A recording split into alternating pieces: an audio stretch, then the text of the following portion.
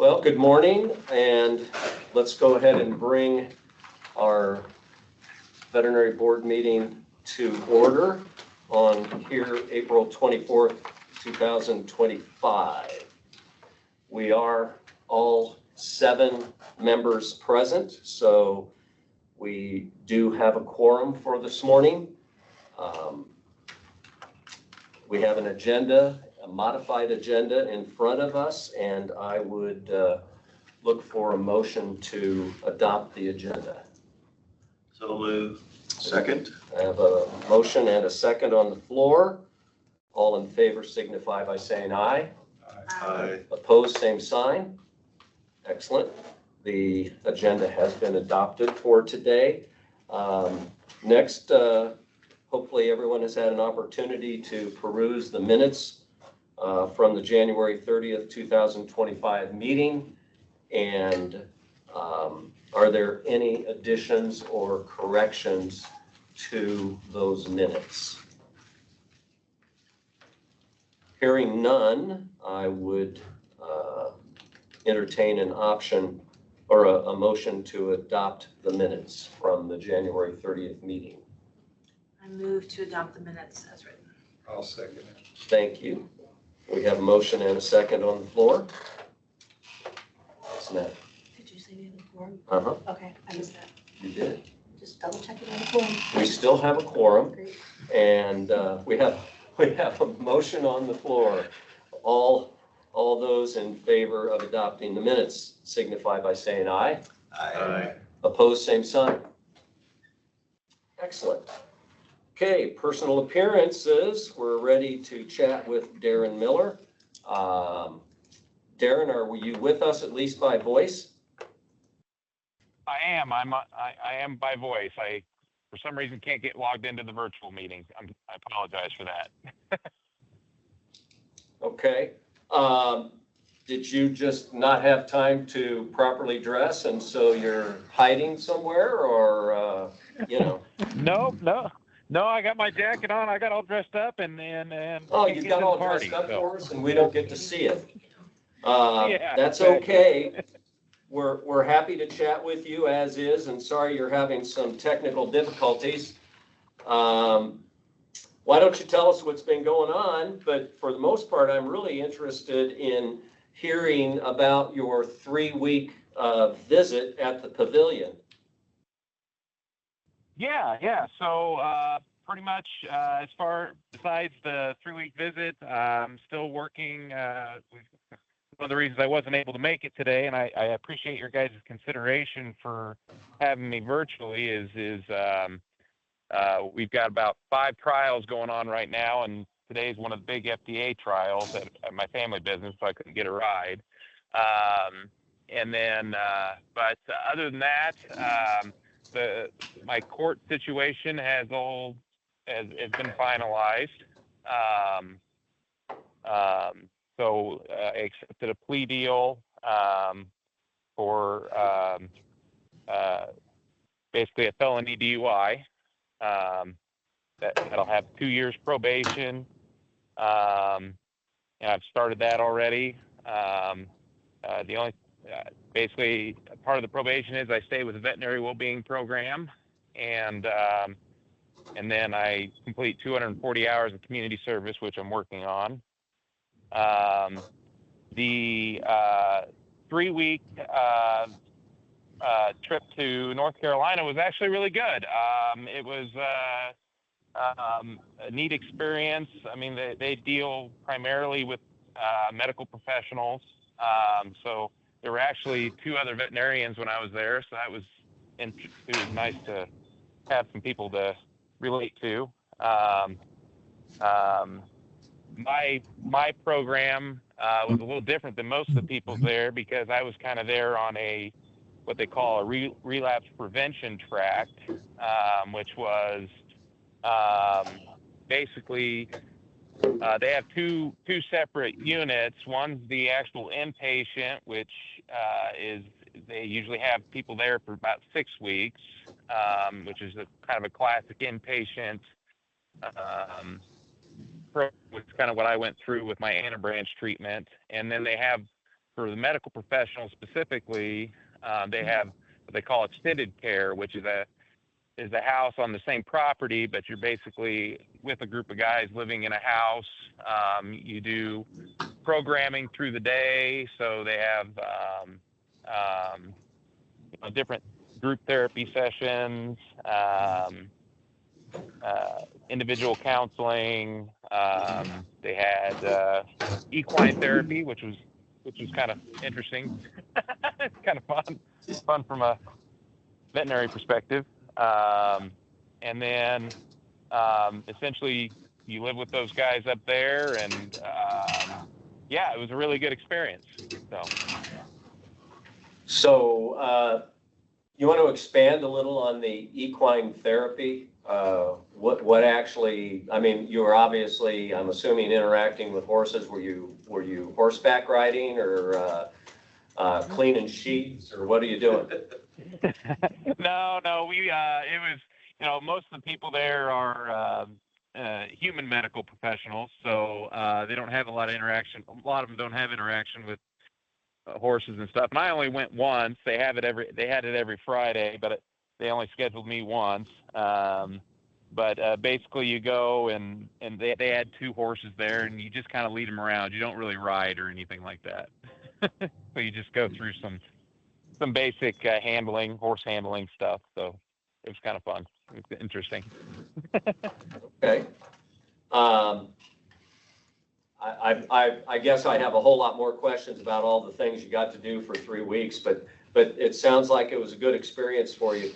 Anybody from the board have questions for Darren or thoughts? I do understand that through this process, they extended your monitoring for another year. Is that correct? Yeah. And then, I've got the contract. I'm getting ready. I just got it yesterday, so I'm going to sign it today and get it back to Ann, and that's no problem at all. Okay. It's been no problem Awesome. at all. Yep. No, I had a good experience down there, and would highly recommend. I kind of, what I told people while I was there, I was like, I wish I would have known about this place when I was looking for an inpatient program, because it's pretty top notch. So. Fantastic. And how about from a business perspective? It sounds like you're really busy with the family business. Is that right? Yeah. So we've got 2 trials going on. One's a cat study, one's a dog study, getting ready to go, that are going to be go in front of the FDA. So those are always really intense. And then we've got 3 others going right now. And today happens to be a big dog day. So everybody's in the barns, bleeding dogs all day. That's what we'll be doing. And then I'm still working at Sullivan County Animal Hospital, about half my time there. And then I do I've been doing the surgeries at the Sullivan County Humane Shelter too, just kind of because they're right down the road from my hospital. But I also do that now for my volunteer work. I'm doing it voluntarily now, so it's my community service. And all of those issues, you have to hop a ride. Is that correct? Say that one more time? You're not driving, right? Nope. I will be able to drive again in August. So yeah. So luckily I live I'm 10 miles away from our family farm, and I get rides from employees, and the clinic's only about 10 miles away from our farm too. So it kind of works out.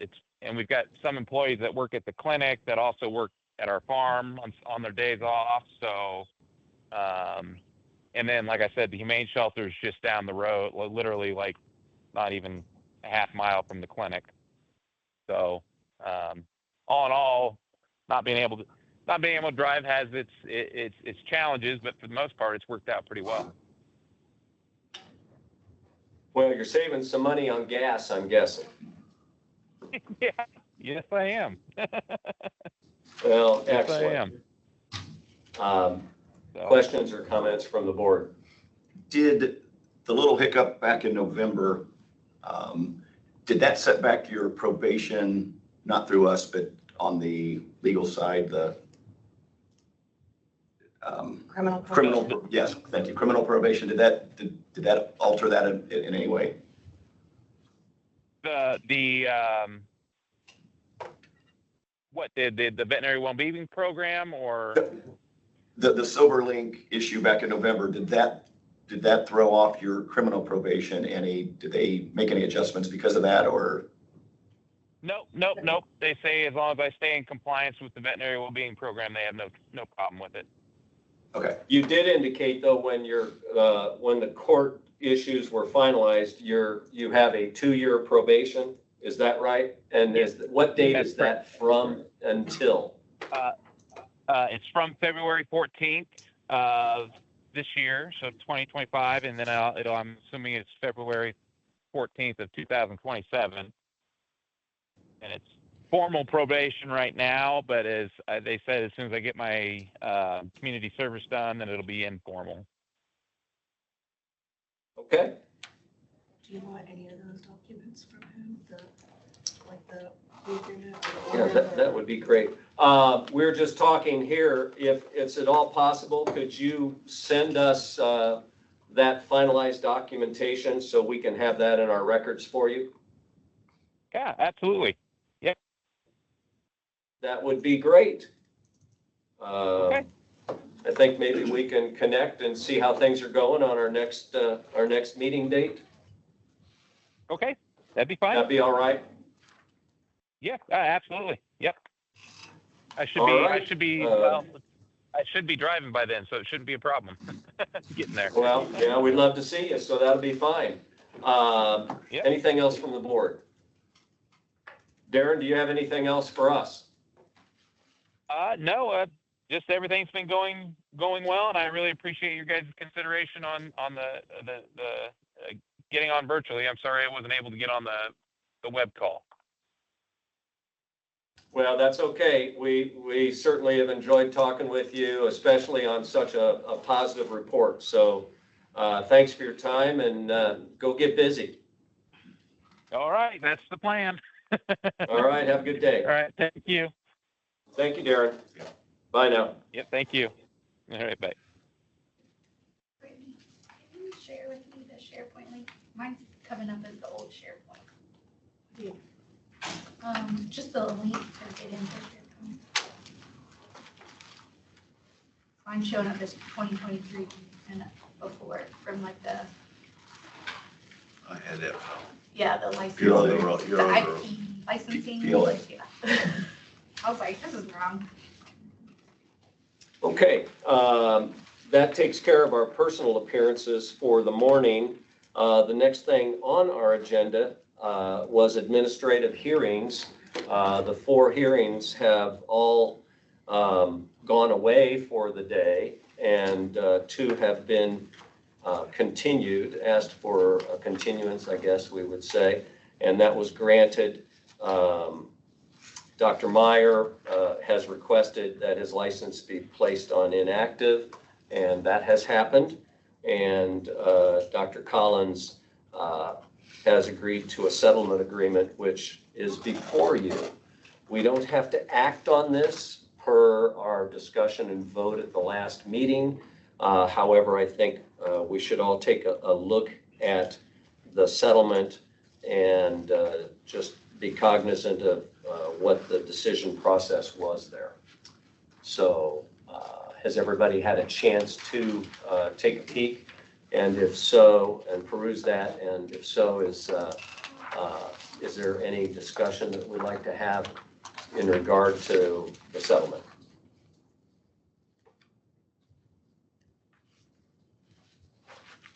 We've got a letter of reprimand and some CE, and of course, our $5 fine to be paid. And it looks like, to me, the CE has been completed at this point. And I think we're all set. Discussion, thoughts, everybody okay with that? Okay, very good. Very good. Well, I'm going everybody here. You need to make a motion to accept. But we didn't have to act on it anymore. Oh, no, you still have to accept the agreement. Okay. There's just no hearing. All right. We need to have a motion and a second with regard to accepting the settlement, since we're all in agreement with it. So I would entertain a motion to accept the settlement agreement for Jessica Collins, DVM. I move to accept the settlement agreement for Jessica Collins. Excellent. Thank you. Second that. And a second. So we have a motion and a second on the floor. All in favor of accepting the settlement agreement signify by saying aye. Aye. Opposed, same sign. The agreement has been accepted.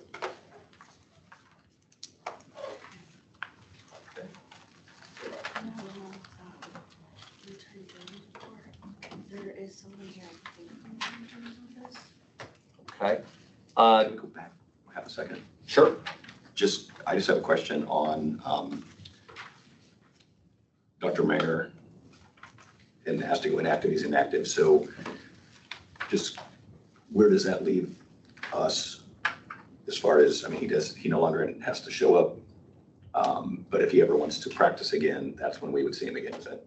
So otherwise, Yes, and he's aware and understands that if he were to come back after recovery, that he would come back likely on probation and then work to come off of probation. Because it would be the same thing as a regular application or renewal if they put on their application that they had been previously disciplined or arrested or have a severe drug or alcohol dependency, because those are all questions on the application.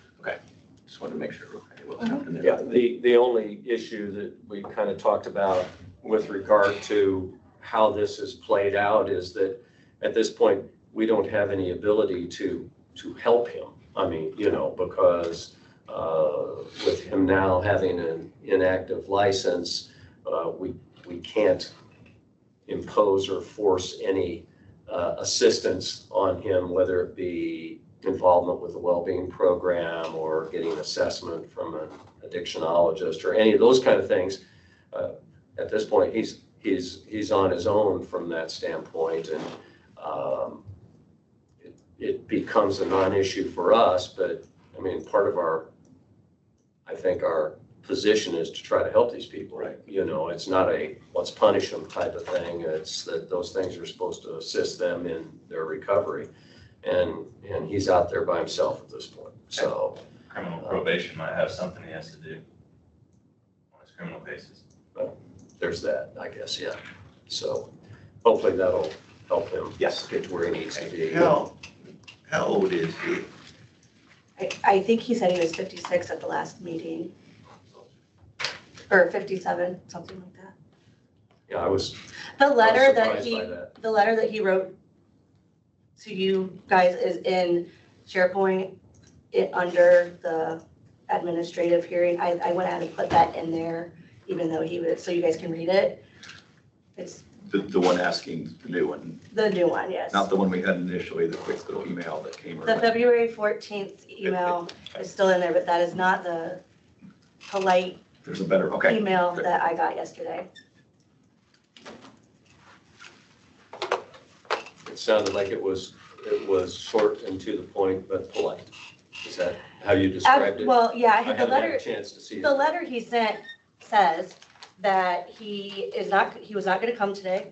He was aware and accepted full responsibility for any action the board would take against him for not coming today. And that he had been in an inpatient program in March. However, he had not taken the steps that were asked of him by the board as far as an addictionologist and the well-being program. He is committed to his recovery, and he was afraid that coming here today would maybe hinder his recovery, and that he admitted that the last meeting was very uncomfortable for everyone. And so he was not coming. And that's when I offered by email, hey, this is an option. It was offered to him at the last meeting to go inactive based off of, having a severe medical condition. And I sent him more information on inactive status, and he chose to do that. But it sounds like you gently guided him And he was to where he needed to be, so that's great. very polite, very appreciative. Seemed to be very coherent. Good. There should be no discussion on the other administrative hearings that have been Nope, they've been continued or anything. We don't need to touch base on those at this point, so. Okay. Anything else before we move on from the board? Okay. I think maybe we can do this report at this point. Mhm. Next thing on our agenda would be the Attorney General's report. If we could have that, that'd be fabulous. We decided to move it up here after all of the litigation Those stuff folks because can we go. always say, let's move them up so they can get out of here. Fair enough. It seems like a reasonable thing to do. So if you needed time to prepare, you're not getting it. So, That's fine, we're good. awesome. So this report is compiled by the Attorney General's Office for the Indiana Board of Veterinary Medicine, and it's current as of April 17th, 2025. The average age of open files, just of the complaints that we've received, in January 2025, it was 5.6 months. We've gone up a bit, but kind of staying around that number. As of April 2025, it's 5.9 months. The sum of open cases that we had at the beginning of open complaints that we had at the beginning of the year was 81. We currently have 78 open, though we've closed 38 as well. So for this quarter, we opened 30 files, closed 28. For the consumer complaints by county of respondent, where the veterinarians or vet techs are located, we're primarily seeing complaints coming from Hamilton County. There are 10 complaints from Hamilton County. We've got 8 from Lake County, 8 from Marion County, and then 6 from Porter and 6 from Warwick. After that, it descends not as significantly. And then by complaint, Marion County is our highest number at 18, followed by Lake County at 12. Consumer complaints by type of license. Out of the 81 complaints that we have, 77 of those complaints are against veterinarians, and only the remaining 4 are against vet techs. These complaints, the allegation in those complaints fall under 4 main categories. There are others, but the 4 are taking up the biggest piece of the pie, essentially. Those are, number 1, we've got 34 of the 81 complaints falling under professional malpractice allegations. We have 14 of the complaints falling under unlicensed practice allegations. 9 of the complaints falling under professional incompetence allegations, and then 7 of those complaints are unprofessional conduct. For the final resolution on this year in all of 2025, for this quarter, we've had 30 that have been resolved. 21 of those have been closed without litigation. And then 6 of those have been given a warning letter, so we've only advanced 2 of those actually opening litigation files on those. Those cases are closed out without litigation for basically 2 reasons, and it's pretty much half and half, 50-50. So we either are having insufficient evidence to pursue actual charges, so we'll close out the file, or we're seeing no violations have actually occurred, in which case we close out the file. And then we also have the litigation file report, which is the cases that we currently have in litigation. In January 2025, The average age of open files in months was 7.9. We've brought that down to about 6.5 months. We're trying to keep it, under the 9 number, getting it closer to 6. At the beginning of the year, we had 9 open. We still have 8 open. We've closed 3. This quarter, we've opened 3 and we've closed 3. So just staying on top of those. And then types of open files for this quarter as well. We have had 8 administrative complaints that have been opened and gone on to litigation, no cease and desist, no summary suspensions, and then no post disciplines, and they've all been against veterinarians, not against vet techs. And then out of those 8, the 3 categories that we have are for professional malpractice, that's 5 of them. 2 of them are professional incompetence, and then we've got 1 for employing unlicensed practice. And then that's our report, if you have any questions. Sounds like you're working hard and keeping up with Trying to knock them out everything as that's they come in. happening. So Yeah. bringing that time frame for closure down is excellent. Thank you Thank you. so much. Thank you. Anything else from the board? Awesome. Appreciate it. We'll just continue the way we're going. Next on our list on the agenda is the continuing education, and we have 4 different CE requests for, really? Thought I counted 2, I may have counted those 2 that are together as one. That's true. So I guess that's probably where that comes in. I'm trying to get to that.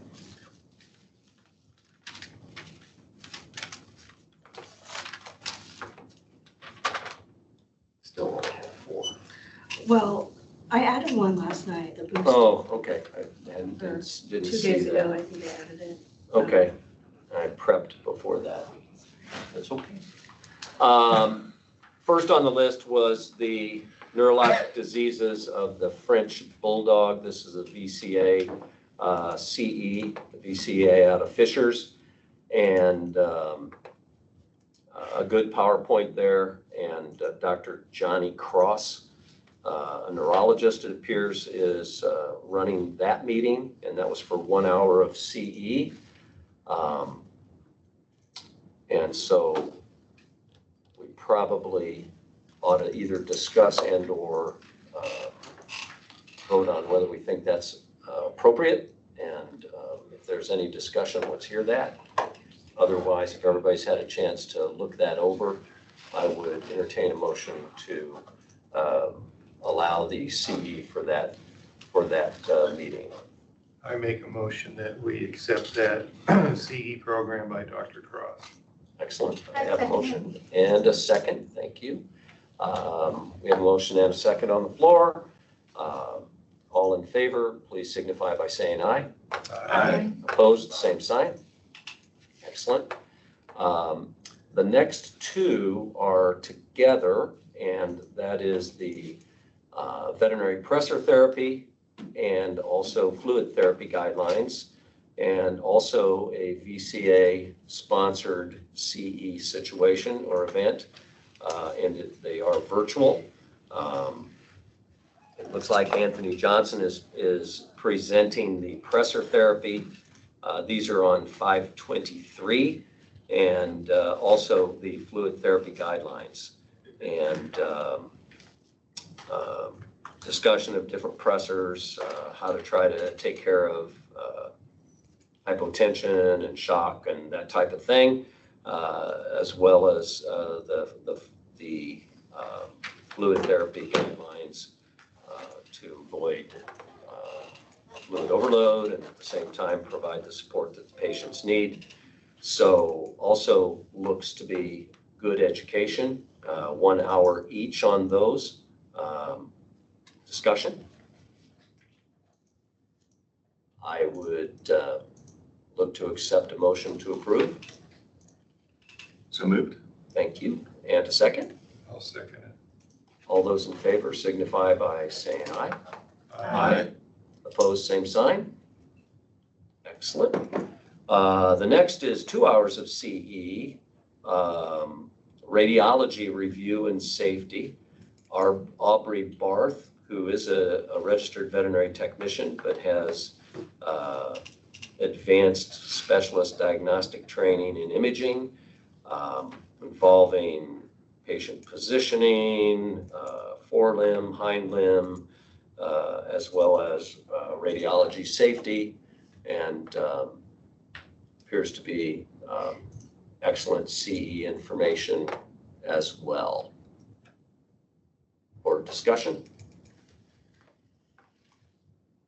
Again, I would accept a motion to accept. I'll make that motion. Thank you, Paul. Second. Wonderful. We have a motion and a second. All in favor signify by saying aye. Aye. Opposed, same sign. Okay. Number 5 on the list, I would love to have somebody jump in and substitute for me because I've not reviewed it. I actually can't open it because our IT people need a blood sample before I do that, and I don't have that with me right now. But it's essentially a wet lab. They're asking for 8 hours. It's on feline space. It's surgical clinic. What's it called? It's boost efficiency in feline space, but it's through like the Spay Alliance. It's a Gary has it. High quantity, very, high volume, high volume. how to speed up. Participants will improve surgical efficiency and confidence in HQHVSN techniques, gain hands-on experience with spay-neuter protocols, and enhance knowledge of best practices in high-quality, high-volume settings. And then Dr. Carrie Kreider I do. Kreider. and August Murphy, Dr. August Murphy. Okay. The United Spay Alliance is the larger entity that they're involved with. And they have done this already in Maine, Florida, Massachusetts, Connecticut, Georgia, and Oregon. Well, why did it take so long for them to get to us? I don't know. Had they done it, or had the higher entity had those in the other states? I was a little unsure of that. You mean the two providers? Yes. I don't know. Just curious, I don't know if that changes.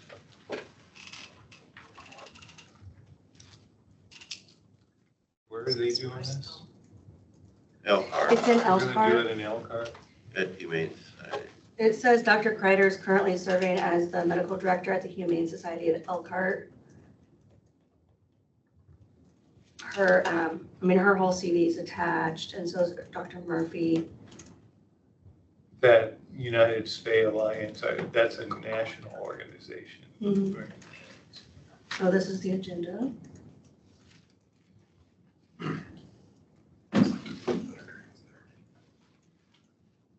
Yeah, there's another organization that does the same thing out of North Carolina, I think.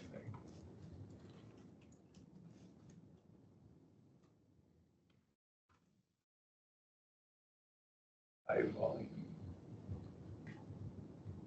Speedy ways of doing You know, birth control clinic. Nothing like faster surgery. I don't know. Small incisions, poor visibility, be quicker. Sounds scary to me. And then when they get trouble, they get to see us. So What's that? when they have problems, they get to see us. I guess. I understand getting the animals cared for and getting that taken care of. And so that wasn't meant to be tongue in cheek necessarily, but the whole concept of quicker, faster is very often not safer. Correct. And so I'm a tad conflicted. Neither of them have any advanced degrees other than a DVM, correct? You know, a lot of these, they're board certified in whatever they're speaking on.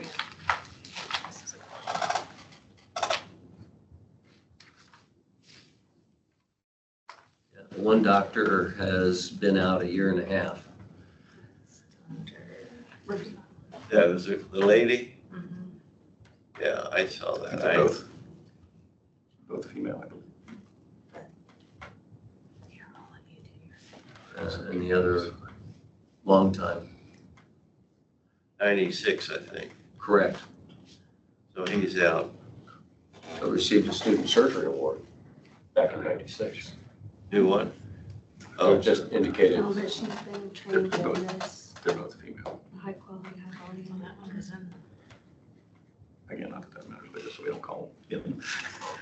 That just says she was in the program. You've been out a year or two, you She got the training, a little bit back in practice. Well, yeah, but then Practice. here- Others. Huh? But should you be teaching others to speak up if you're really doing that? I guess that's my I concern. don't understand. Like, I did a pet refuge animal birth control clinic in South Bend. Now, will veterinarians coming out of this CE opportunity be asked to assist in doing these procedures for the shelter situation, or are they being trained to do quick spays and neuters in their own practices? I think it's whoever wants to sign up. I think they're my impression, it'd be mostly shelter. I don't know. You know, It they seems didn't like say. it's geared for those in shelter medicine, but there's no restrictions on. On the application, on page 2 at the top, it says this teaches efficient, safe spay neuter techniques that benefit both patients and teens in a small group setting, 2-to-1 ratio. Vets receive close instruction from an experienced HQ, HVSN surgeons and learn practical tips to apply immediately in their own practice. It's not just shelter medicine.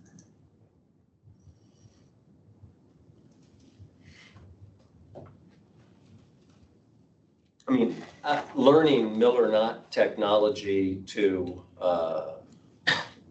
provide a safer ligature is not a bad thing. I mean, and with regard to reducing risk of poor hemostasis and, having a bleed and that sort of thing. So certainly that seems like a positive thing.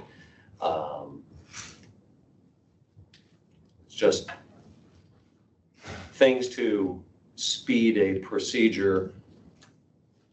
That's a bit of a double-edged sword, I guess, in my mind. But that doesn't mean that this isn't a good learning experience for somebody, so. The standards of approval, if you want to look at it in the regulation, in case you do deny it, you might want to cite something from it. Well, first, I guess I would look for some discussion whether anybody really feels that we need to deny this CE or whether we think it has merit. So I'd love some input. I guess my reason to at least have some discussion is, as you've already mentioned, promoting smaller incision, faster surgery. That doesn't always lend itself to higher quality surgery. The positives, hemostasis, and those are not things that would be good qualities to have for anyone. It does look like 5 spays per participant, plus 1 to 2 demonstration spays by instructor, so they're getting a lot of hands-on there. Having one of the instructors just being 1 year out of veterinary school doesn't mean they don't have a lot of surgery experience, but that's still a short time to be instructing others. This is me going and looking at both sides of everything. And I guess one other question I had, and maybe it's in here, I missed it. It seemed there was the CE example sheet they had did not have how many hours of CE this was going to be worth, so that's something else we got to talk about. I know they're requesting 8 hours. Oh, okay. It's 8 hours. This sheet just has. No, it's at the top, it's a very right here. It's it's on the first page in the third section, program to be offered towards the bottom, number of continuing education hours requested, 8. Got it, It's thank you. hard to, And I that's a see. lot of hours. I mean, I would think. I mean, I'm sure they're there all day It does I mean, sound like you a know, long day. from that I have standpoint. a, But I have a just- question. How are they teaching space in school? I'm looking at you because you're in school. Oh. I mean, This way, Um, like this. This is how I was taught. fast, Yeah, we were timed. And to do small, a cat spay, I was instructed not to be able to fit my finger in. So that's how I was taught at Purdue. And we would, on those rotations, we would do a lot more, but we were timed every single step of that rotation. That works. So that's why I struggle with this, because this is very, very similar to what they're teaching at Purdue. So you're In which struggling direction because are you're you in struggling? favor? You feel Yeah, like it's because too much this okay. would be, we're not saying Purdue shouldn't count it as, an opportunity, and, this is what a new grad would be coming out, having these skills. Because we were doing, that's a priority for Paul, or priority for pets, whatever that's called, and we would do 60 to 80, on that rotation, Per but student? per student, yeah. So, I felt pretty comfortable coming out, this I was was not up to that. 10 years About ago. 10 years. And so I see this and I was like, that's pretty consistent with what they're being taught. They are also, we were also taught, you don't have to go that fast, but techniques to get quicker, right? And so, the first hour to 2 hours, all we did is set up our Mayo stand and close our eyes, and they would just call out instrumentation. And you'd have to go and reach the instrumentation with your eyes closed, and they placed them in order of the procedure. So that you just set up your instrument stand the same way every time for a cat spay, and they would call them out in the order in which you would grab for that procedure. And that's all you did, for the first several hours was just that memory. And then we go into the other techniques of, Miller's knot, the small incision, how to close them, right? We were closing that with one cruise ship. surgical nursing. So, Quick question, were you just doing ovariectomies, or were you removing the entire uterus? entire uterus. Okay, And I was trying to think that the instructor at the time, I honestly can't remember if she was boarded or not. If she was boarded, she would have been boarded in shelter medicine, not a boarded surgeon. But I honestly can't think of, because she's not there anymore, and I can't think off the top of my head if she was boarded or not. if the procedure was effective, which I assume it was, and the patients didn't have post-op complications, and the percentage of success versus percentage of post-operative complications is no different than a larger incision and getting your fingers in there and visualizing and all that sort of thing, then it seems like a pretty positive experience, I guess. Just with your experience, you mentioned the priority for pets or whatever that was. And I know from being told about that only the students that took that as a block. So not everyone was getting that. No. So what about during small animal surgery? Because my recollection is they stress to us over and over, incisions heal side to side, not end to end. So you make your incision longer, so you make sure you visualize and you see. So is Purdue still teaching that in the surgery block? Do you recall? To some extent, right? It's been 10 years now, but to some extent, right? But they would also bring them in, the priority for Paul's people, to help with the surgery instruction, because, in surgery, we're only doing a half of a stay, maybe. And most folks find that priority for Paul's rotation is more valuable if you want actual experience doing a spay or neuter. And that's one vet one RVT per 4 students. So as far as that oversight goes on the bus. And so Well, the other half, I've had Jack Fessler in my ear continually saying, time is trauma. I mean, get in, get out. I mean, and at the same time, the others are saying, make sure you have good visualization and you can see what you're doing. And so, it was a bit of a double-edged sword. It was, yeah, it's just one of those, when I see this, I'm like, well, that's pretty consistent with what I was taught, like these strategies. And that's indifferent of the animal, right? An owned or unowned animal, right? That you were taught that it didn't matter, do that technique. Well, it's hard to argue if there is not an increased risk or evidence of post-op complications. I guess I would say. Well, look at the number of cases we've seen in the last 2 or 3 years. There's always one, somebody got in a hurry. I mean, everything from not even doing a physical exam on the animal to a bleeding, situation.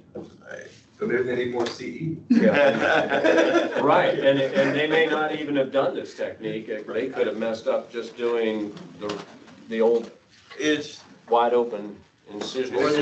for the students. Is suturing their slowest part? I mean, I'm trying to figure out. It's not their fastest, but I mean, learning, so, specifically, I mean, we were taught the Miller's knot, and we did Miller's knots on everything.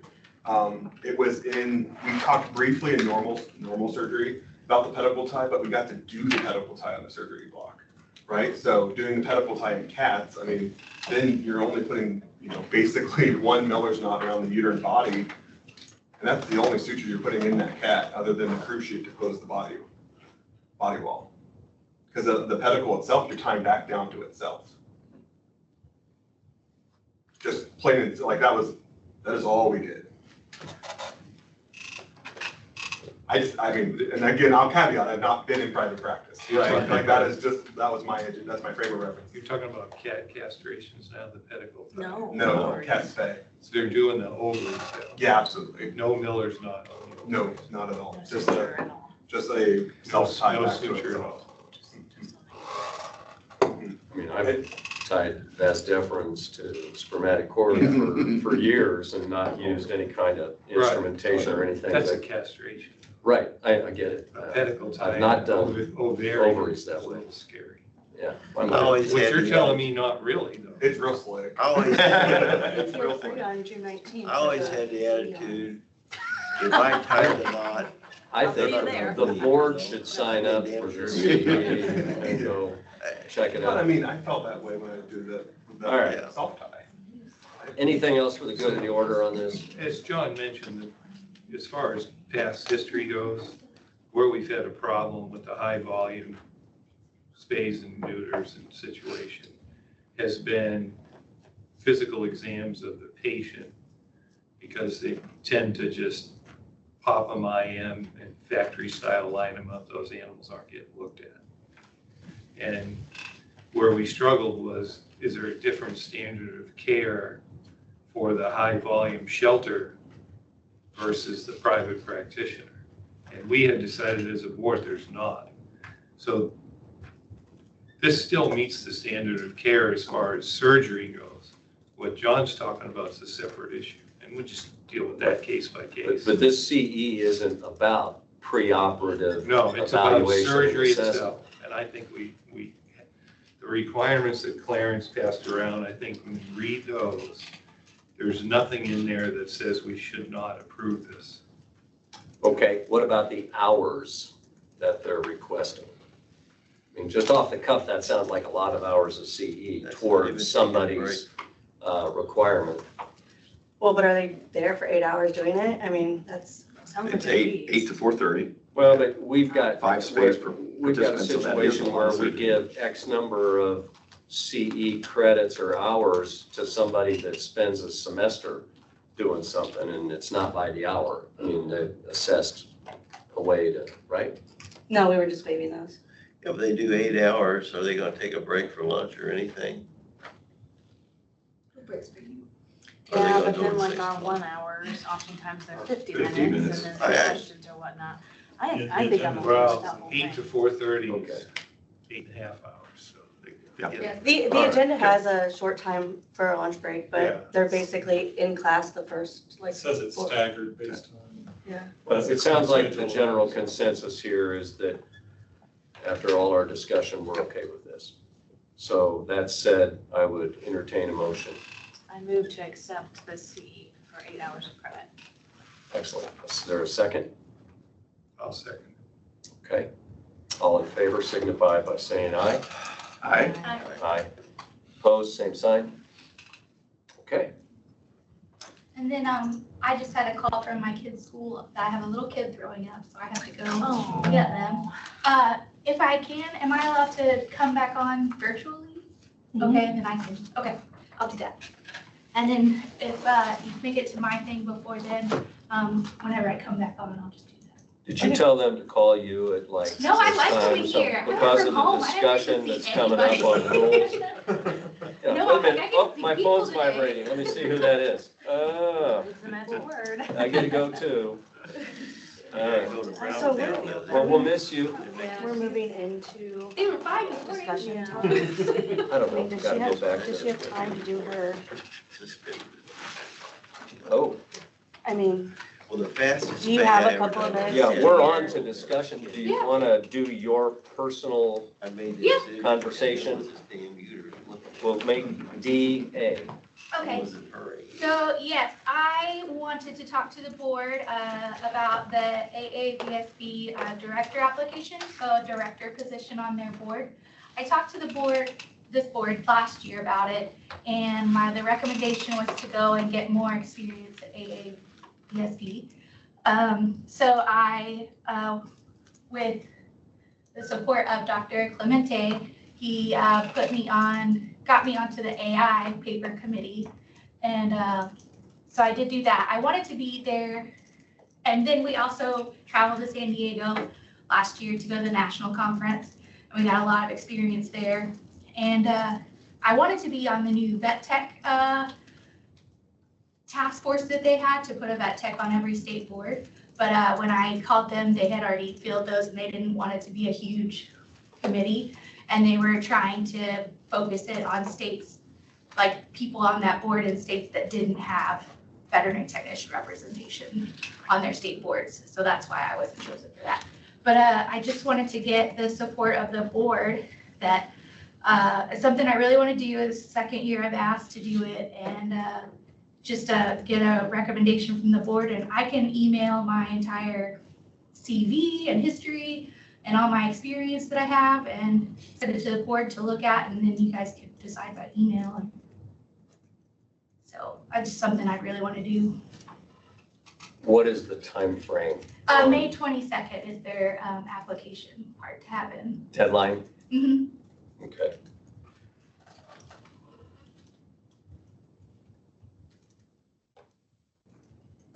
So they want a recommendation from our board That's part of the application. nominating you to run for the board of directors, correct? Correct.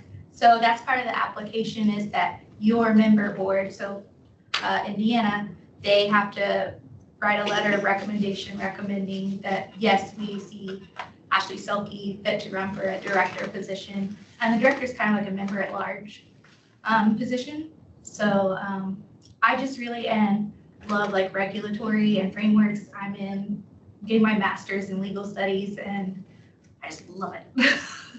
And I just want to make the world a better place for veterinary technicians and have more representation there.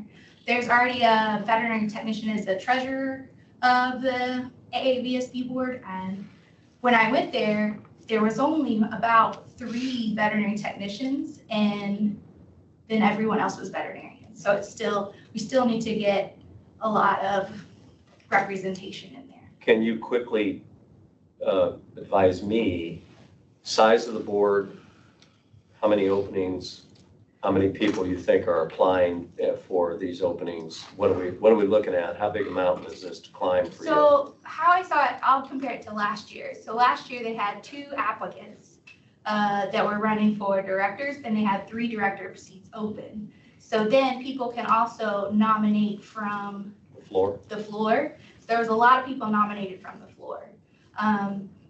but there were only 2 nominated by their boards. And then there's treasurer, president, past president, president-elect, and then secretary, I believe. I don't have it in front of me. And then there are, I think I'm gonna say 6 directors, because then they flip every year. There's 3 director positions open, 3 director positions open. So I would just be wanting the director position to try to go for that. Okay. And I believe with my experience running, I was the longest NAFTA president, and that was a 10,000 member organization. And yeah, so it's something I was really passionate about, and so I wanted to bring it up to the board. Try again. Appreciate that. Is it a 2-year Yes. period of time then, and then you cycle off and someone else? Yeah, and then, because it's that 2-year rotation, so then I would cycle off and the new ones would come on.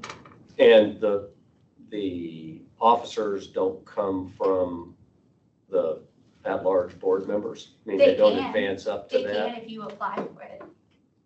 Or it could be somebody that has not been on the board, just boom, go straight Yeah, to, you could go president of straight the to board? president, yeah. Because I saw one seems a person, little different. ran for president. Yeah, we changed our rules at NAFTA to make, because it was like that before, so we changed ours to now, you have to be president, you have to be part of the board. But I saw the, like only one person ran for president last year. And I saw somebody who who was nominated by their board that had no experience in AABSB. So I've seen it range from a lot. So. Okay. There are 8 open positions for board Thank you. directors. That's a lot. Mhm. So if we nominate you, chances are good you're gonna be on the board. We'll talk about it after Yeah. the meeting. Yeah, go ahead. Talk about it, and I will send in, as soon as I get home, I'll send an email to the board with like my CV, so you can look it over, my experience. Just, I believe in data and like seeing all that in front of you and having that. And I'm a lot better in wording than I am in verbing. Has Indiana had someone on the board recently, ever? No, I know. and I was a big hit at last year's presentation. Dr. Clemente exam, so. But there's a lot of the legal implications where I was just like, I can't believe none of you guys are thinking about these kind of things, like proper representation and the legal ramifications that can come from, there, especially boards that represent technicians and take, credentialing fees and things like that, but then they have no representation. Like there's grounds to, like ultra fires lawsuits, everything like that. So without having that representation, there's grounds to have antitrust violations and all kinds of things. So, and that main lawyer, the AABSB lawyer, attorney, he spoke about that. And I was like, you guys don't know these things? I was like, this is a big deal. That's why representation matters. So, thank you. Your passion is exciting. It is. I wish I didn't have to go, because now I'm all nervous and flustered and. I think in January, at January's meeting, I put the application packet into my supplemental report. So we have that information available to us. I just can't get to it now. Well, go take care of juvenile nausea. Stella May. Vomiting. Stella May's that second kid always does the worst. It's the advanced How old? form of it. She just turned 10 last week. And she's the one that's vomiting? She gets migraines, vomiting. She was my preemie kid, so she's that special one. But she is a foot taller, because my husband's 6'7", and so she's like a foot taller than she's supposed to be. I was like, hit that track, makes sense. All right, thank you guys. I'll get back on here. Oh. Okay, we have a request on the floor for a break. So let's take 5-10 minutes. Okay, Hey, we're back. Let's resume our meeting today. And before we took a break, we heard from Ashley Selke, our registered veterinary technician on our board, about her desire to be on the national board. And so I think we should discuss that. Opinions from the board here on that possible nomination. I would say I like the idea of having some representation from our board there. Doesn't sound like we've done that in the past. I don't know that that's going to make life any better or worse for us, but I would think it wouldn't hurt. One of the things that Ashley mentioned also on the opposite side of that struck me in that generally, I think like the IVMA and whatnot, you get on some committees, you work your way up into those positions. And so is there a way of doing that to get some experience before you're thrown into it? Although it seems like this board maybe doesn't always work that way, the AASB board. Well, previous conversation that we've had has kind of centered around the fact that she has not actually been on our board that long, and that she had not served on any committees there, and so her youthful exuberance was both positive and maybe a little negative with regard to her experience level. However, hearing the discussion that there are people in positions of being an officer on that board that had never served on that board kind of disputes that concern a little bit. And she does seem to have a tremendous amount of exuberance and excitement about this. And I would say that certainly exceeds that of any of the rest of us on the board. And none of us are fighting her to want that position in her stead. And so that said, that makes that a little bit more of a positive possibility, at least in my mind. Anybody else? Thoughts? I was surprised to hear that there were 8 open positions on that board of directors. So I can tell you what they are. President-elect, 1 position, that's a 3-year term. Director, which isn't specified beyond director, but there are 3 positions, those are 2-year terms. Nominating committee member is 1 position, 2-year term, and the ICVA representative, which is, it has to be a licensed veterinary position, that's a 3-year. Iowa. The ICVA that puts on the NAVLE. So realistically, Ashley would be running for one of 3 open positions on the board of directors. Yeah. And I Realistically. would think that we could specify in our letter of recommendation our anticipation of what she would be running for. Oh, yeah, I mean, you have to Apply separately. apply for the position, has to be Specific. noted, yeah. Right. I'm Well- assuming from what Ashley said, she would be on her nomination form. She would be applying for one of the 3 open directors at large. Right. I just we would confirm that in our letter, that's our anticipation as well. Yeah, so it's like an actual, this is the form, this is the nominating form. And so I would have to go through and actually select that. Sure. So it's specified that way. Well, I'm not hearing anything specifically negative with regard to us supporting her desire to want to do this. And if so, I think we need to speak up and discuss that now. Otherwise, I'm going to suggest we consider making a motion. Last year was a little bit unique year because there was a director that was more or less told not to continue on her second year. there was some strife within the organization.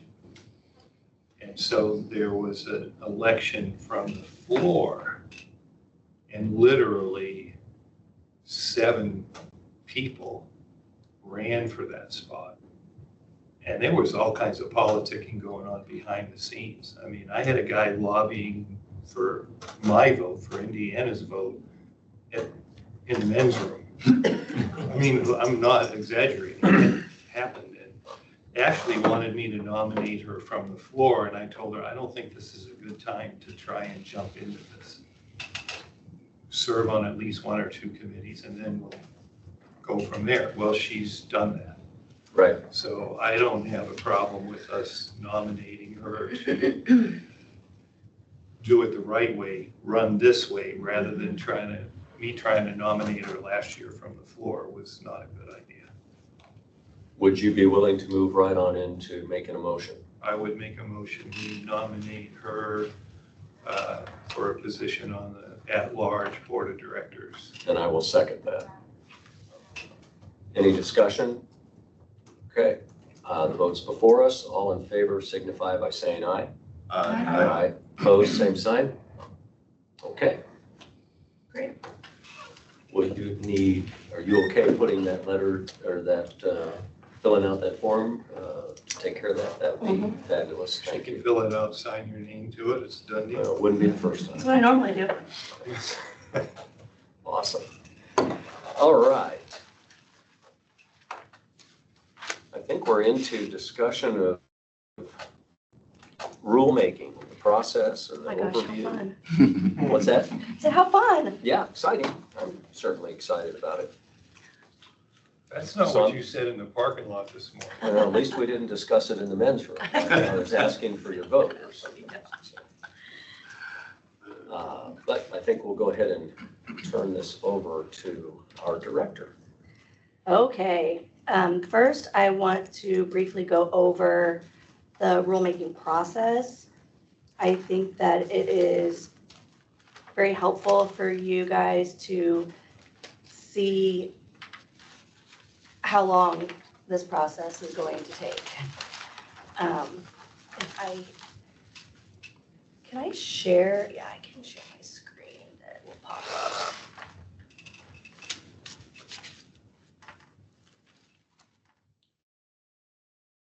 Oh, but nobody can see it because that's way too far away. Can you guys even see that? You guys see it? You do have a copy of it too. I just want to make sure that you guys can all see it. So the first step is rule development. That is where we are today. This is opportunity.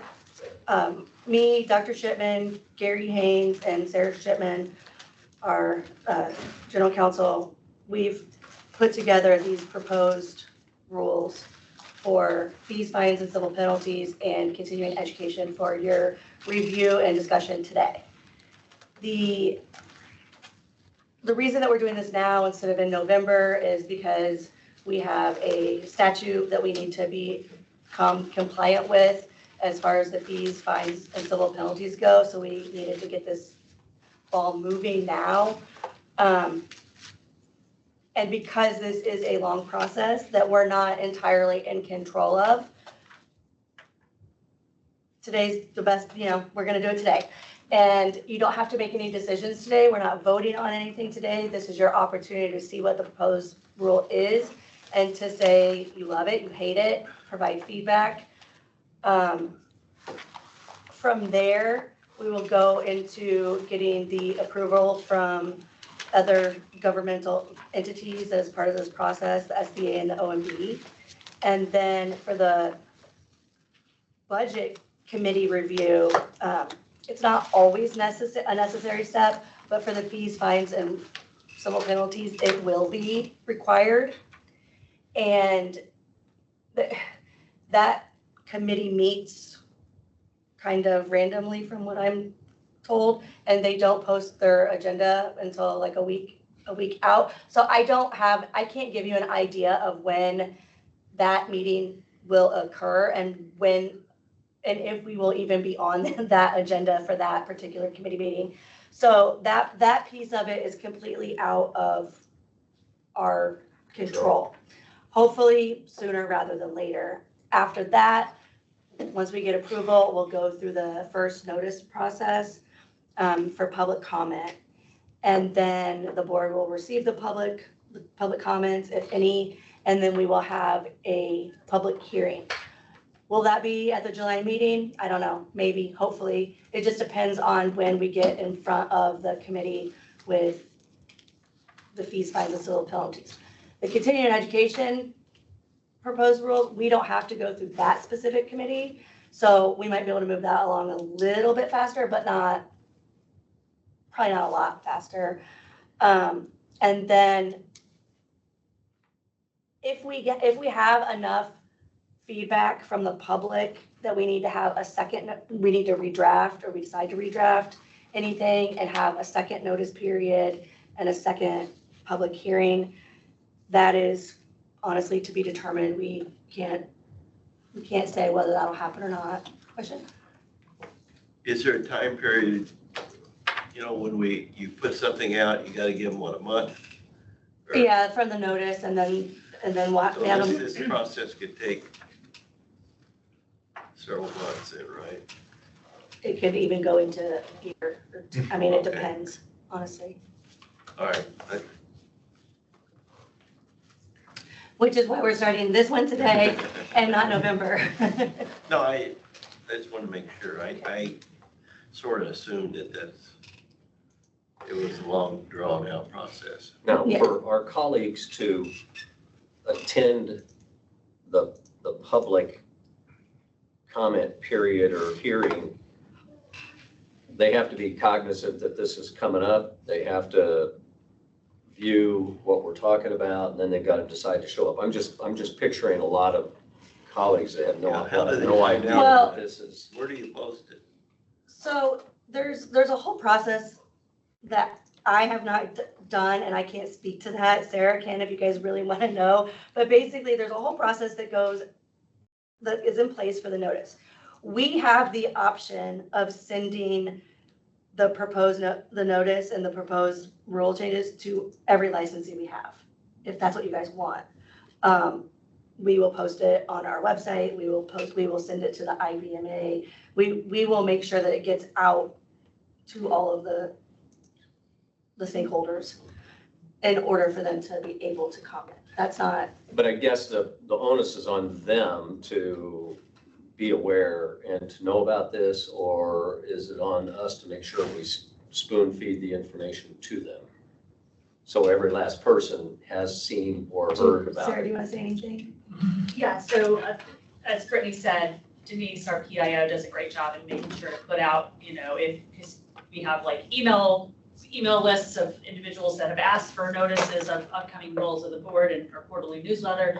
And then the nice thing is that it's also on a docket on our webpage. So if anyone wants, and we're very open as far as they can just drop me an email, that's considered a public comment, and you would all see all of that. So they don't have to physically show up. There's a lot of opportunity to make sure that there's any and every way to provide public comment. But there is, by statute, we do have to maintain that docket on our webpage. We have a new rules link that they can see all of the documents and provide any comments they wish to provide. So that by law, we have to make sure that that's done. But it would be unlikely that we would have a room full of people, standing room only, wanting to be here to be part of this. Maybe they can attend by Virtually. by Zoom or Teams as well. Right. Okay. And we have to remember that none of these things are really that controversial. It's just that it wasn't a rule before, and now we're tidying everything up. I can't imagine that I would get an email and think, oh, I'm gonna go to this meeting. That's my thinking, I the would average be like, veterinarian. yep, sounds That's fine, where I was and move coming on. So I'm sure there's a few out there, and they're gonna,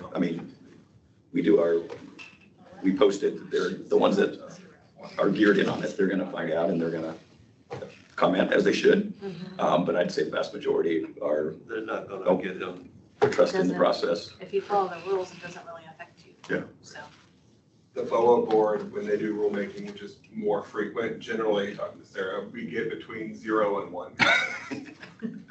Very seldom do we get. Very seldom. Between 0 and 1, it's like you get a half a percent. Yes. I mean, unless it's something pretty controversial, we've had folks show up on things that we wouldn't anticipate. Reindeer was a hot topic. And we had folks come in from like Minnesota, I flew in for that meeting. But otherwise, yeah, it's very, very limited. And comments can also be in support, right? And sometimes the one comment we do get is actually from the industry group just supporting it. So if it directly impacts pigs, then Indiana Pork could write a support comment for that.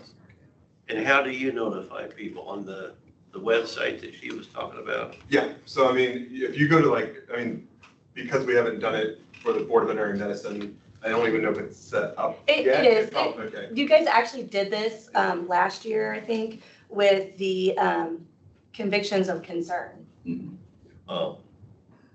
But I'm just thinking, the common veterinarian out here, I can see if he's a member of the pork count, the pork group or whatever other ones you have, they might know what's going on. I guess if anything that like these three are not too, maybe that controversial, but on a controversial one, I would say we should probably send an email to every veterinarian. And generally, we try, as we're kind of in that rule development behind the scenes, work with both you all and the industry group, so in this, do the IDMA, to get it so that hopefully the bill the rule is not controversial by the time you're seeing it, right? And so we've worked out the parts and pieces prior to that, and have engaged, more of the profession prior to it having to come up for comment. It's possible and it can occur, but that should be kind of a formality to the process, because we're getting comments all along as we build that rule. All right, okay. I'm not opposed to an email going out to everybody, but I also don't think that that's necessary. I think if it's on the website, it's through the IVMA, I think it's getting to the people that are more likely to want to comment. 2 cents.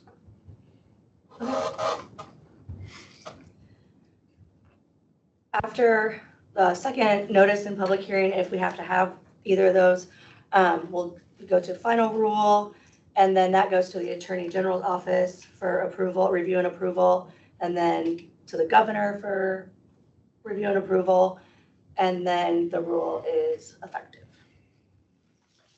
You talked about fees, fines, and civil penalties having to go to the budget committee. Where does continuing education ruling fit in on all of this? Well, because I didn't put all of the requirements and what goes into each of these steps, because I didn't want to scare you guys. Overwhelm it. Yeah, but there are requirements that have to do with certain amounts of money that requires this committee review, and the continuing education proposed rule doesn't have anything to do with money. Okay. And because the fees, fines, and civil penalties, the continuing education audit civil penalty is in the fees, fines, and civil penalties, not under the continuing education. Got it. I mean, that rule will reference the civil penalty, I think, but it doesn't actually have the civil penalty language.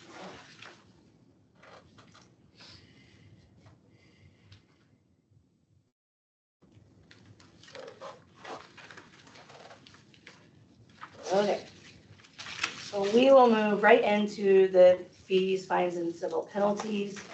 I have sort of a PowerPoint just for this proposed rule, in case it's hard to follow. It's statutory based, and so I wanted to make sure that you guys are able to look at why we're doing some of the things that we're doing as far as fees go. So what's the purpose of the proposed changes to Rule 3? Transparency, notice to those who may be affected, and compliance with Indiana law. The key changes for the fees is, the biggest change is just codifying each fee that the board already charges or collects. And these are all application and renewal fees in some capacity, and the verification of licensure, which is once they're already licensed and essentially a letter of good standing.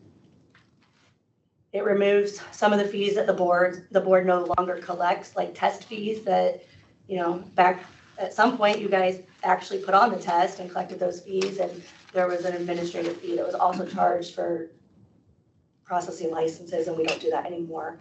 And I mean, if we do, it's already encompassed in that actual application fee, and it's not a separate charge. And then just generally reorganizing the rule for conciseness and ease of reading. If you look at the very first section on fees, when it has, fees for veterinarians, and then a whole nother section that is fees for RVTs, and it was just like, let's condense this and move it all together. So just off of what I've said so far, does anybody have any questions or comments, concerns?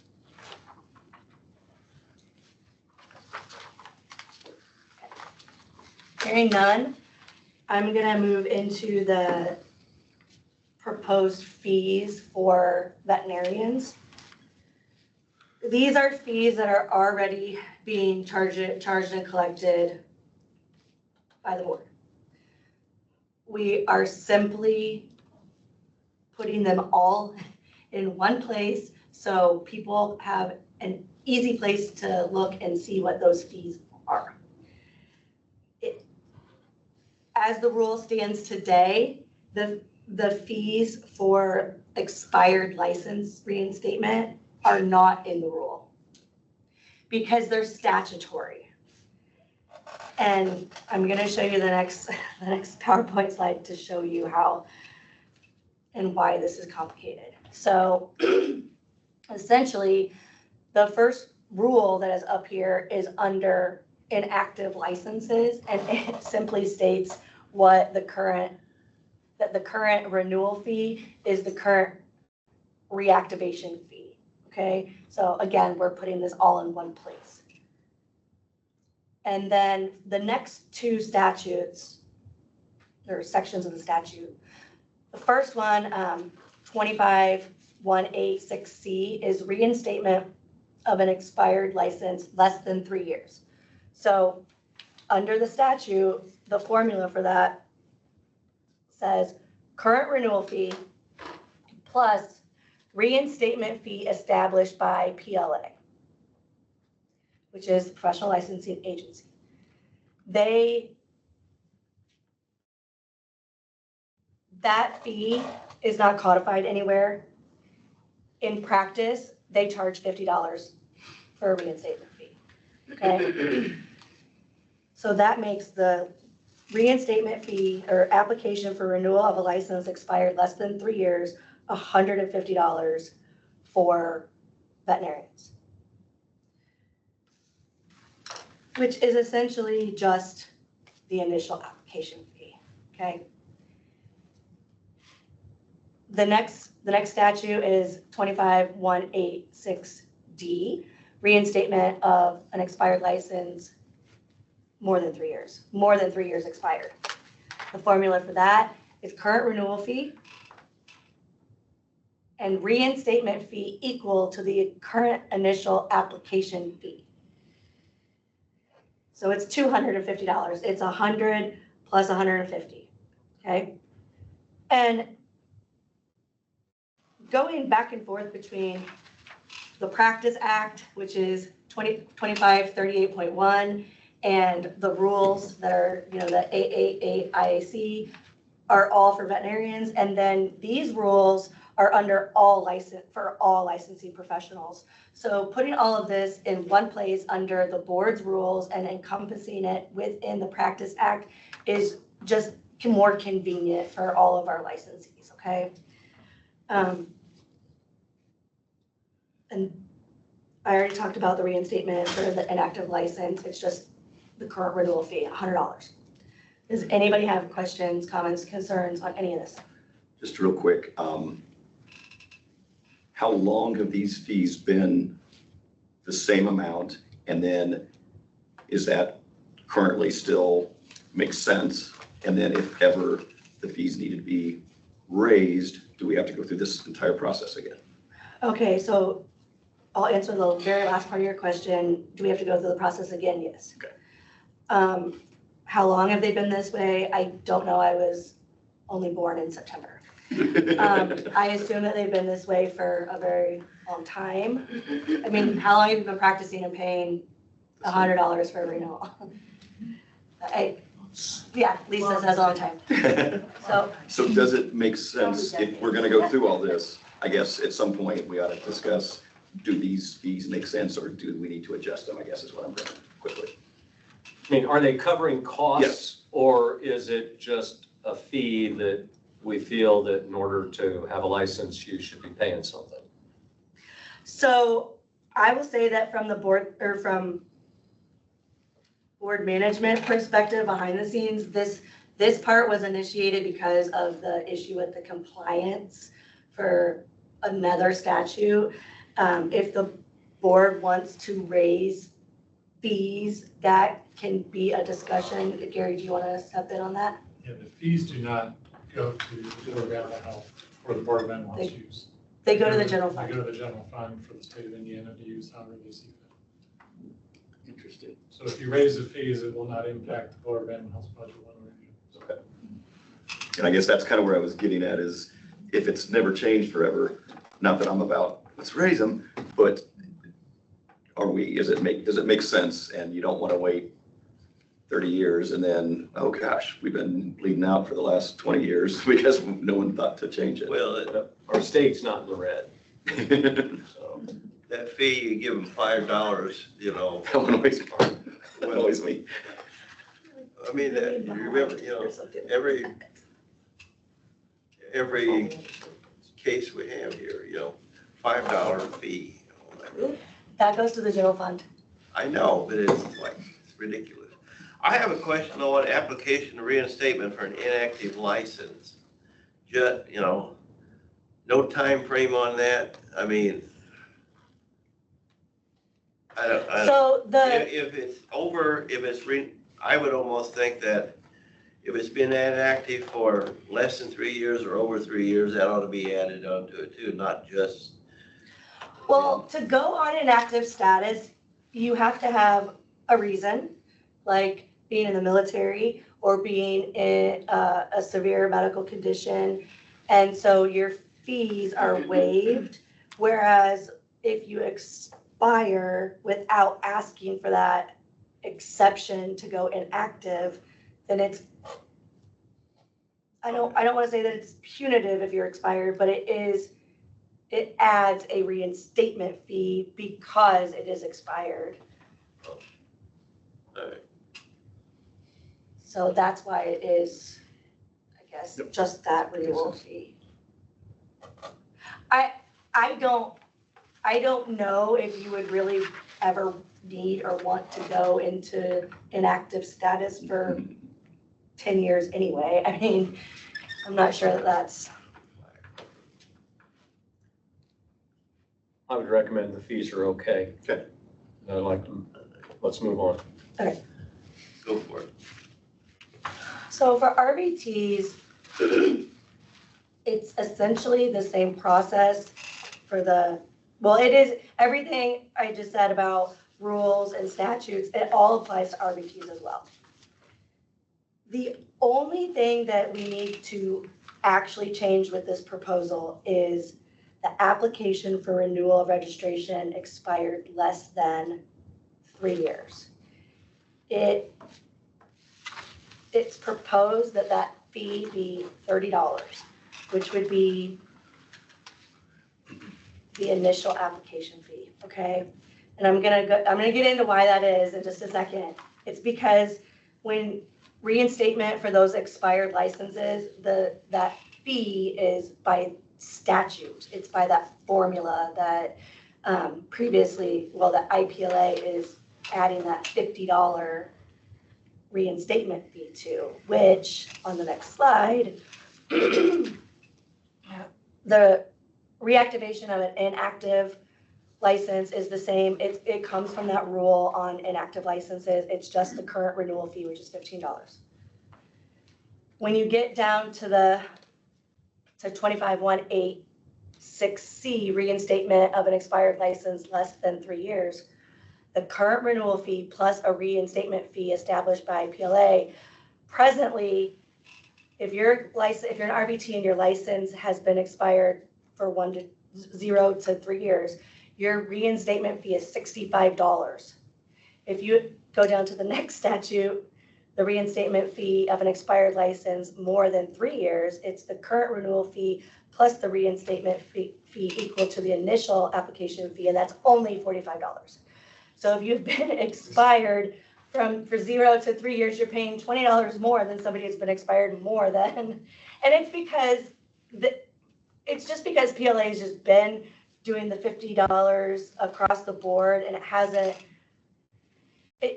for the professional degrees, when you're paying $200 anyway, for your license, it makes it equal to what you're paying for your initial license.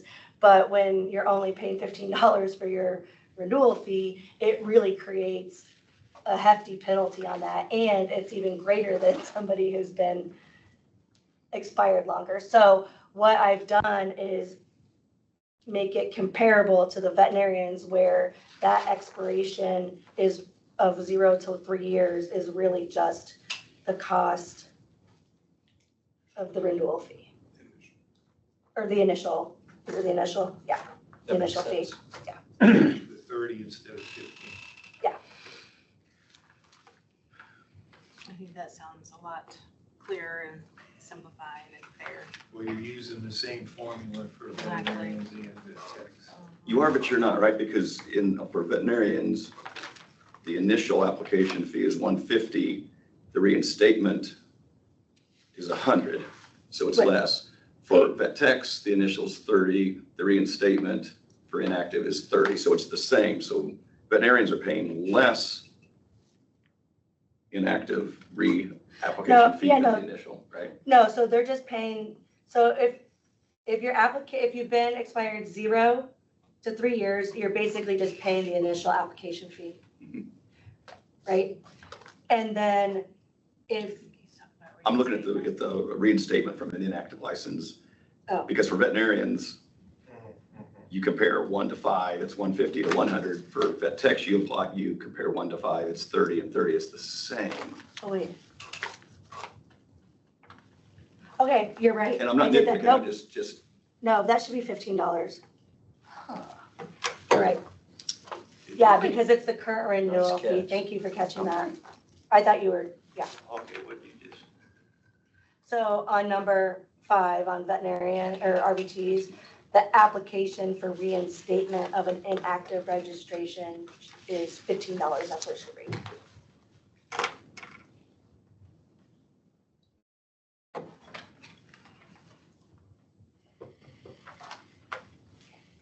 And then,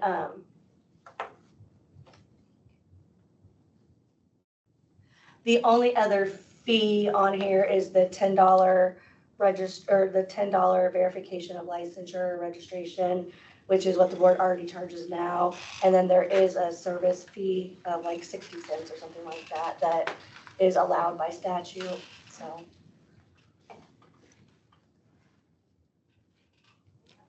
Any other questions, comments, concerns?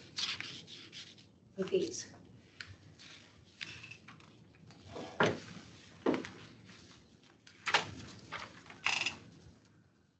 So moving on to fines and civil penalties, the key changes here, well, the purpose is the same, right? Transparency, notice to those who may be affected, and compliance with the law.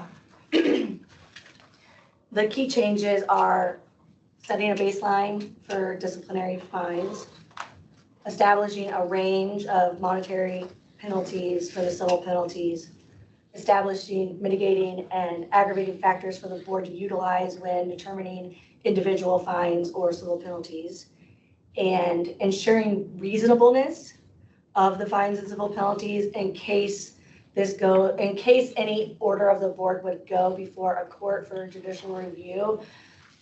The part of the standard for that is that orders are arbitrary or capricious. So this is really just helping the board meet that reasonableness test to show that you went through some of this calculation. It doesn't mean that you can't issue a fine or a civil penalty of the maximum $1,000. It just gives you a little bit of a framework to bounce back and forth, which you guys already do, right? Okay, so I don't have any more slides for you guys on that aspect, so I'm gonna stop sharing my screen. And we'll start with fines. The first part of this rule, well, does anybody have any questions or concerns or anything before we move on to fines? Okay. This is, the fines, the way that this is written is for the litigation cases where you impose an actual fine as part of the disciplinary process. You know, you guys can issue penalties or sanctions of anywhere from revocation, censure, letter of reprimand, suspension, probation, and civil penalty, up to $1,000 per violation. And you have to take into consideration the ability to pay. Now, that said, this proposed rule, which is required under that's Title IV statute, is initially, you're gonna set that fine at 50% of whatever the statutory maximum is. So moving forward with issuing fines, if you decide to issue fines during, after a hearing while you're deliberating and issuing a final order, you're gonna start at $500 per violation, okay? And depending on the various aggravators and mitigators, you can go up and down. Now, after this rulemaking is complete and we need an actual matrix or something like that, I can make that for you. So don't get ahead of yourselves with that. This is just what the rule will say you guys are going to utilize in order to establish whatever that individual disciplinary fine is going to be. And every board has added those mitigating factors. Yes, and so every professional licensing board has done this rulemaking, and I have copied it almost 100% verbatim because it needs to be in line with what PLA is doing, because you're a professional board just like just like all the other boards. And that rule has already been approved by everybody.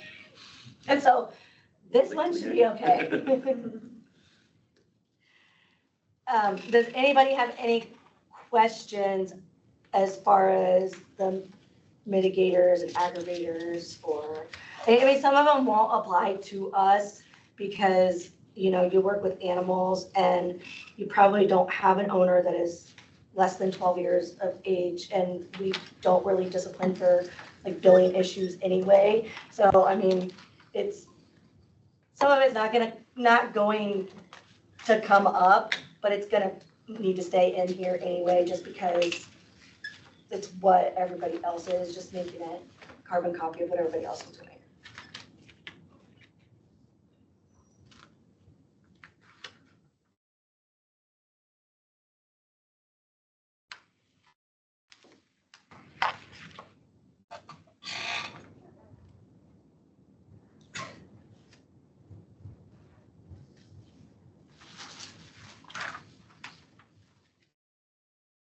Everybody good with those factors? And this, you have something? No, sorry. And if you go home and are bored and want to read this again and you have something pop up, email me, or email the rest of the board. You're not making any decisions today, but you're just providing feedback.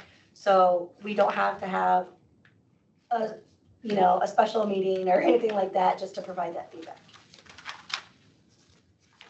And moving on to civil penalties, it's essentially the same vein as the disciplinary fees or fines, but it comes from other the authority for these come through other statutes. And this is essentially for the civil penalties associated with audits. We decided to propose a kind of a range of penalties, if you will, instead of setting it at the 50%, because then you guys would be forced to set every civil penalty from here on unless you did different rulemaking at $500. I mean, even for RBTs, right? And you don't want to do that. So as long as we have the range of 0 to 1,000 and the 0 to 5,000, which is if they're caught lying about anything to do with their audit compliance. You have that range, and then you also have your mitigating and aggravating factors that can weigh in. Question, Dr. Well, on the failure to comply with continuing education requirements, we have a range that, so many hours short, and where is it? That just something So what, we're not gonna put those actual formulas in this rule because you wanna be able, you don't have to do this every time you change your mind, okay? Okay. So when you look at section B, under this little chart, it says, in determining whether to assess a civil penalty or the amount of the civil penalty, the board shall consider. And then 1 through 4, the seriousness of the violation, any deterrent effect, impact of assessing the civil penalty may have on the public, and then mitigating or aggravating. And you can do those little formulas that you did previously. But are Under those this. anywhere written down? I mean, like I have how post-it we, notes that. Post-it notes? I think you gave them to me. okay, and those are hermetically sealed somewhere? Okay, good. Legally binding. The mayonnaise are all fucking legal, of course, yeah. Got it. Sorry about that. This gives you some flexibility to do what you need to do without setting that minimum, 50% at $500, because you're never gonna do $500 for an RBT, right? You'd have to. Any questions, comments, concerns on these? Good. How often in the past have we encountered fabricated results, false I was born in representation? September. I thought maybe you heard about previous. Well, from my understanding, we believe collectively that they were never done before. Period. What? I mean, you guys never disciplined anybody with an audit They before, were right? following up on auditing Cs. Yeah, but we questioned a couple of those this past session. One of the big hospitals said, well, I did the rounds, and everybody followed me around. But that's not, but they told us what they were doing. They didn't Yeah, lie. that's No, not I really know, so that's a what my little question different. was. I'm just wondering. No, I followed yours. I definitely think we should leave it in there. Sure. Well, it's actually by statute, if you knowingly or intentionally make a false or misleading statement to a board concerning compliance with a CE audit, then that's the civil penalty. That is a separate civil penalty from the compliance. Oh, I agree, leave it in there, I'm not saying take it. On the animal health side, we use that a lot. And The misleading, like they, people don't always tell us the truth. But that's like when we're collecting guinea pigs and evidence throughout, right? So it's not uncommon to leverage that specific one. They're not cooperating. And I modeled the civil penalty proposed rule based on the rules that BOA did for their civil penalties. I mean, there's some differences because the different objectives of the board, and different statutory authority, but similar.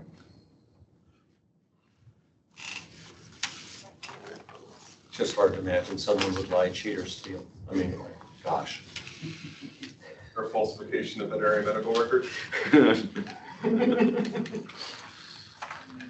It's such an eye-opener. Were you also born in September? We're twins, can't you tell? Okay, All right, next up, moving on. the best continuing education rulemaking discussion ever. This exercise of coming up with these rules stretched my brain and Dr. Shin's brain and Gary's brain. And then I think it shrunk my brain because I think I got back to where I was at the beginning of my thought process at one point, and so I'm sorry that you're all about to enjoy this. It's But- good stuff. It is good stuff. We just have to think hard about it. This morning when Lisa came in, we had a conversation about the current rules for continuing education, and she asked for additional clarification, which I get, and so does Lisa, questions via email or phone call 2 or 3 times a day, sometimes, definitely a week, on continuing education requirements, self-study requirements. What is self-study? What is CE? Like, can it be online? It can be on demand. Can it be a webinar? Can it be this? Can it be that? And the rules don't actually specify that, so we need to have better, clearer rules. So clarification, conciseness, that is the purpose of this rulemaking. Dr. Scher, do you have a question? Oh, okay. You look, Always looks that way. you are ready to That start feels talking. really early in the process to get started with that.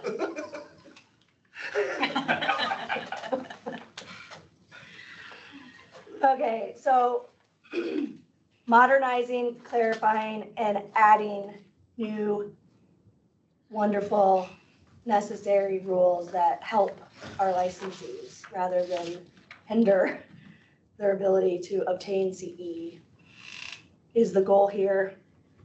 With the continuing education reporting or the requirements and reporting, the key changes, the very first key change is just clarifying where or when the veterinarians and RVTs are first required to complete continuing education following initial licensure, okay? Under the current rule, it only says like after their first year or something very ambiguous. In practice, what the board has been allowing is your first, I guess, actual year after your license, you don't have to complete any continuing education. And in that second year, you have to complete half of the requirement. So either 20 hours for a vet or 8 hours for an RVT. Now, that will vary where you fall into, where you obtain that licensure in that renewal cycle, right? And so what we were looking at is there was some unfairness going on, right? Depending on if you got licensed in May of 2025 in an odd year for a DVM, you were gonna have to renew in October, which is still gonna be the case. You don't have to have your CE, but it was essentially making people going anywhere from like 3 to 6 months versus 18 months. Like some had to get 40 hours, some had to get no hours or the half of the hours, and it was just confusing for everyone. And so with this new proposed rule, which is on page 1, C, it just sets that the CE requirement set forth. You don't have to start obtaining or complete the CE until the first biennial renewal period following initial licensure or registration. So for the new graduates, May of this year, they still have to renew in October, but they will not have to complete their education and report, well, it won't be up for a potential audit until 2027. Okay? So it's a little bit different than what we were doing in practice. We're cutting out that, That's what we were doing now. well, no, we're requiring in that second year, but depending on where you fall, to have that, Some maybe about 50% if they Yeah. graduated in the So first. your first full 2 years, no CE, then no, because you might not have a full 2 years before you have to. It's confusing because the way it's currently written is, it just says like in your first year of licensure or something to that effect, and it's like, well, what is a year? Is that like a full calendar year?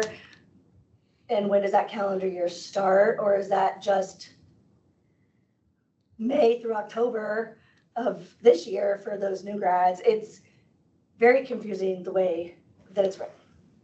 But what we've done, I think, is you don't have to have any CE in the year that you graduate. But it's not, that's what I'm saying, is it's not written It's that not way. written, Well, we've been doing that for a long time. I know, I understand. That is but it has to not be written. enforceable in any capacity of what we've been doing. So, So sorry, what's the proposed, so how's that work in practice for the new? So any new vet or veterinary technician, when they get licensed, no CE required until they renew, whether that is 3 months later or that is almost Okay. 2 years later. They have no CE requirement, but they Until must then. renew. And then once they've renewed the Then first they're time, on the now renewal. they're on it. So yeah, so you said for those in May, this is a renewal year, so they are getting essentially like 6 months, but next year, they'll be closer to the 18-month cycle, because it's the way Yeah. it falls. Okay. Basically, everyone's initial Sorry, I was license. getting confused on Yeah. that didn't go into effect until your first buy-in, like the first But- 2-year period. but is that's, what you were so like- that's why we're doing it, because it's a lot of calculating for the licensees to even figure out where their year starts and when they have to have it, and then it's gonna be impossible for me to even enforce it anyway or count it. So getting rid of that 50% requirement for that second year, just let them have it. So your initial license does not have a CE requirement to it. At renewal, you begin collecting CE. And that's also, it's new grads, it's also people that would come in via reciprocity. That's anyone, Mhm. your initial license in the state of Indiana, however long it may be, wherever it may be in the timeline, does not have CE associated with it. And then as soon as you renew, that's when your CE requirements kick in, Yeah, and we had discussed, which can't be more than 2 years. right, But somebody may renew in the middle of a CE cycle, right? well, I mean, yeah, because they've been Depending expired for upon the 3 year they years. graduated. You could graduate in the middle of a CE cycle, because it's from this year, to that year. So like that'd be a grad who's graduating in May, gets their license, and then renew, that's their initial license granted in May of 25, they renew October of 25. So from May to October, there's no CE requirement. No, I get it. Yeah, I'm okay. just, Can you do the example for an even year for everybody too? So that's then correct. That's the graduate- one that I'm thinking. Yeah, so it'd be May of 26. 26 grad. Well, do 24, because we're in the. Okay, yeah, so May of 24, that would be granting their initial license, May of 24. Right. So from May of 24 until their next renewal, which is October of 25, they have no CE required. Upon their initial renewal, that's when CE rules come into effect, and from there forward. Like, I get it. Yeah, because the way that we're doing that in practice, that 24 graduate wouldn't have to have anything for, Yeah, biennials, just A year like and a half. Yep. That's because statutorily it's No, I always know, but biennial. That's and what it's so- like making me So they think. can forget. The way I would keep reading it is like, okay, then my first real Hopefully it's 2-year still safe. license, then I don't have to do anything, but it's just your first granted license, there is no CE associated, and then wherever you come up on renewal, CE starts.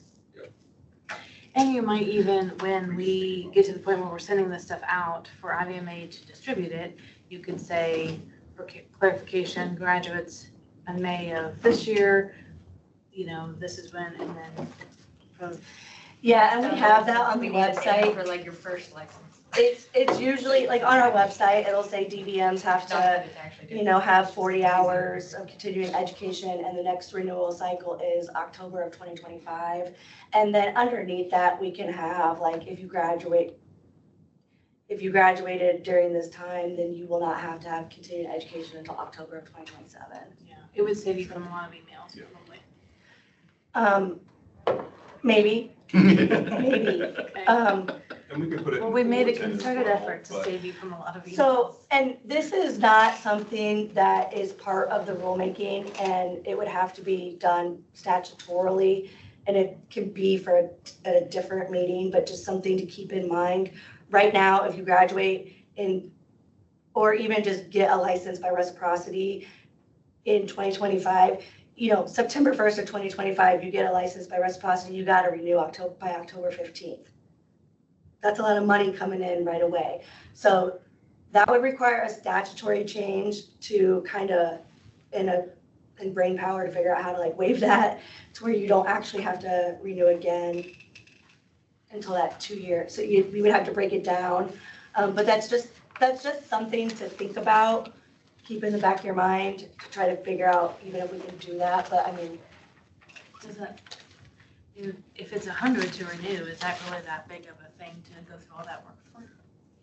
I mean, I don't know, if I got licensed in May, or even if I got licensed in September and had to turn around and pay another $100 for it, I mean, I don't know. It could be a lot of money for some people if they're just trying I'd to also get. be curious in practice if like somebody's just waiting until the renewal cycle and like we have a vet shortage, like could we have people coming on board a little bit quicker? I don't know, but I don't know if that's also a barrier or not. I don't know. I was really thinking more for the new graduates, to not have to turn around and pay another $100 if they don't have to within just a few short months. Again, it's something to keep in the back of your mind. It would maybe.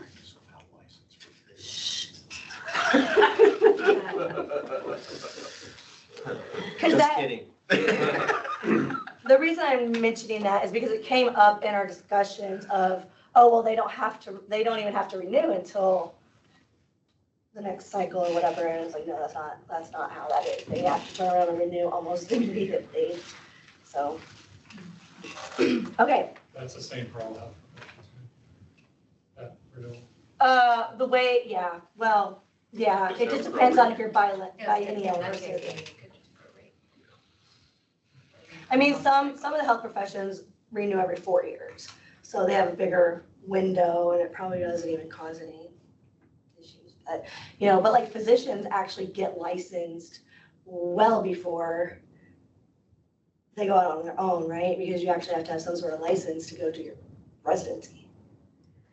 And so they usually get licensed a year or two even before they're done with school. Okay, so a lot of this first rule on the requirements section is just cleaning up, making sure everything reads well, taking out things such as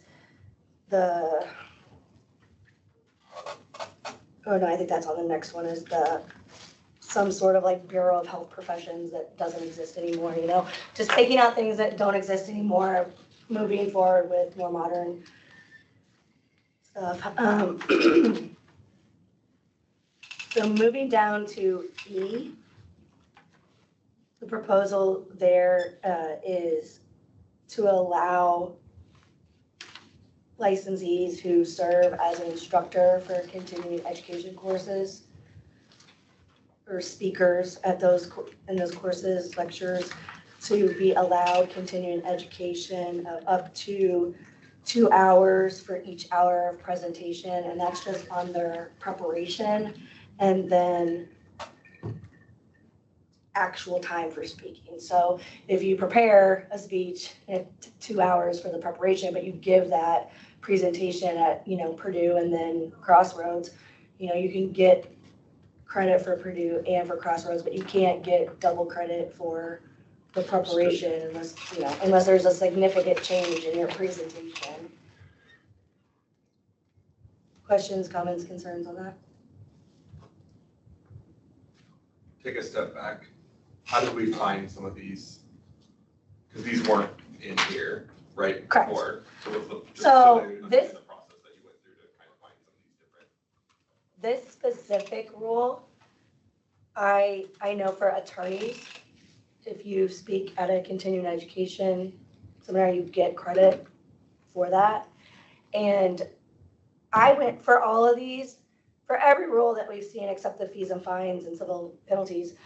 I've done research through the AABSB and looked at what other states have done, either because there was a question that went out to the member boards and they compiled responses, or I went in and looked at different jurisdictions and what they do, especially Michigan, Ohio, Kentucky, Illinois, the surrounding Midwest, just to make sure that we are not doing anything crazy compared to what they're doing, and getting some really good feedback and ideas from those other states. Kentucky specifically has gone through and modernized their Practice Act from top to bottom. I think that was just last year that they did all that.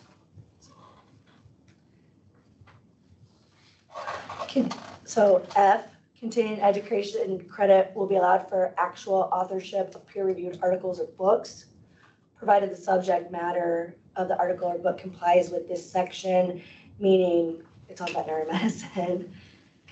Up to 5 continuing education hours shall be allowed for actual time spent research or writing per article or book. And for E and F, a question that might come up is, well, how are we gonna know if they did this and are actually gonna get 5 hours? What do they have to provide? Well, it is gonna be self-reporting, but everything else that we do is essentially self-reporting, especially like the Purdue and the Crossroads Conference. They get a packet, and then you guys can just check that you're there. I mean, I know that you have a receipt that you were there. But it's self-reporting. And historically, like if somebody goes through a USDA accreditation,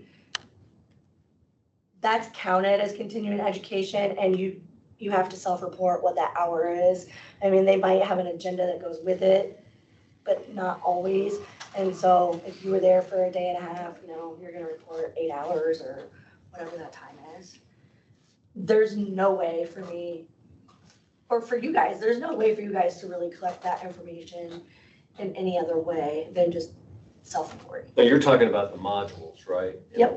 But there are quiz questions throughout the module that you pretty much have to. If they're online, but not in person. Oh, well, yeah, I've done the online where you have to take a test. You do? So But even so, it's hard to falsify those. some of those certificates don't have an actual hour on them. Yes, Lisa, do you have a question? Yeah, so if the speaker's presenting at Crossroads, IVMA has no obligation to provide that speaker with a CE certificate or any kind of verification that they presented. It would be up to them, if they're audited, to send in to you, my name's on the program, or however you want to do it, right? Yeah. Okay. I mean, if you guys wanted to issue something to them, you could, but you don't have to. I'll get back on that. After locking down the speakers.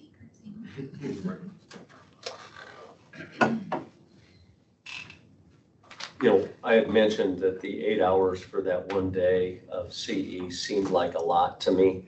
Right here, somebody can be researching to actually do a book or part of a book or, an article in a book or another article. That seems like a lot of work, and they get 5, Up to CE 5 hours. per book. Up to per 5. article.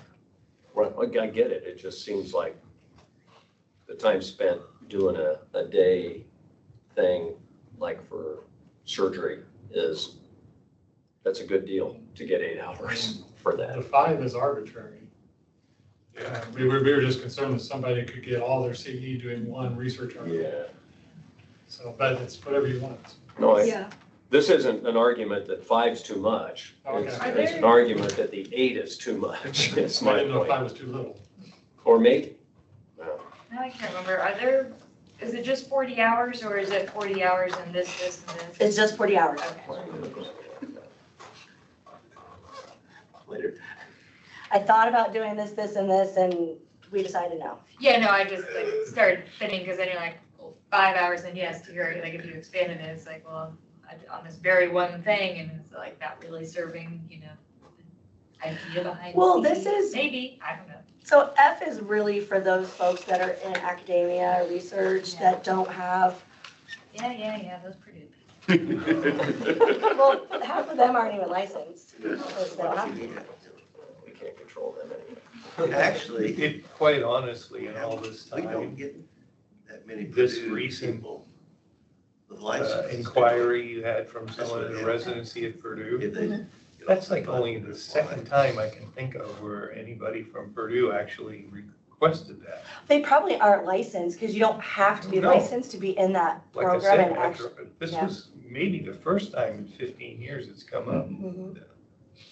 I think there are practitioners that contribute to books, Yes. some other things. Yeah. Like Dr. That Morley can- and I wrote a book, or a chapter in a book recently, within the past year that maybe we would have then qualified that. I think we need So to. how audit many that. hours? did you put that? I haven't. It's like How 4 many- days.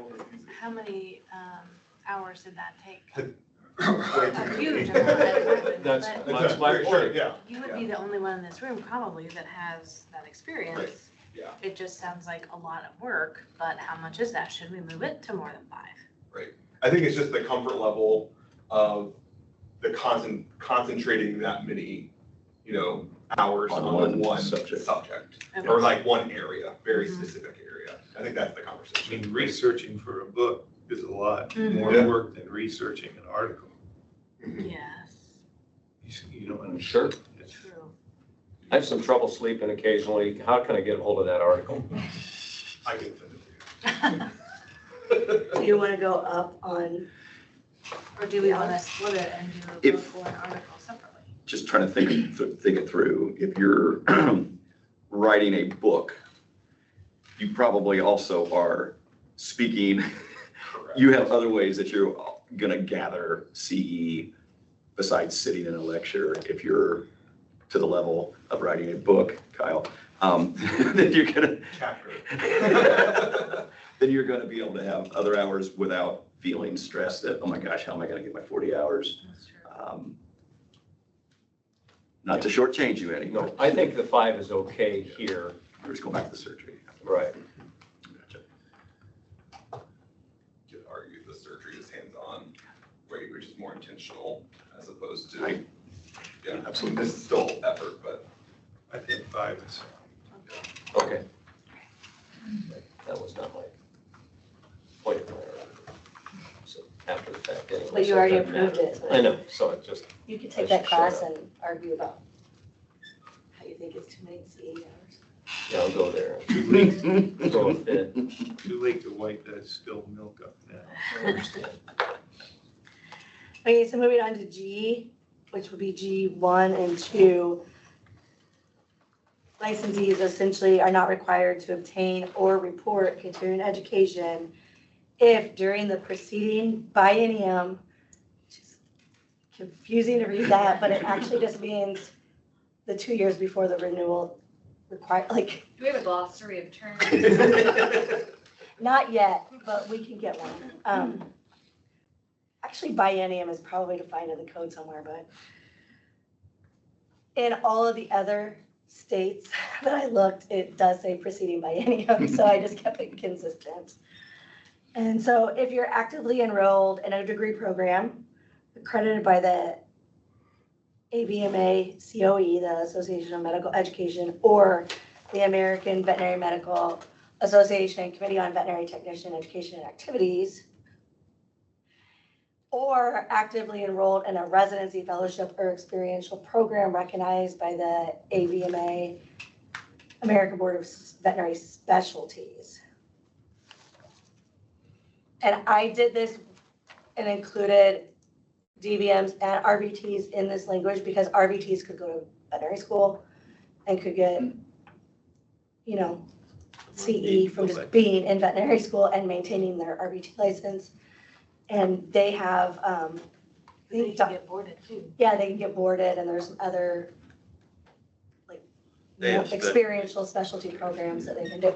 So that's why we made it for both, or all licensees. If we have any questions, we can always call Jim Weissman, because he's up at the AVMA now. He can approve everything. And what we will do on the renewal application is add a component. So right now, you guys sign it as, you know, under the penalties for perjury that you have completed the continuing education requirements. So we will have a checkbox of either I affirm or I'm requesting a waiver. Are you what? Requesting a waiver of the continuing education requirements. For the, What? Or I'm exempt. Or exempt, yeah. You're gonna put that on a license renewal, Mhm. on the Yeah, because otherwise, you have, box thing, like on the 5 questions. because otherwise they're gonna have to sign under the penalty for perjury that they completed it when they haven't. Well, here's an issue though, sometimes. You could renew your license, but still be planning on going to a conference the first week in October. Then they're So it committing doesn't perjury. count. Then they're committing perjury.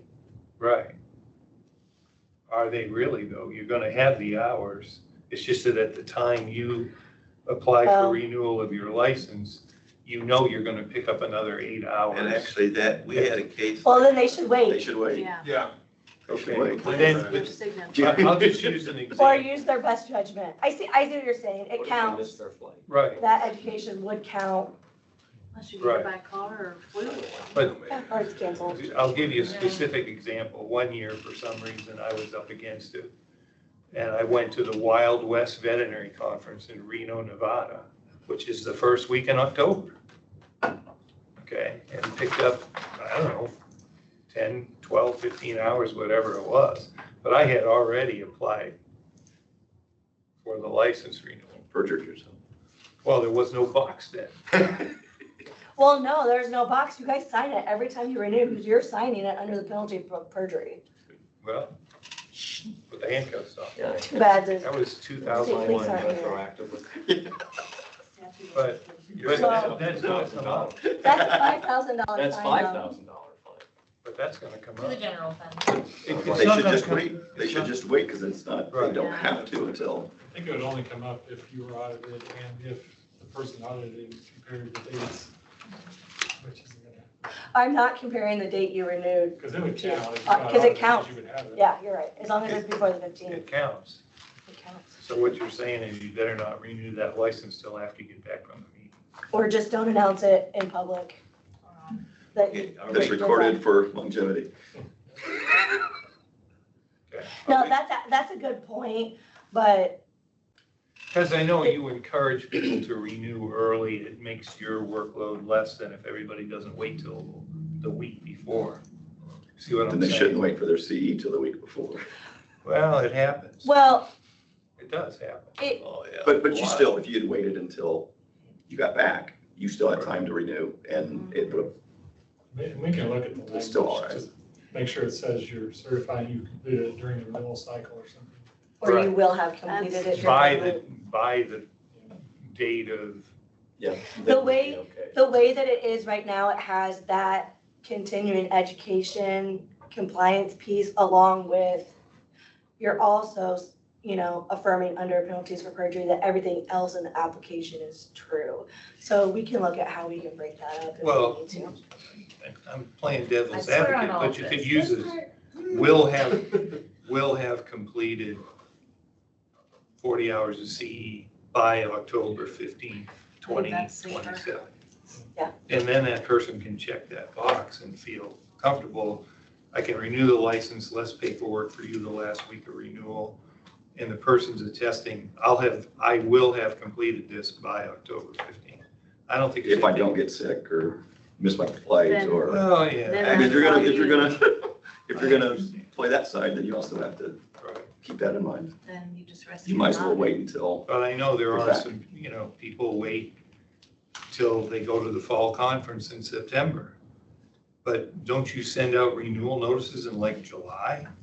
I haven't gotten that specific question, but I've gotten questions like, I'm going to South Africa in November, and I really want to use that time that I'm going down there for my continuing education, because I'm going down there to provide this work or course or whatever. Is that okay? I'm like, no. Like, that's after the date. And we're like, no, you can't do it retroactively. You do it for the next cycle, though. Are we going to get into, or did I miss it already, what constitutes CE, like, we're getting into that, okay? It's coming out there. Hold on to your seat. Put your seatbelt on. But I have one more comment. I'll Yep. stop. Should you put residency fellowship or experiential program? Would that cover an internship? Because there are people go to Purdue and do a 1-year internship and then go out and want to practice after that. They don't necessarily do a residency.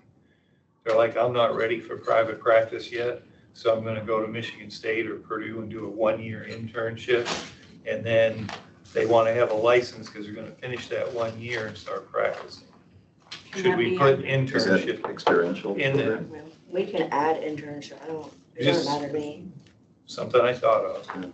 Because people that do those 1-year internships are likely, a lot of them, to finish the 1 year and then go right into practice.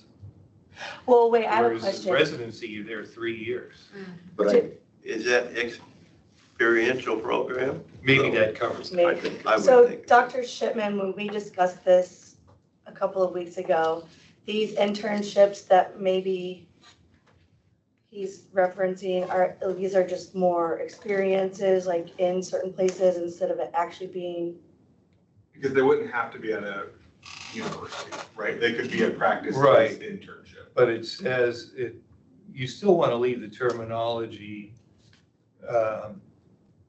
about the board specialties. You can leave that in there. Right. I just didn't see internship, and I just know that does happen. Okay. You mean like a licensed person does that? Yeah, well, But theoretically, you're doing that Sometime, right when you get your license, right? So you wouldn't be, right. you don't have to Would be do your CE. initial. It would depend on what you're. we actually have new grads. I that only wanna say, because do- I know sometimes we've had internship CE come in here and you guys have been like, did they actually do anything? Or were they just like following somebody around? And so that's why I was like, the Purdue internship probably looks a little different than some of the other times when someone said they had. Can And that just then fall? do you have to like define all that, or are you just saying all? It can, or we can add internship into it. I mean, I don't think that's, But if the concern is internship through university rather than private practice, then would this line recognized by ABMA, ABBS, then include Purdue, and that keeps us safe? I mean, it would have, if Purdue offers that type of internship, then yeah, it would include. And we don't have that. 'Cause But Natalie, it to could be a answer- different university too, to as answer- long as it's accredited. Right. To answer So- Natalie's question, you have some students that say, I'm not ready to go be thrown to the wolves at Irvington Pet Clinic, and that guy goes scuba diving and leaves me all alone. I did. Okay. But if you go and do an internship at MedVet in Indianapolis, a 1-year internship, you want that time spent to count towards CE, I would think. Yeah.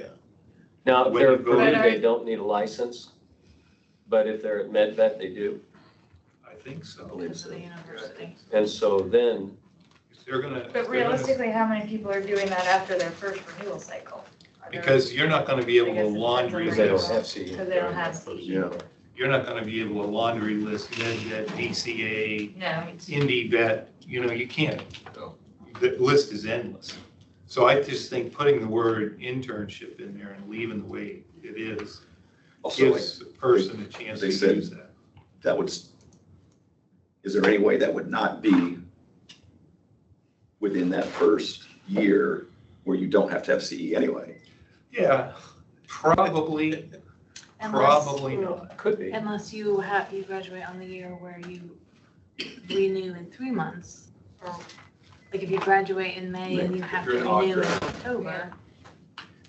Then it would be half and half. I just know the number of internships that are being done now by new graduates has expanded a lot. Yeah. Yes, very much so. And they go to sometimes specialty practices, not just like in the days when, oh, you're doing an internship, well, you're doing it at Purdue or Michigan State or Ohio State. Yeah. I mean, there's internships now, and I know at those specialty practices, they want those interns to be licensed. So that's why I think we should put the word internship in there, it covers those people. Well, would that have to be a third? Well, I'm trying to think about it consistently, because the reason these are exempt is because they are basically associated with an educational program. So you know that there is education happening. Theoretically, an internship is just a job, but at a different level with some additional supervision. So are you still, like, would that count as continuing education, or is that just on-the-job training, in which case you all are practicing and still have to do CE to be getting better at things? So that's where I'm thinking about internship, because I've done some internships where I was giving some class time and learning stuff, but I've also done it where I was essentially just paid less to do the job. Yeah, but I think, I don't know from veterinarians, but for physician or medical, if you come out and you're an intern, you're with a physician and a resident and a fellow and 5 other people every day learning constantly. And in a residency, you're really just working a job and learning a little bit. So Yeah, that was just my question, because if Yeah. we say internship, are we like, how broad are we willing to let I mean, that you would go? have- I don't know, I mean, maybe we are, because I don't know. Well, what we it had a CE discussion with one reasonably new doc that was in an internship with MedVet. And the comment was that they have not only rounds, but they have seminars where Yeah. they have all kinds of educational issues. And so I think I agree with Paul that if we just add internship in there, you're covering your bases. And if it happens to be somebody that isn't going to be under the umbrella that it's that first year and they don't have CE, but rather they go out for a year and they go, man, I don't know one end of the dog from the other. I need to go back and do something. And if they go back in year 2, then they're covered through being in there and they get some CE How through did we that ever get process. licensed? It's happened a lot more now, John. does it need to be a third prong? Because number 1 is very specifically accredited or recognized by the APMA accredited bodies. And number 2 is essentially being part of this American Board of Specialties. Do we need a third prong that says internships? And if you do Yes, that, we need a third prong. if you do that, who's to say I can't hire someone and say, you're my intern? That's different than MedVet or VCA or someplace in my mind. So moving forward just slightly, because That was my question, I guess I was trying to Yeah, get how to, do you is just, call, are Well, we going to what is define an the difference internship? between a rural clinic just trying to pay someone less versus like Yeah, I mean, what the med vet where you're gonna have education? So if you and move- came in. just real quickly, humor me and go to You're page equating 4. Seymour to that. What'd you say, 4, Yeah, Spear? yeah, it actually may be on. I actually don't feel strong about that either way, I'm just curious what you all think. Just poke the bear. Yeah. Pick a one. you What could page just- is that on? You could just require that the board approve this. So in other words, if somebody wanted to do it, it has to have an educational component or educational program or whatever you call it. So if you go to actually page 5, this is, sorry for the confusion, but at the top on paragraph 10, where it says organizations identified under Indiana Code 25140.2, That is an actual overreaching professional licensing rules that allows for internships to be considered as part of the continuing education requirements. And it would fall basically under, on page 4 and 5, B1 through 10 essentially. So if the internship was presented, sponsored by any of these organizations in 1 through 10, then now, and also has to do with veterinary medicine, because these organizations in 10 is like the Department of Education, JCO, and some other organization has nothing to do, obviously has nothing to do with veterinary medicine or healthcare at all, you know?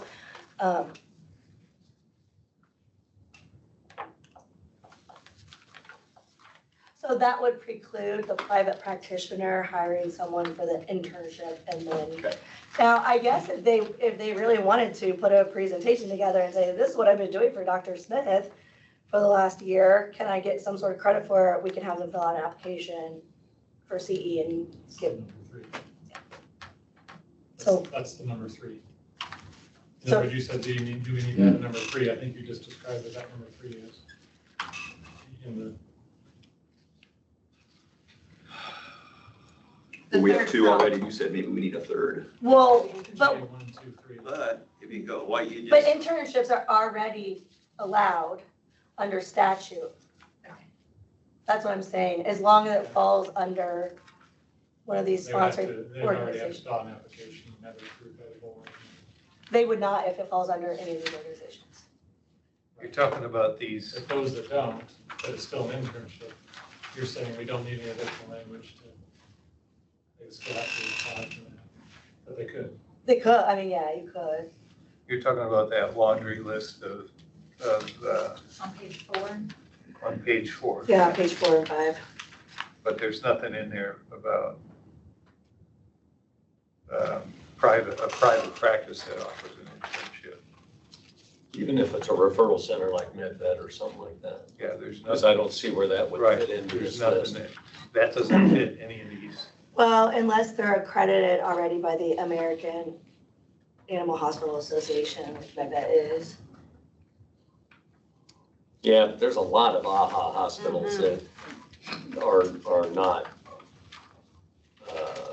capable of leading a internship program. Okay, so what do we want to do with internships? I put it in there next to fellowship and then handle it on a case-by-case basis. If you put it in there. But it's- that's gonna be accredited. So it needs, you can't put it, when you say put it in there next to Yeah, fellowships. you're right, because it's not accredited. So we need to have a number 3, right? I think, yes. Okay, so, I But just, do we have any guidelines for, What gets fall Criteria, under number yeah. 3? Well, that has to be approved by the board under section 5. Okay. So in other words, they have to come and get it approved like they do it in a course. or a so just CE go approval. ahead and ask, so just say internships may be considered With prior board approval. with, You could maybe take the continuing education language of what's considered, the course of substantial the internship has substantial content related to professional practice of veterinary medicine, teaching responsibility, and the So I course is think- qualified. I think what you're trying to say is that should count towards the hours, or you're trying to say that if they're doing that, they don't need any hours? I think it should count towards the hours, because a lot of those veterinarians are So that's doing in section internships. 5. so Well, that's then a that's a different, that's a different different situation. situation then. Because Yeah. this here We were says you essentially don't saying have if you're doing this, you don't have to. You don't have see, to do CE. because you're basically doing it every day. Right. So if that's the case, it goes in that first section, because if you're doing that, you're exempt from meeting C. Which is different than counting it as CE. Which should be under section 5 of the rule, which we haven't got to, you put it in. I just think well, you that's what I'm need to saying, leave it's that already door in open. there. It's already in there. To be exempt or to count as Apparently CE, that's the question. not. Then we need to know where to put it. Maybe Either way. Okay. Either way, because like I said, you know, there's a number of those veterinarians going to places like MedVet, working for a year, but they want to be, they have to be licensed at the same time. And do we need to make them do CE on top of that time spent at MedVet? If you say And their yes, schedule then fine. or- If you said, hey, I don't care. I work every day. I still have to do my CE. So you're an intern. So what? You have to do your CE just like I do. If you want to do that, that's fine.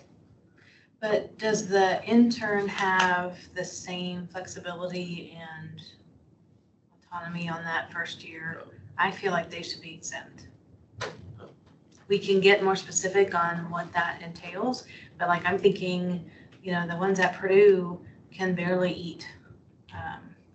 So they could go to fall conference, they could, but they also have students they're in charge of and patients, and so they can slip out for a couple hours, but they don't have the money to go pay for Well, I conferences. think the decision here though is between they just don't need it or they just file the thing that says, I did this and it counts as my CE. So either way, they're not necessarily having to step out and do additional CE, right? It's just a matter of, we're not asking them to even mess with it, or we're asking them to like, at some point, provide an overview of the internship or pre-internship, say, I'm gonna be doing this. Yeah, Will so this count for my hours? if we added the language right now, just the way we're talking about it, under an exemption, it would need to say those under, you know, an internship that has been pre-approved by the board meets that exemption, but then we're gonna have to come up with a formula in a different. The board's process now is to approve CE programs. So if you want to use that process, then they need the CE, it just has to be approved. Yeah. If you want to say they're exempt, then that's a different. Right. different So category. 1 year of internship would equal 40 hours? Like we would make that the formula? No. I The time spent in that program. We had It'll be way case more than in the 40 audit that we hours. talked about. that's why they should be exempt. I thought- But- But it's gonna be harder to do with these internships because They're less they're defined. Less less defined. defined. Because you're, you know, to be fair to those specialty practices, you're exempting Purdue. Yeah, you can go to Purdue and do a residency because it's Purdue and because it's certified by the American College. And then, you know, but if you're the medical director of MedVet, you're going, well, what the heck? I would, if we do the exemption, say, if you are in an internship, you are exempt from accruing CE.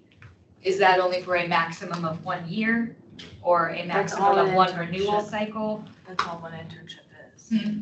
That's all one internship is. Well, that's what, but like how, if somebody's not confident in practice, like, are they gonna be an intern for 2 to 3 years and then You that could whole do time they're not? You could do 2 years of an internship. Okay. So that's, I'm not opposed either way, I just think we would have to be prepared to define that, like, I'm not Typical sure that it exists, but internships are there's not like a Sure. 5-year One intern out there who has Yeah. never had to have their clock started on CE. Or maybe we don't care, because maybe as long as you're in that, like, we're pretty confident that you are meeting all those requirements. I just think it starts to get fuzzy on like when you start the crossover between, is there the educational aspect to this versus are you just working That person. like you all do and you still I have to get can't CE? remember what we decided on. So like, either they're exempt or, in which case probably need to think about. Brittany, you're creative. You can come up with the word. So I pulled up the statute that is, that allows for the continuing education, just generally under Title 25, not the Practice Act. But this applies to all the boards. So paragraph 9, There you go. an internship or a residency program conducted in a hospital that has been approved by an organization listed in subdivisions 1 through 7. Now, 1 through 7 is, you know, Well, that's what we were talking about though. But Yeah, in the kinda. private private practice is not approved. So I think if you wanna have, if you wanna be able to sign off, then it sounds like instead of saying you're exempt for an internship, you're really just pointing them to the next section, which says, your internship could count as all of your CE. It needs to meet these requirements. So you still have to go get additional CE, but you need to at least document what you did at your internship to then say that it qualified for your CE. I think in order to help Brittany come up with the language, we would need to know, does the board want to approve each of these, like you do CE programs? Each of these hospitals, you mean? Each of these internships. So you can evaluate, this is a real one, this is. It would have to be on an individual Whatever. basis. Whatever the application shows.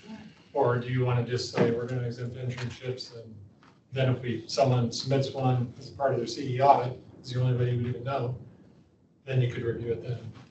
I think we ought to look at them individually for two reasons. One, we can make a decision then. And if we see that we're being overwhelmed by this type of quote unquote CE, then we need to go back to the rule. I have a question. And as practitioners, what is the difference academically or even technically, clinically, between an internship and a residency? Internships usually more broad spectrum, like in small animal medicine.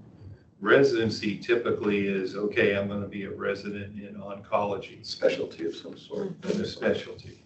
And it's usually a 3-year deal. Internships are more popular now because these graduates are coming up going, I don't feel comfortable going to practice right away. I need someone looking over my shoulder. To your question, in my mind, and y'all bounce in, a residency, you are getting more education, you're getting more CE because you're studying towards trying to get a specialty. And typically you are also doing some teaching to the students or someone underneath you, which should count for something, versus an internship, you're working to get more experience.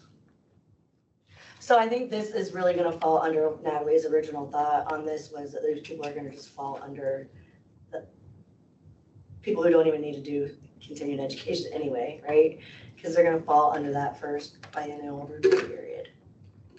Many of them, but maybe not all. I mean, So if that's the most case, of them. then it sounds like if you want to still have some oversight, like you said, the internship should fall in the second portion, whereas they can request that that counts as their CE, but most of these people probably won't be needing CE. So then maybe we can see, like, was this a really big problem of like people already into like being like having a professional license past the first renewal and then going back to an internship? Because from that case, I don't know that we would see that many of them.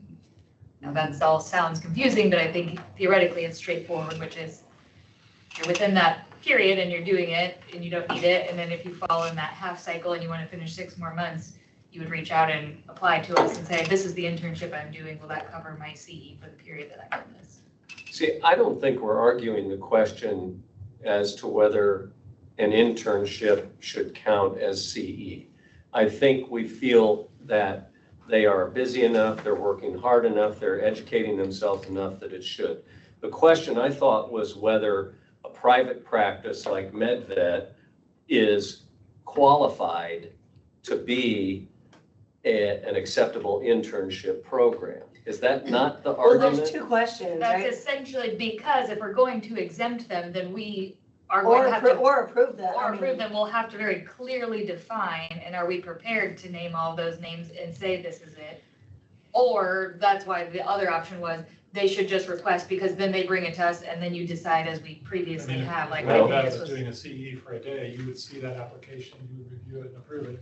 They could do the same thing for an internship program if you wanted to allow that. I think that the hospital should be pre-approved by our board if they are going to start having an internship program where the intern is given the impression that they're going to not need CE because their internship covers it. And so all they need to do is pre-approve the program and But at a then, hospital, yes, put that onus on the Well, hospital that's that on the wants hospital to then to- teach interns. And that, I guess, is the question is it just for internships at a hospital? Or like, how are we defining that? Well, I guess Versus what other kind of a private internship are we practice. talking? Well, that's a hospital. I mean, What? you either call it a clinic or a hospital. I mean, same But a difference. specialty hospital versus A private a practice. private rural, not to down, Well, down on myself, I but can learn What from did you we for decide years. on that one case from MedVet where she was doing rounds and everything We else? let That's the one I her, was we let talking that about. count as CE, Correct. so it counted as her CE. But that was also a situation where, one, she thought that she could do 20 hours independent study and she couldn't because the statute hadn't actually, well, the statute had changed, or the rule had changed, Yeah, it was but all messed up. it wasn't on the website appropriately, which has been fixed. But also she had only been licensed for like a year. Also another reason to not have the 50/50 stuff, but she only needed to have 20 hours of CE. And so I think it kind of Okay. all worked out even from my review of that meeting. So let's think about how many practices this would really practically be. We have, do we have Banfield still in Indiana? I think so. So Banfield, I would not Banfield include is Banfield. private practice though, isn't it? That's just a Okay. trade name of private practice. Okay, so I then- do not think of them as a referral center. would we say IndyVet, VSEC, PCA. VCA, MedVet, and Purdue? Would there be 5? 5 to 7, let's throw a couple in there. Do all VCA practices have board certified people? And The ones But we're we thinking of, wouldn't have I don't know if there's others. We wouldn't have to do the blanket, we wouldn't have to list them in there, but I'm thinking if you say, I'm gonna do interns, then how much, the max we would have a year would be 5 or 6 to review and say, yeah, your program looks Well, legit. that was my question. How are you defining an entity that can host an intern?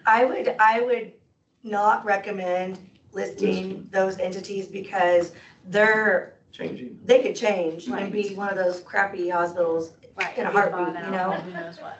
But you could say something more to the effect of an entity or hospital or referral approved by the board. Yeah, I mean, I That's don't. what Or leave it alone, That's good. let the Right now- hospital come right to now, us. CE can be provided by any. Right? Mhm. So why wouldn't an internship be okay, whether it's at Lilly or a clinic or a hospital? Well, or that's whatever. true. I mean, you have IU and you have Lilly that probably have animal research, that have veterinarians in there that probably do have or could have interns very What I'm easily. hearing is the board's okay with an internship counting as CE if the board approves it like they would any CE program. It's unlikely to come up very often because in your first year or year and a half, or your first 6 to 18 months of your academic license, you don't need anything. So it's probably very few anyway, so if we just let them come to us But if it does rather than come making up, a the board line will about it. So- someone to- Yeah, I so think Dr. Gary's got a good grasp on it. You guys write it up. Yeah, and we can put that in section 5. Yeah, I mean, yes. Dr. Gilman had a good question.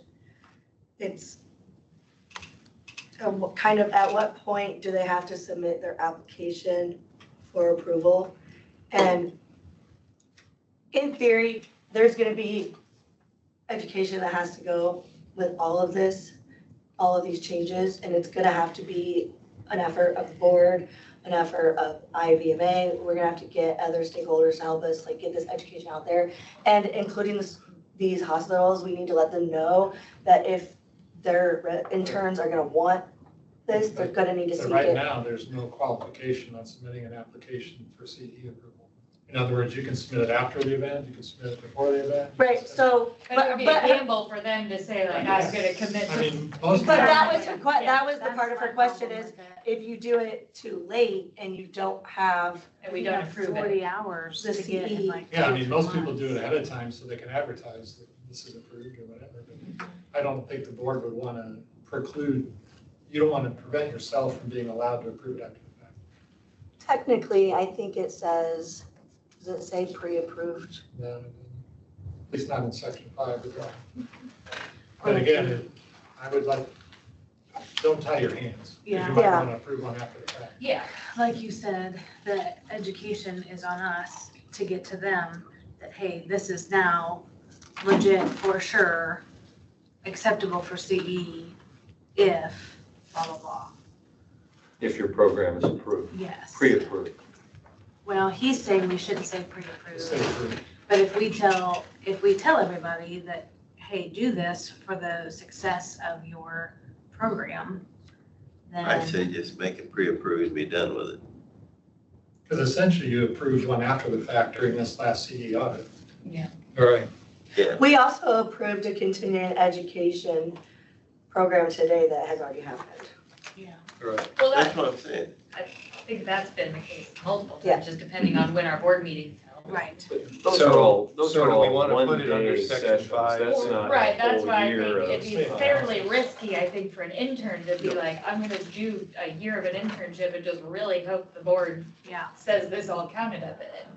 Even if for some reason you're. Now, maybe there will be folks who are like, oh, that's how I wanna handle it, but yeah. I mean, we can also just put it on them, right? Like, you know that you have to do 40 hours, right? It's just like risking the October 1st CE. If you're gonna risk it, then it's on you, right? Like, I don't think anybody's gonna apply for this, I think what, except maybe one or two every, It'd be because really they're rare. gonna be, because they're mostly gonna be They're gonna exempt be anyway. exempt. It'd be really rare. And the reason that it came up with that last audit is because there were no exemptions for that renewal period anyway. Mhm. You know what I mean? She would have qualified under that whole 2-year, she wouldn't be required to renew it until October of 25 with continuing education complete. Right? Because she had just been licensed in like 21 or 22. Lisa, have we totally confused you? Nope, I got it. Okay. so do you want to put something under section 5 or not regarding internships? In my opinion, since everyone here read it and didn't see that in there and was confused, it probably would be a good idea. It's not in there explicitly. I don't have this in there verbatim. I just have, We can put it in there explicitly. So Yeah. Someone who reads it knows. it's they just can on apply for it. page 5, paragraph 10 at the top. It says organizations identified in. So we can make it more Come up with explicit. Not that we haven't talked about it enough, but. So it would just be like basically hosted by specific organizations or internship with like these two components, which is like direct supervision or learning or. Well, however so the that last one is. specifically says like in a hospital. Okay, It doesn't, you guys can make your own rule.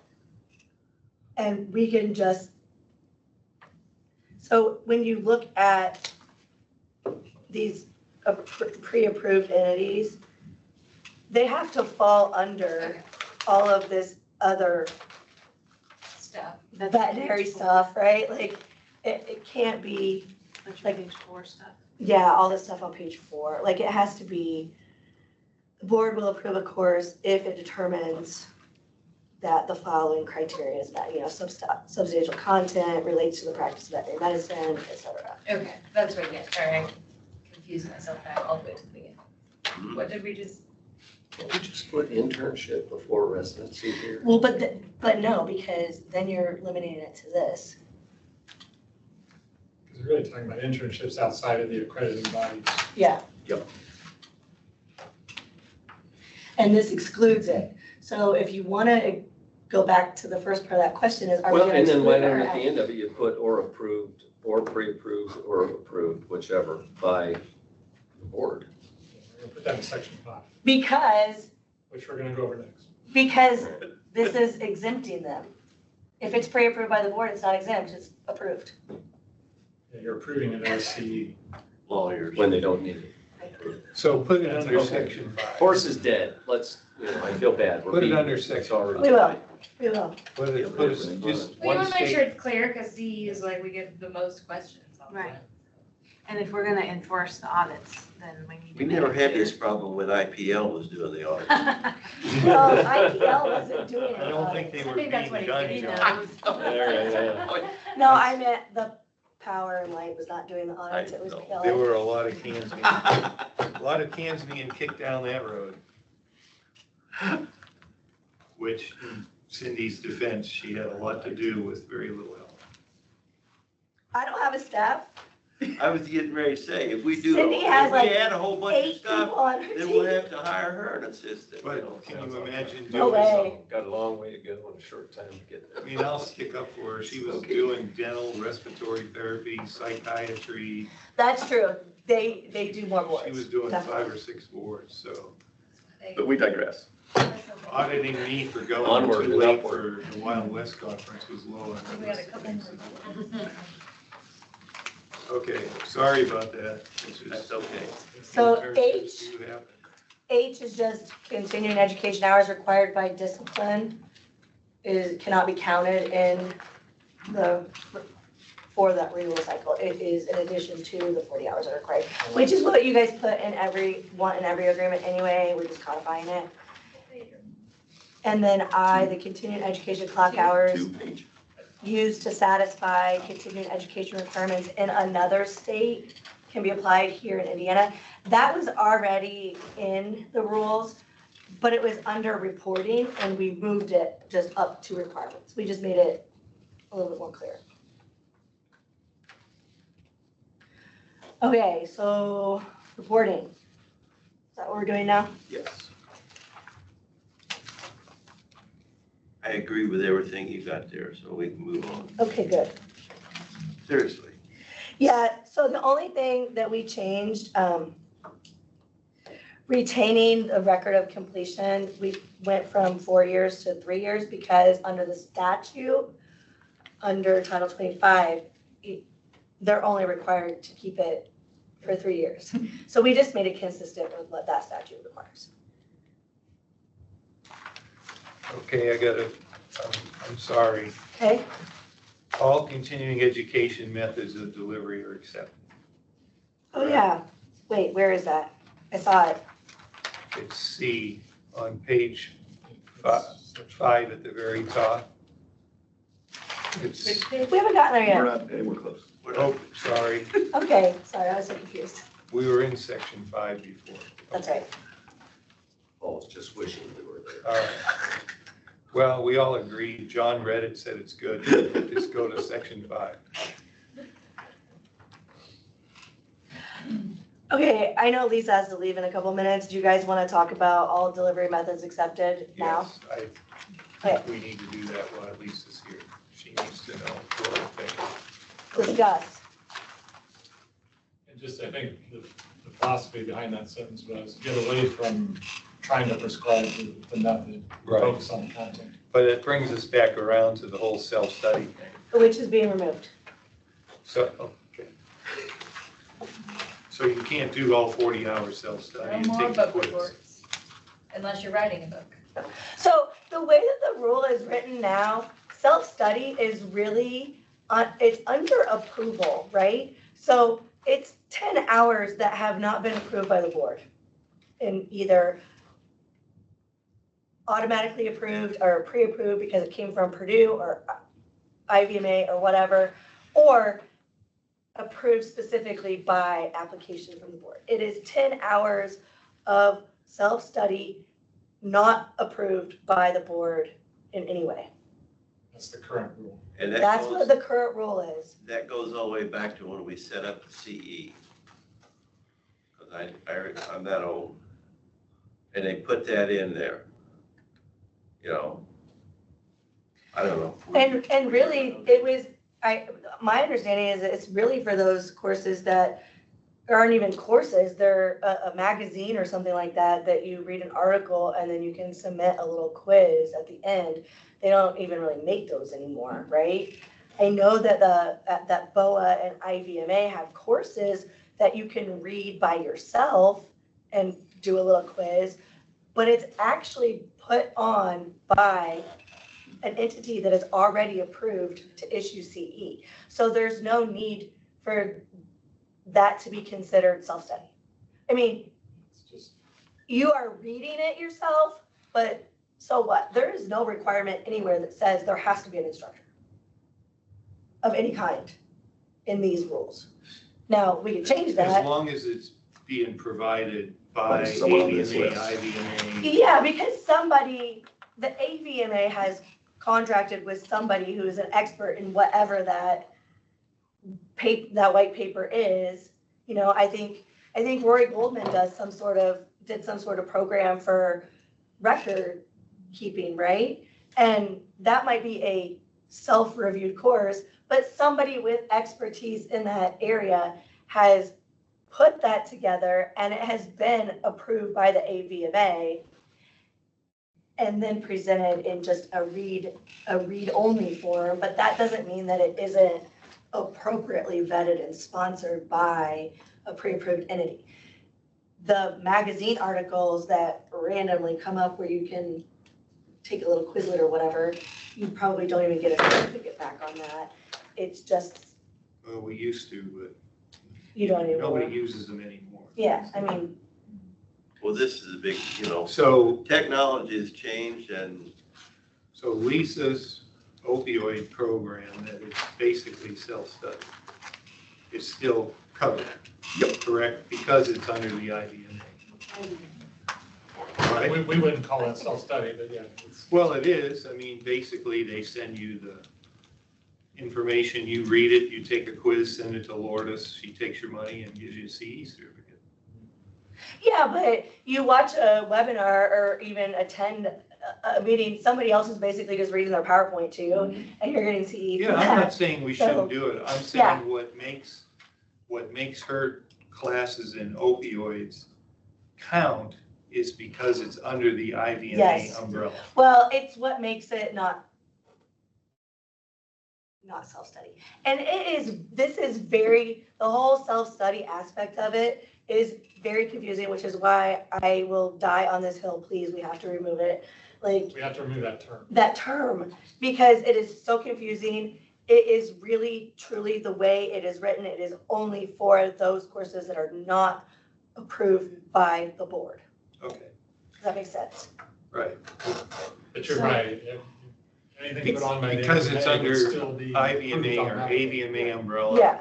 Whether it's covered. So if IVMA had 40 hours of self-study CE or whatever you want to call it, or webinars, and you can do all 40 hours, you get your CE, Yep. correct? Yeah. Yeah. That's the delivery method, right? Yes. Is white paper Yes. or Yep, webinar or on demand, Or in person. Yeah. in person. Yeah. Well, yeah. Yeah. So that's what it, But if ABC Hospital wants to offer CE, correct me if I'm wrong, they would have to go through the approval process by the board to get the number of hours, and then that attendee can attend that, participate, whatever that delivery method is. Yeah, I mean, just like today, we did Makes it. 8 hours of wet lab, basically, Yeah. versus, how to spay a cat, they should learn when they were in school, but other than, I'm just no for it. So are we counting on the read an article and put the notes in? Because wasn't that something that came in an audit? Like there were a handful of articles and wrote the note, we're counting those for an hour still because we're taking away all the qualifications? Or It are we has to just- be accredited by one of those So other it things. is not counted? Yeah. 'Cause I would agree that it should not be counted. Okay. so back in the day, you used to read an article in the Compendium of Continuing Education, read the article, take the quiz, mail it in, and mail your certificate. That's Which they don't even silly. make anymore. do they don't even make those I anymore? don't think, I'm not Yeah, saying. then there's no reason for it, right? Right. Because if they were still making those, we could even just add journal article I don't even under know if this they publish title, that. publisher or You whatever, just but. proved how old you are, you know that. So they- Now, that said, if something like that were to come up and they wanted to receive credit for Part it, of the board. apply for CE. Yeah. Does that answer all your questions that we were talking about earlier, Lisa? So that comes under delivery method. All- Yeah, All, all delivery so methods. there's no restriction on virtual or any of that stuff. If they fall under. As long as they're List of approved by requirements. a board, either because it's sponsored by a pre-approved entity or they have sought approval From us. from the board through application. I got it. And the way that the rule is written now, there are no rules on delivery method anyway. I think somewhere someone interpreted the self-study as a delivery method and have been telling people that that is a delivery method. And also during COVID, I think there was like an unwritten policy that like, Yeah. you could do webinars now instead of it being live, but there's nothing in the rule actually that is enforceable that says that you have to do live versus on demand or Well, anything there like was that. a lot of just hearsay that floated around forever, was like, oh, well, you can't do more than 10 hours in practice management. It's got to be 30 hours in science and surgery and medicine. You could only do maximum. Yeah, I remember There that. are other states Was that that do ever that. in the code anywhere? I don't know, we talked about it for 10 years. But isn't that something that came up to you, Lisa, from time to time? Yeah. People would ask you that. They do that in other jurisdictions. And it was something that we did, because when I said I broke my brain on it, like, that was one of the things that I looked at. And when I brought it to Dr. Shipman and Gary at first, I said, I'm not married to this. Like, if you guys hate it, just tell me right now. We'll cross it out and we won't even discuss it. And Dr. Shipman said, I hate it. And I crossed it out and we didn't even discuss it. That involved management first. Yeah. So It would theoretically, cause a lot of someone work. could do 30 hours in practice management. Which is the way some But it of the would be cases we unusual. get in here that probably need to be done. And that's not. I mean, I'm okay with it if somebody. you're okay with it. I just know that was, But I mean, when you get right down to it, for years, that was a tossed lot around. of what we get here is just people are doing stupid things. A lot of people in Indiana are going to Crossroads and Purdue, so they are getting a variety of CE. Or they're taking things that they find interesting through a race approved program or the IVMA. I mean, that's, Because you can go to a mental health seminar that's put on by the IVMA. That should count. But for how much of your CE should that be used? But how many are offered? Exactly. There's not 40 hours. Okay, but. You can say that about anything. She just said she was gonna do 40 hours. Apologize if I missed this, but So we're not going to try and limit No. what area? Nope. Okay. on that opioid. well, State law. we can bring it up now, but Okay, I didn't know if that it's was in my report. Okay. The statute that requires continuing education on opioid abuse and prescribing for continuing, or controlled substance registration expires July 1st. Okay.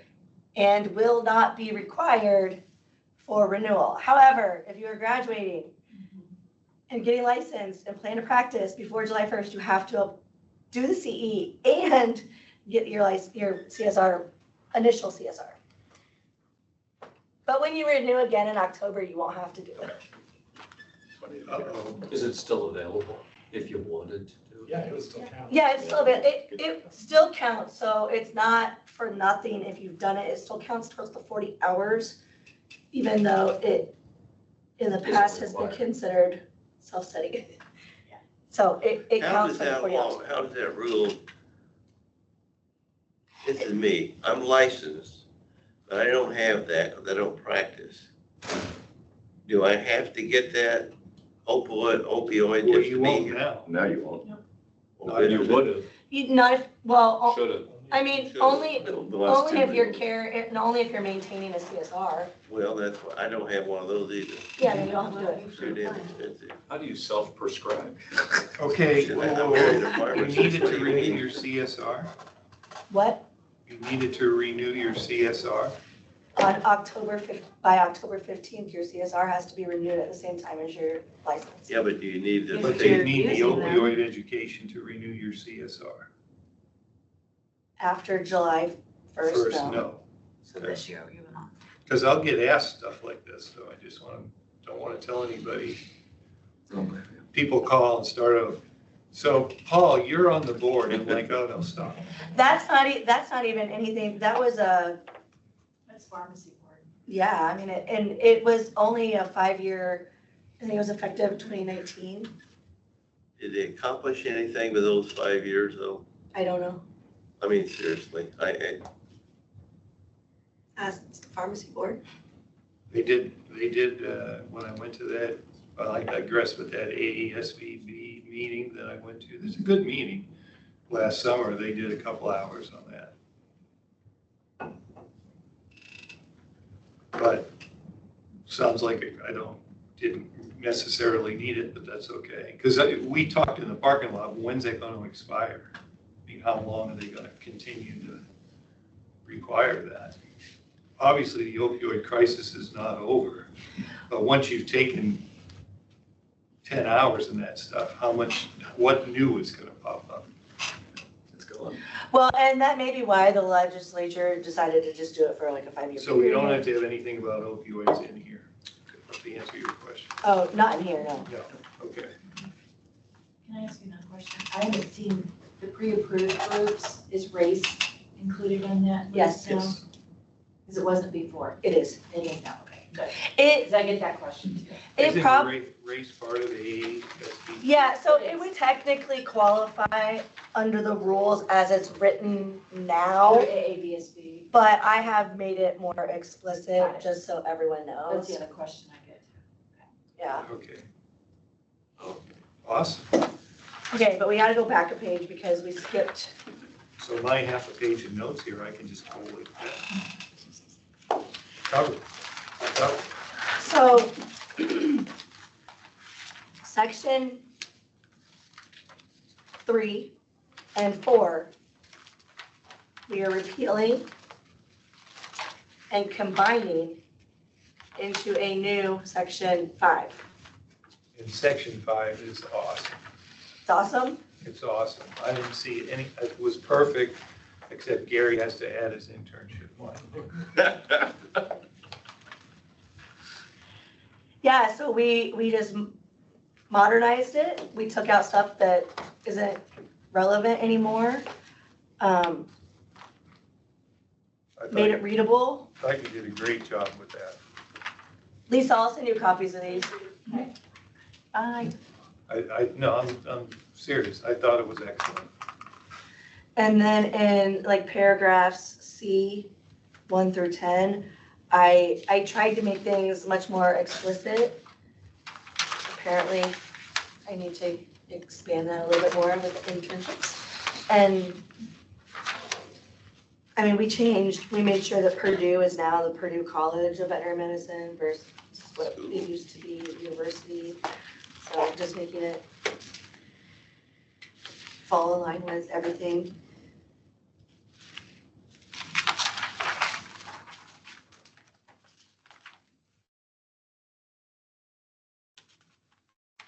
Just because my brain won't let me not ask, since you're getting rid of sections 3 and 4 and adding 5, will there just not be a 3 and 4, or will 5 become 3? It's gonna be 5. Okay, just curious. Because My brain won't let me sleep if I don't ask. remember when we started this, I said, here are all the steps. Mhm. Those are all outlined in statute, and they require through the manual that we just repeal. Before we get rid of them, we have to leave them in there, right? Can't consolidate that. Well, and so, yeah, and so when you look at the rule now, it'll all be repealed. And then it'll just be this new beautiful But it has section. to go through the process first. And those sections will still show up in the code. Yep. They just say repeal. Okay, So you know there's a history. wonderful. Oh, so you know where you've been. You can't tell where you're going, if you don't know where you were.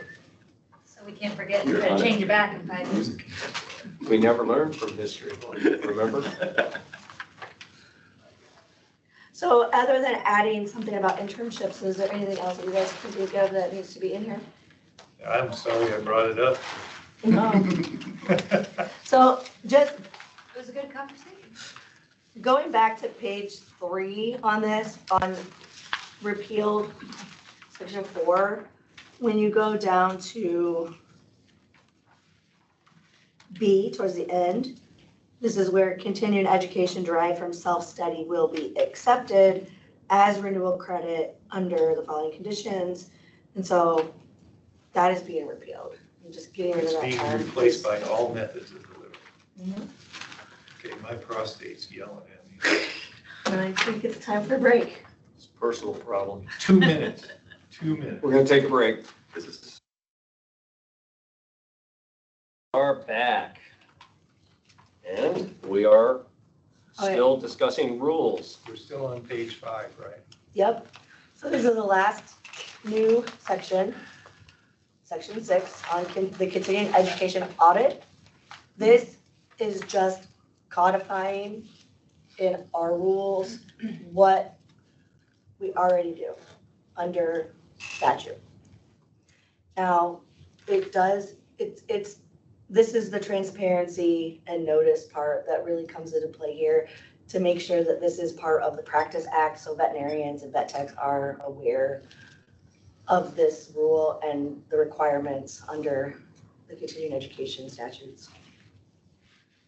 And then it also cites to that Title 25 that is part of the overall professional licensing boards. And then it expressly lays out towards the bottom in section F, the requirement for waiver. And on the next page, I added that individuals seeking a waiver must provide evidence that they qualify for the waiver, and that individuals seeking waiver may be called before the board for, personal defense. Because those aren't really in the. So the percent of people that we audit is up to, that didn't have to be in the rule? No, it's already under statute. Oh, And it's kind of a sliding scale. It's like 1 to up to 9% or up to 10%. So it's like 9.999. And that would be a statutory change that we don't want to get involved with. So okay. we've done enough of that. Questions, comments, concerns? nada. Yeah, it's kind of exciting. It seems like people might know what they need to do to see. So, May know. Maybe. At least now we will know what they need to do. For sure. in D, non-compliance, Referencing other states. Is that on page 5 or 6? Yeah, page 5. Bringing it to here. The what? on This page is my 5, folder just section D. for these two No. rules. Are we that far? Yeah. And then I have I have subfolders. So non-compliance, Yeah. I think the key word This is surgery may down here. You didn't even result, get right? to Awesome. In other words, we don't automatically suspend somebody's license for not having the CE. It just says may result in a civil penalty. Gives it as an option. But that should So be an that may assumption. refers to all of those things. Which paragraph are you on? D, non-compliance with continuing education may result in the assessment of a civil penalty. Doesn't mean we have to. It says may. Yeah, well, yes, but also you may not be audited. Right? So I you may mean- be non-compliant, but you didn't get audited. You may be non-compliant but not audited, so we wouldn't know, Right. so. But the may also refers to, because when I first glanced at that, I thought, whoa, we've never suspended anybody's license for not having CE. Yeah, we have. Did we suspend the license? I think after multiple After other looking steps. through steps. It's part of the statutory framework for the audit. First, you get the notice of noncompliance. Well, first you get the notice that you're being audited. You get 2 of those. And then you get the notice of noncompliance that says you are in noncompliance and you are required to complete X amount of continuing education hours that you're deficient in, and you've been issued a civil penalty in the amount of, and if they don't comply with that, then they get a suspension. Okay, so suspension, like when you, like we had a veterinarian, he was an older gentleman, there was some reason he did none. And then the guy went out and got 40 hours in 2 months, doing virtual and went to a meeting or whatever. He still had his license the whole time.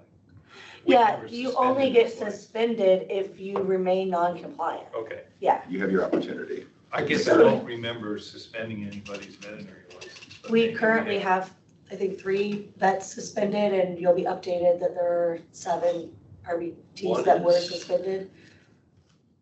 That was on that list and you'd sent, it's in here somewhere. But I can tell you, this is the first time it's happened that I'm aware of.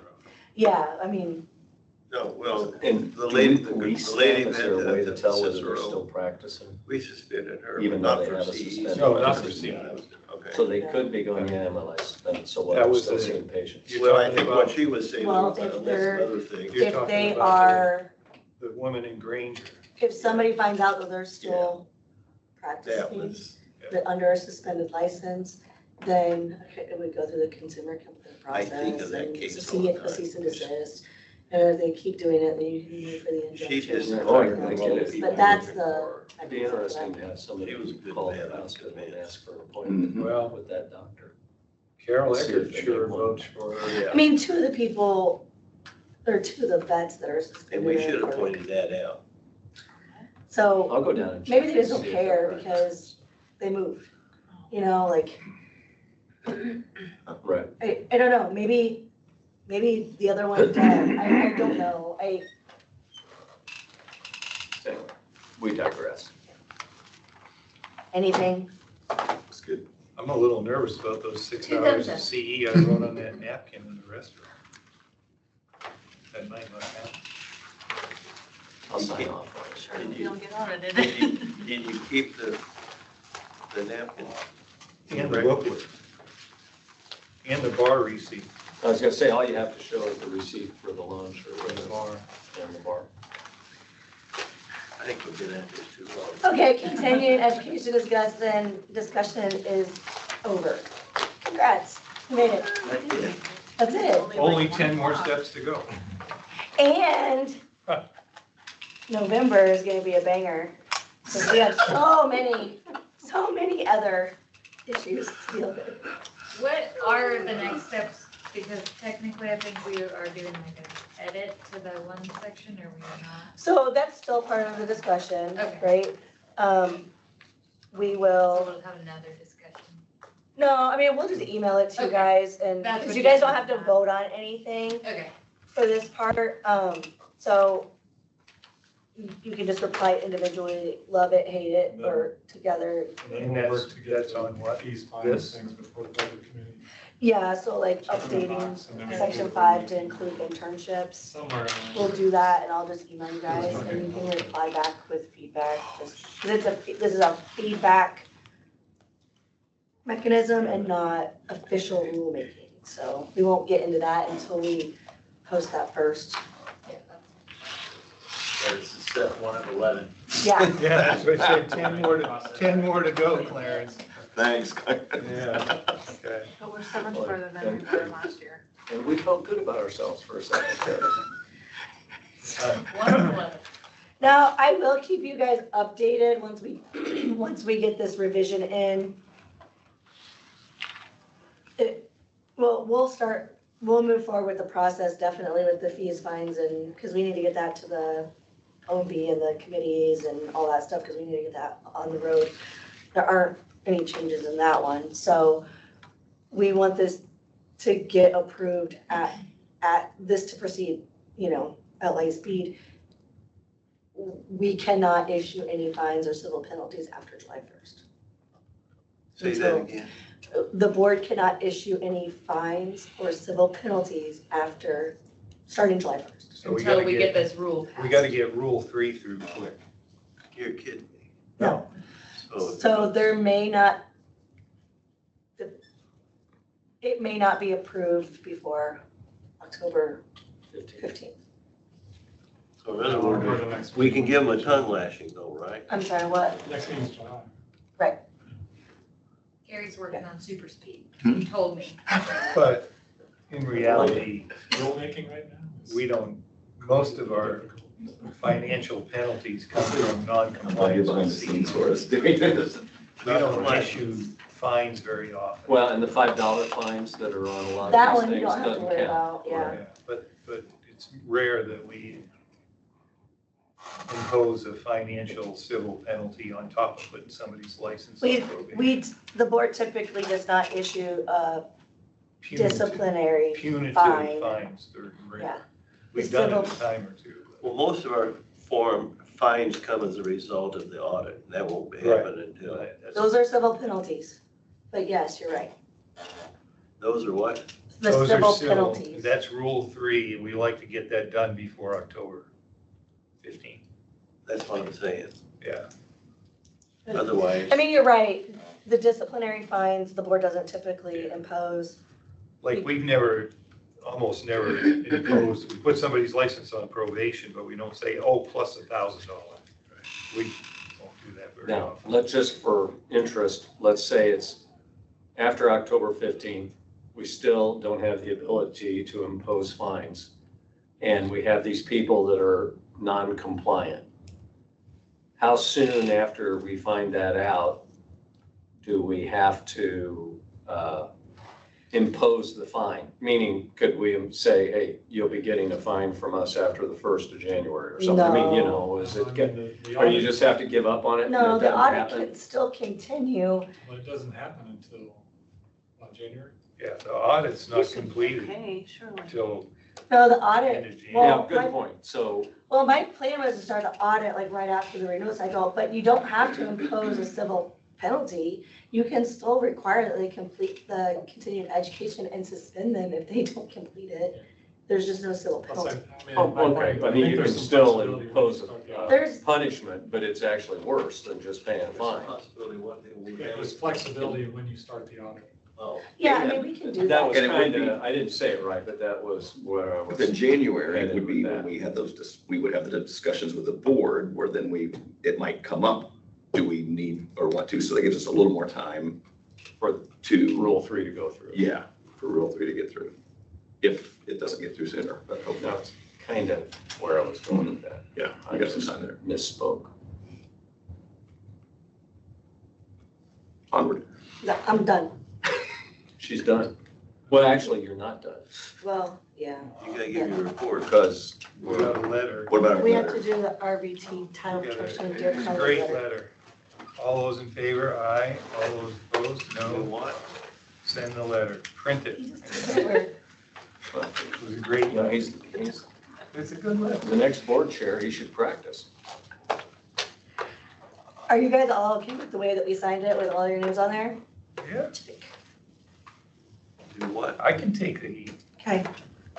The letter So I just wanted to clarify, I'm not trying to be annoying, I promise. Let me reread is it. going out to the all veterinarians Hey, about not back using that in tag. the day, you had veterinary technicians What did I and miss? registered veterinary technicians. Or you would This is say under unlicensed discussion. veterinary technicians. Oh, So I what this read letter is saying, correct, that That was 2 we days can no ago. longer say technician of anything with technician in it State Farm. unless they pass their boards.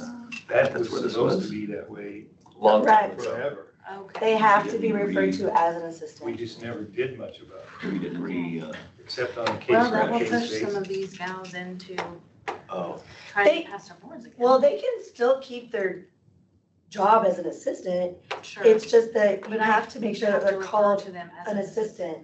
And even on your website, they have to be called veterinary assistant. Okay. On their name tag, it has to be veterinary assistant. You know, we used to have a few people pop in for that every now and then. The RVTs were pushing for this and dealing with It's not this part of that. forever. It's not part of Because this. they I were know. like, we're not recognized as I can't get there and go going back. through school and pass the exam and taking the time to get our license. And all these hospitals have lay people on the job trained, running around calling themselves technicians or tech. And we, like Natalie said, we disciplined a few for doing that. But they usually got brought to our attention for something else. And it was in addition to. Yeah, because I think a lot of them were the ones coming here for test retakes, because then Yeah. somebody would go to their website to look it up and they're listed as vet whatever, and we're There we go. like, by the way, And they were, and some of them were license renewals. yeah, license renewals and then, or applications. There were quite a few that came in on application too, because they would have gotten a job and already They'd ask them on your listed. application, what have you been doing? Oh, I've been a vet tech at Seymour Animal Hospital. Well, no, you haven't. Because I don't allow that to be said. Yeah. Or not, so you haven't heard that. But when we first were doing, Do not embarrass me. I mean, it still goes on in most hospitals. They call everybody a tech.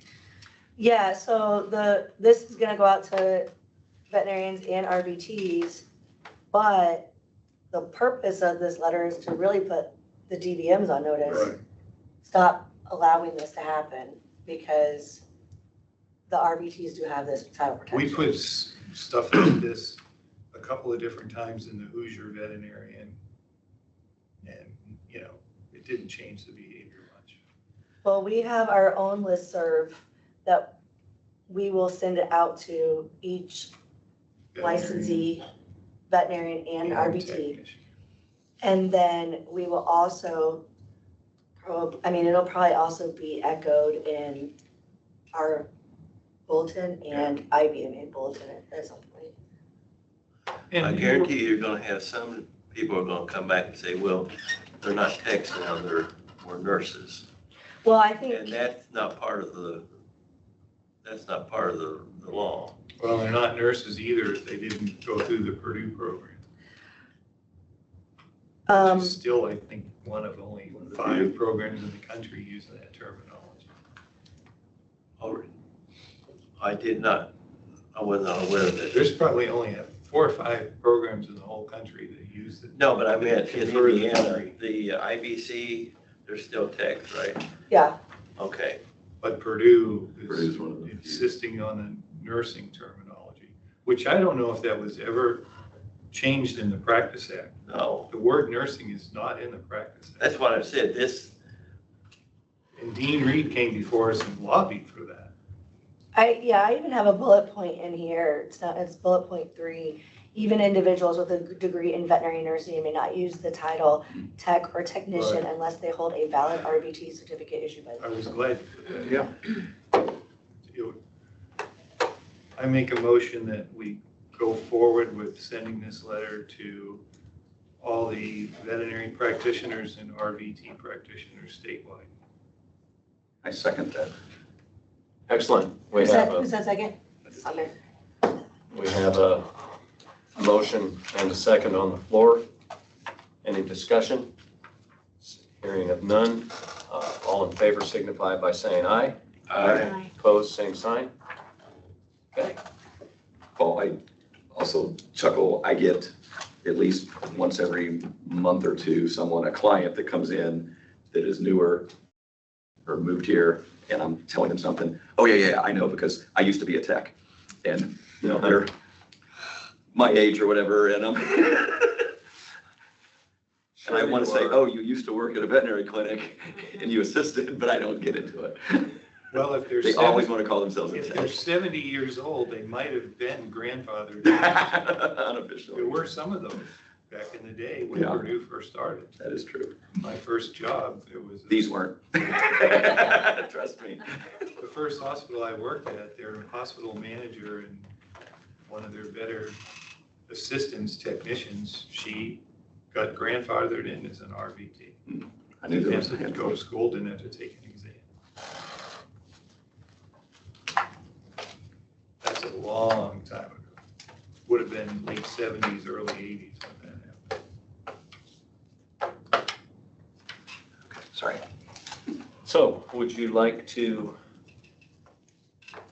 give your director's report? I would love to. Awesome. Should listen to every board meeting after reading all those scripts. Yes. Not today, though. Welcome. Yeah, thank you. Okay, so for the last quarter, we've had 10 official complaints, although 7 of those were the RVT audit suspensions that were officially put into litigation and assigned a number. No summary suspensions or C&Ds, no order to show cause, which would be an order to show cause filed by the AG's office. Proposed settlement agreements, none. Well, late notice ones, no motions to dismiss. Post discipline, we would have 1 personal appearance and 1 order to show cause, which was removed from the docket. Consumer complaints filed by me, 4. 1 or 2 of them were for standards of practice issue. One of those is actually employing an unlicensed person. So since the veterinarian is not actually unlicensed, I put it under a standard of practice because you should know that your veterinarians should be licensed.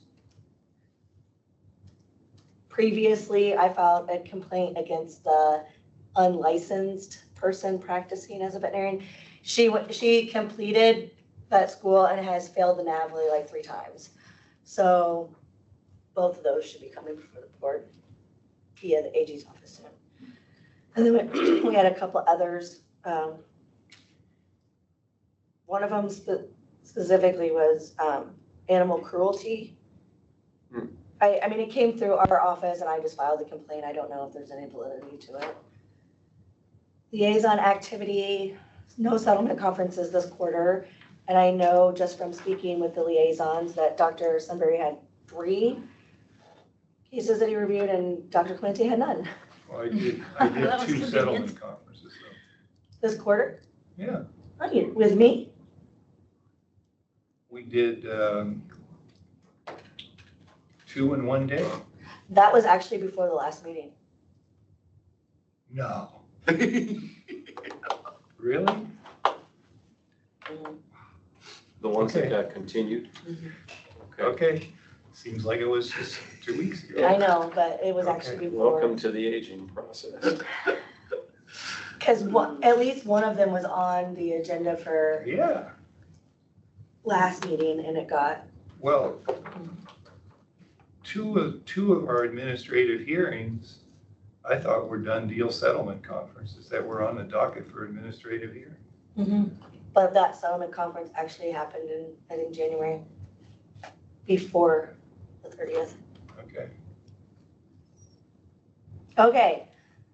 Applications, and we're just I mean, these numbers are basically the same as every quarter, with the exception of the pending, at least the pending DVMs. We have like 29 that are just May graduates that are just gonna sit until they graduate. Nothing I can do about those. How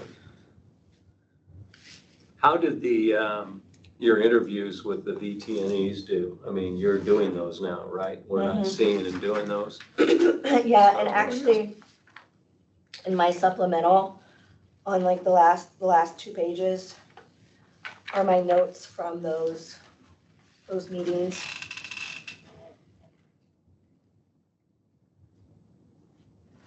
If you guys want to look at those later, just the questions that were asked. One of those was a veterinarian who had to go through an actual appeal process with the IVCA to take the NAVLE for a 6th time. And I don't think he will be able to take the NAVLE again if he fails. Oh, that was a new vet, basically, young vet? Well, I mean, a newer graduate who hasn't actually passed the NAVLE, 6 times? requesting to take for the 6th time. It's pretty tough, struggling all the way through veterinary college and then Well, not and able to get licensed. Well, in his defense,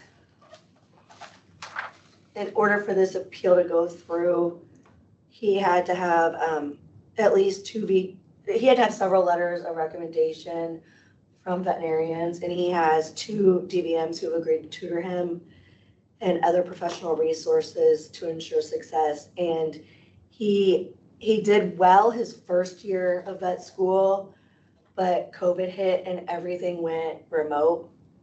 And then he struggled with that because of the lack of I hands-on understand that. during COVID.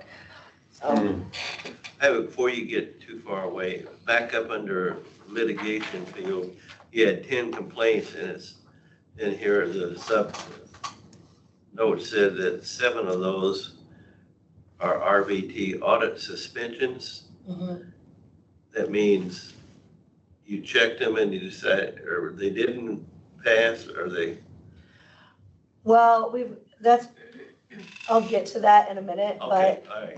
when they're suspended, you go ahead and open a litigation file on them and create like a cause number, and it becomes a it's part of that formal process. Okay. But they didn't have their CE, is that it? Right. Okay. All right, thank you. Active DVMs, we've got 2,928, which is really 29, because I know I approved one yesterday. So we're moving on up with those. And then, does anybody have any questions on these numbers? So RVT audit update on February 14th. I suspended 7 RVTs for audit noncompliance going through that process. 3 of them have been reinstated, and 1 of them was returned undeliverable.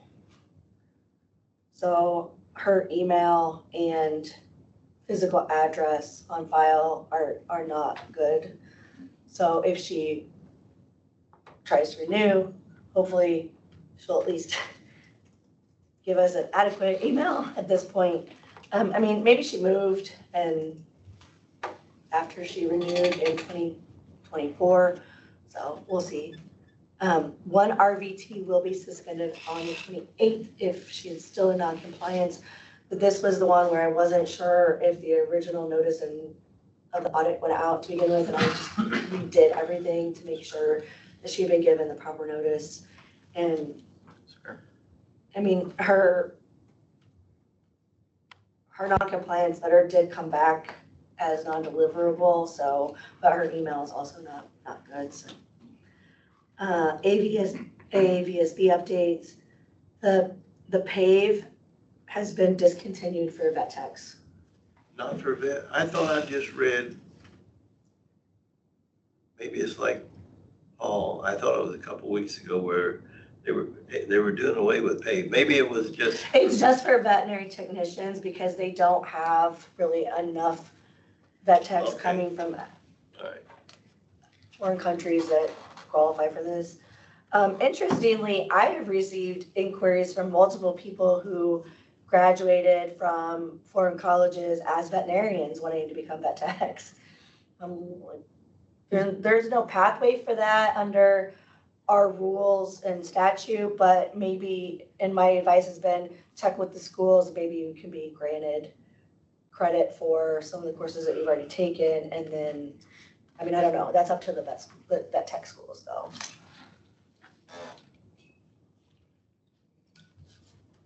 I don't have this on the report, but I did attend 4 days of AAVSB conferences in March. It was really a really good experience. The first 2 days were for board directors only. And you meet the people that you talk to on a regular basis because we do share information. I was sharing my file of just for the licensing or for the fees, fines and civil penalties and continuing education, just my notes and different research that I've done just on those. And it's like, it's just, you keep scrolling, as you know, Dr. Rodenbarger. And this is massive. Yeah, I mean, this is research that I'm getting with the help of these other jurisdictions. And so to meet these people, put faces, get to know them personally, that was a really good experience. And now I know I can reach out to, Michelle in Kentucky and Nancy in Mississippi and say, hey, what's going on out there? I learned a lot about other jurisdictions and the board complaints that they get. Everyone I met there, their board does their own investigations. I was telling you guys about that. No, There may be other jurisdictions. When I went years ago to the ASVB, that's what I found out. I said, we are so dang lucky. And I do say that lucky. 'Cause We are. Some of them meet monthly. Somebody told me they meet Wyoming meets weekly. weekly. Their investigations teams meet weekly. Now, you may not be, individually, you may not be meeting weekly because your group doesn't have anything to discuss that week, but they are meeting weekly based on their investigations. There are states like California that just to talk to their attorney general's office, costs thousands of dollars. So we are very, and I mean, they prosecute their own cases, they investigate and prosecute. Now, California also has 45,000 plus licenses that they manage. So thankfully, that's not us. But yeah, I think Oregon even has to pay for their attorney general working on their cases. So you got a taste of the number of cases that you got? Imagine if we had to actually investigate those instead of the attorney general. Yeah. Because that's what I heard when I was at that meeting too. I was like, and they would have like 4 people on their board just to do investigations. Veterinarians. Yeah. Yeah, they're veterinarians doing it. That's what they did. And these are still volunteer positions? And practicing. As far as I know. Now, Sounds some jurisdictions have veterinarians on the board or as like their board director, and they hire former or retired police officers to help with some of their investigations. So then you have the DVM board director and an investigator and maybe an RVT or some other assistant, and that's, you know, maybe a smaller jurisdiction. But yeah, I think the way that we do it helps with keeping all of you separate from that investigation, even if the liaisons touch on review of some of the stuff. One of you may have to be recused during a hearing if it went to that, but otherwise, I mean, I think, and it keeps the emotion of wanting to fix the practitioner as well. I heard that was one thing that the board directors did kind of complain of, is that these DVMs want to go out and just teach and like remediate, when that's not really the point of that board. So it was neat to learn about it. And then we also talked about the Colorado VPA, that The assistant position. Yeah, it's intermediary the position. mid-level practitioner. And in your supplemental packet, it is the president's message from the AAVSB on what they have decided to do to assist Colorado, okay? Where's that at? It's the supplemental report. And it's on page 1 of that page, yeah. I don't know why that started that way. I don't have that. But it is, the 3 components are gonna be education, helping with education, examination development, and credentialing. They had options to do nothing at all, but Colorado is a board member, or a member board. And in order to help Colorado with this new credential that is being forced upon the board, they're offering their experience and assistance with the education component, the examination component, and the credentialing component. And then if this becomes an issue in other jurisdictions, then they'll have that piece available to assist other boards. I know that there is, it hasn't been brought on in the same way as Colorado, but Arkansas has one person who has petitioned their General Assembly to put this forward for Arkansas, and she is in school now. So that's all I have on it. Arkansas is trying to get a veterinary school, correct? They are getting 2 veterinary schools. Yeah, that's what I thought. Well, I think they are. I talked to John Scammahorn. I think Jonesboro will happen, the one down in Little Rock. I think there's a money issue with the state, but who knows, you know? So their board was actually disassembled. I can tell you about it offline, but I met their deputy state veterinarian, and they have a lot of interesting hurdles that they have to jump through with the way that they're board has been kind of disassembled, and it would be as if you guys were removed and then BOA just took over doing everything here. That doesn't surprise me. I am I forget the terminology. I have an Arkansas license, not active, because I never ever want to go back there. But anyway, the Colorado and then Arkansas, is this because they got a lot of rural areas that are not getting enough help? Well, I know Colorado has a entity that is pushing the mid-level practitioner. And like in the same way that they are pushing mid-level practitioners in other disciplines. And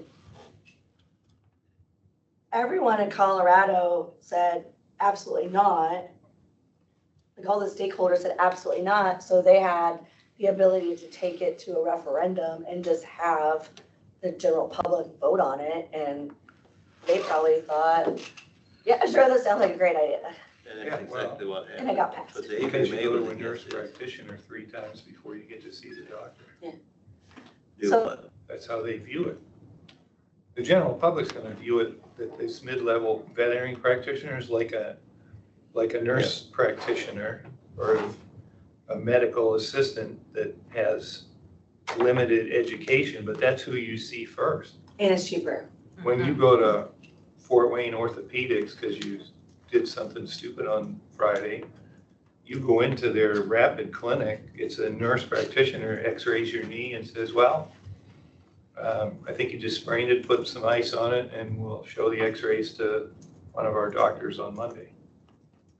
Have a nice weekend. That's what you see. Unless it's really bad. There are limitations though to the Colorado VPA, like no control, I don't think they can prescribe controlled substances. They can't do surgery. And there was something else, so I'm not really sure exactly how helpful it would be to anyone. Well, there's something going on in human medicine right now. Physicians' assistants have limited prescribing in Indiana. That's right.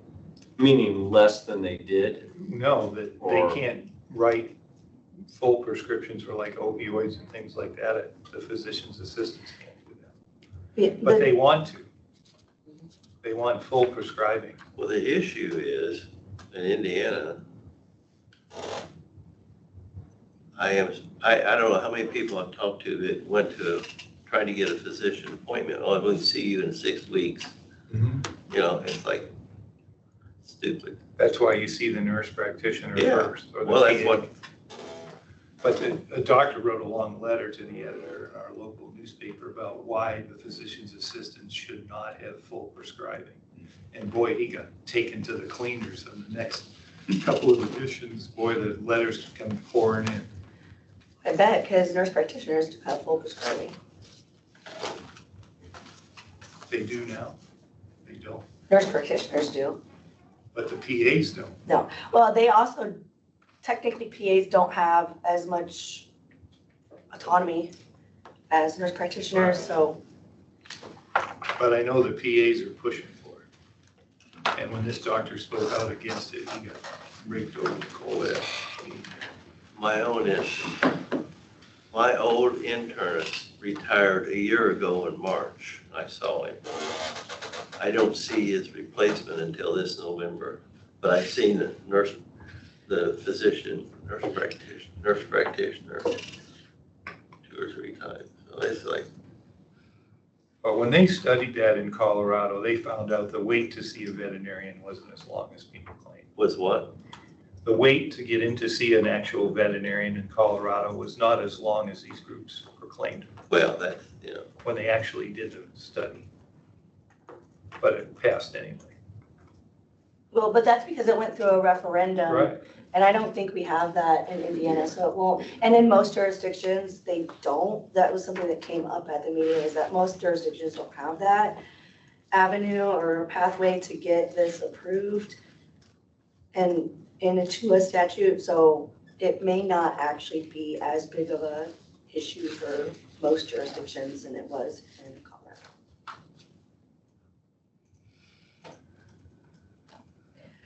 Moving on to the legislative update.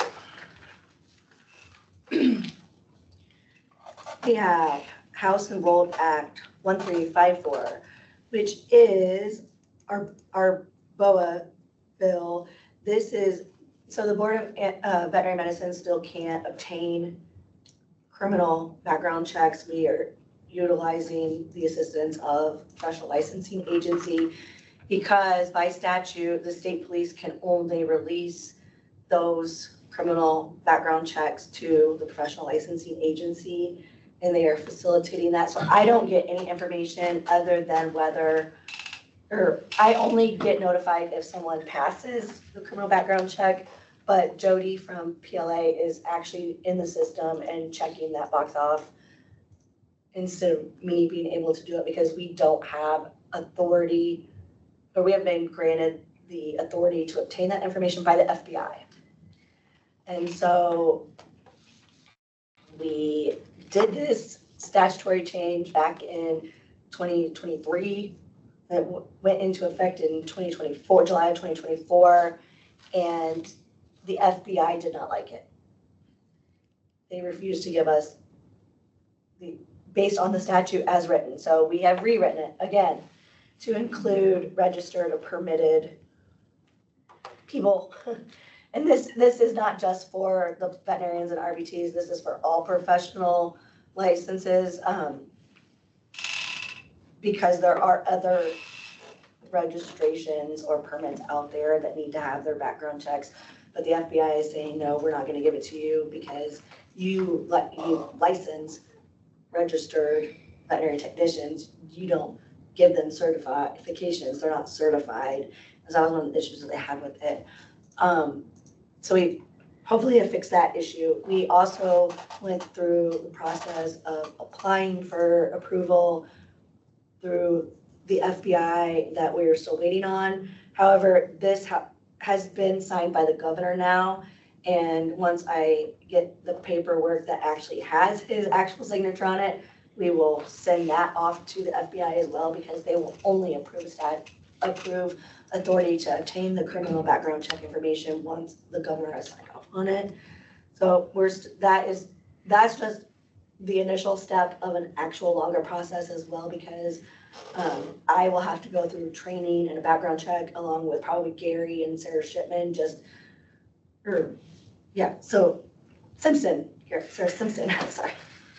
Dr. Shipman can also attend the training if you would like. But that is all in order to learn the system and to get specific training on the FBI's release of information.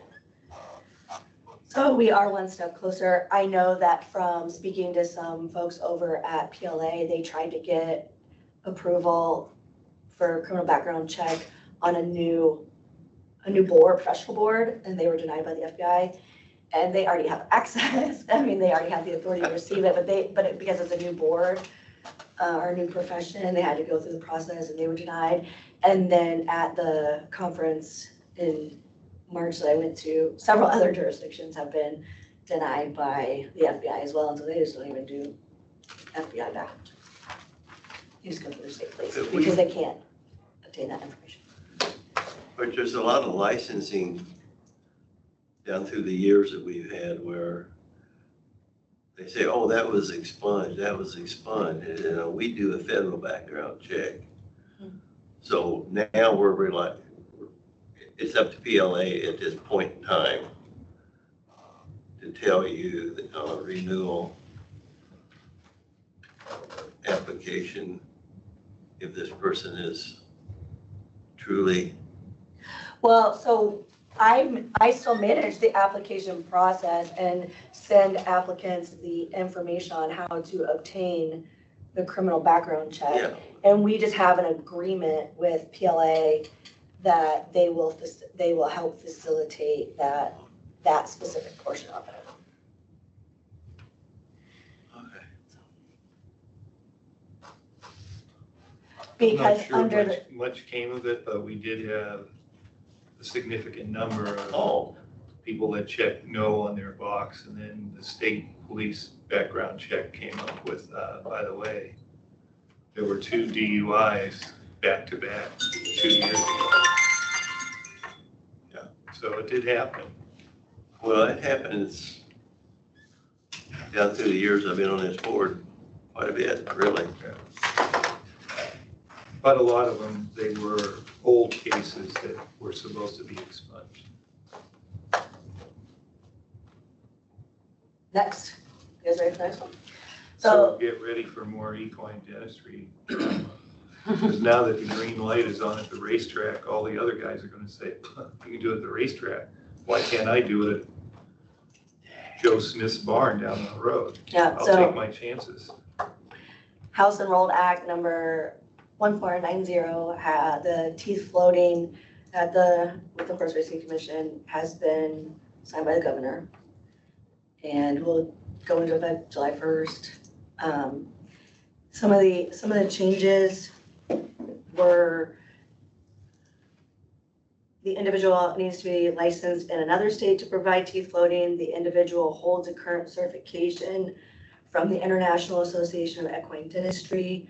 The individual holds a current certification from the Equine Dental Providers of America, or the individual provides at least 5 letters of recommendation. Or, that was the key. What? Or. Yeah, it's not it's and. or. One of them. Right. Well, sorry, yeah, but if they meet one of the following, yeah, so. But the or was. It is an key. or, yeah. Well, Because it went back to the original wording, which was all you need is 5 letters. yeah, that was negotiations. I was talking, John Scamahorn was at that hearing.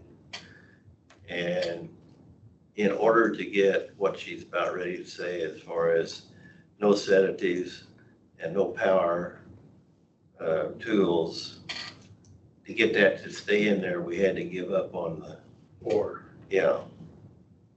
But it was 4 good old boys, or, 5 good old boys can say, yeah, you can do that. Then what I heard, this goes all the way back to the crossroads. Those horses, a lot of them do not stay on the track year round. They're there most of the time. But what they admitted to was, yeah, we'll take them out. We'll take them off the track and we'll go out to this barn in the countryside here and get their teeth floated, So it was going on all along. And the Horse Racing Commission said, oh no, they have to stay there because we don't want those, we don't know what they're doing to those horses because it's parimutuel betting and but it was going on. So.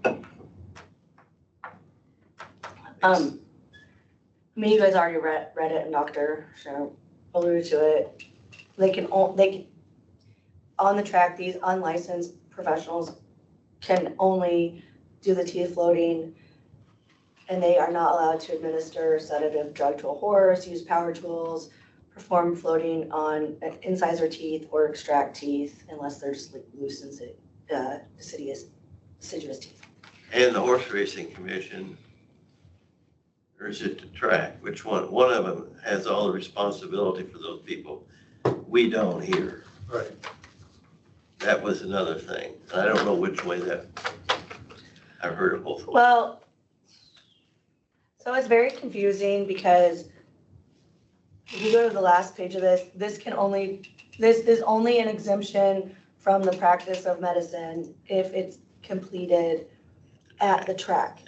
The license that track is, or that the Horse Racing Commission is issuing, is just allowing these people that meet these requirements to come onto the track to do this. They're not being given any type of license to perform. They're just being allowed on the track for this purpose, which even if this board said it was okay and that you're gonna exempt it from the practice, they would still have to have that license. I have not reviewed it yet because I had so much other stuff to do, but Kentucky has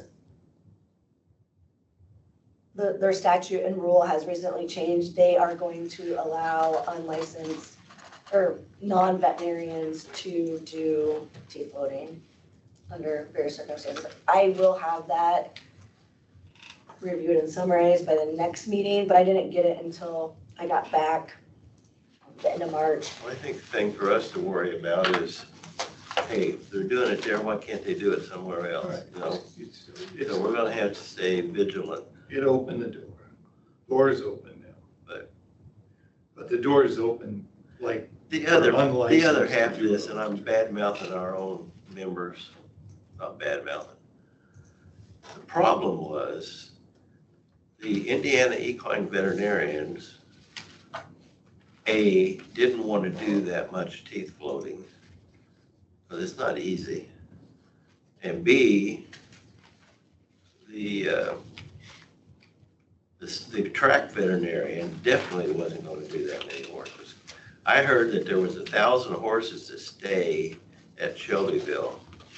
I have no idea I didn't know that they had that much space down there. But anyway, I got involved with this.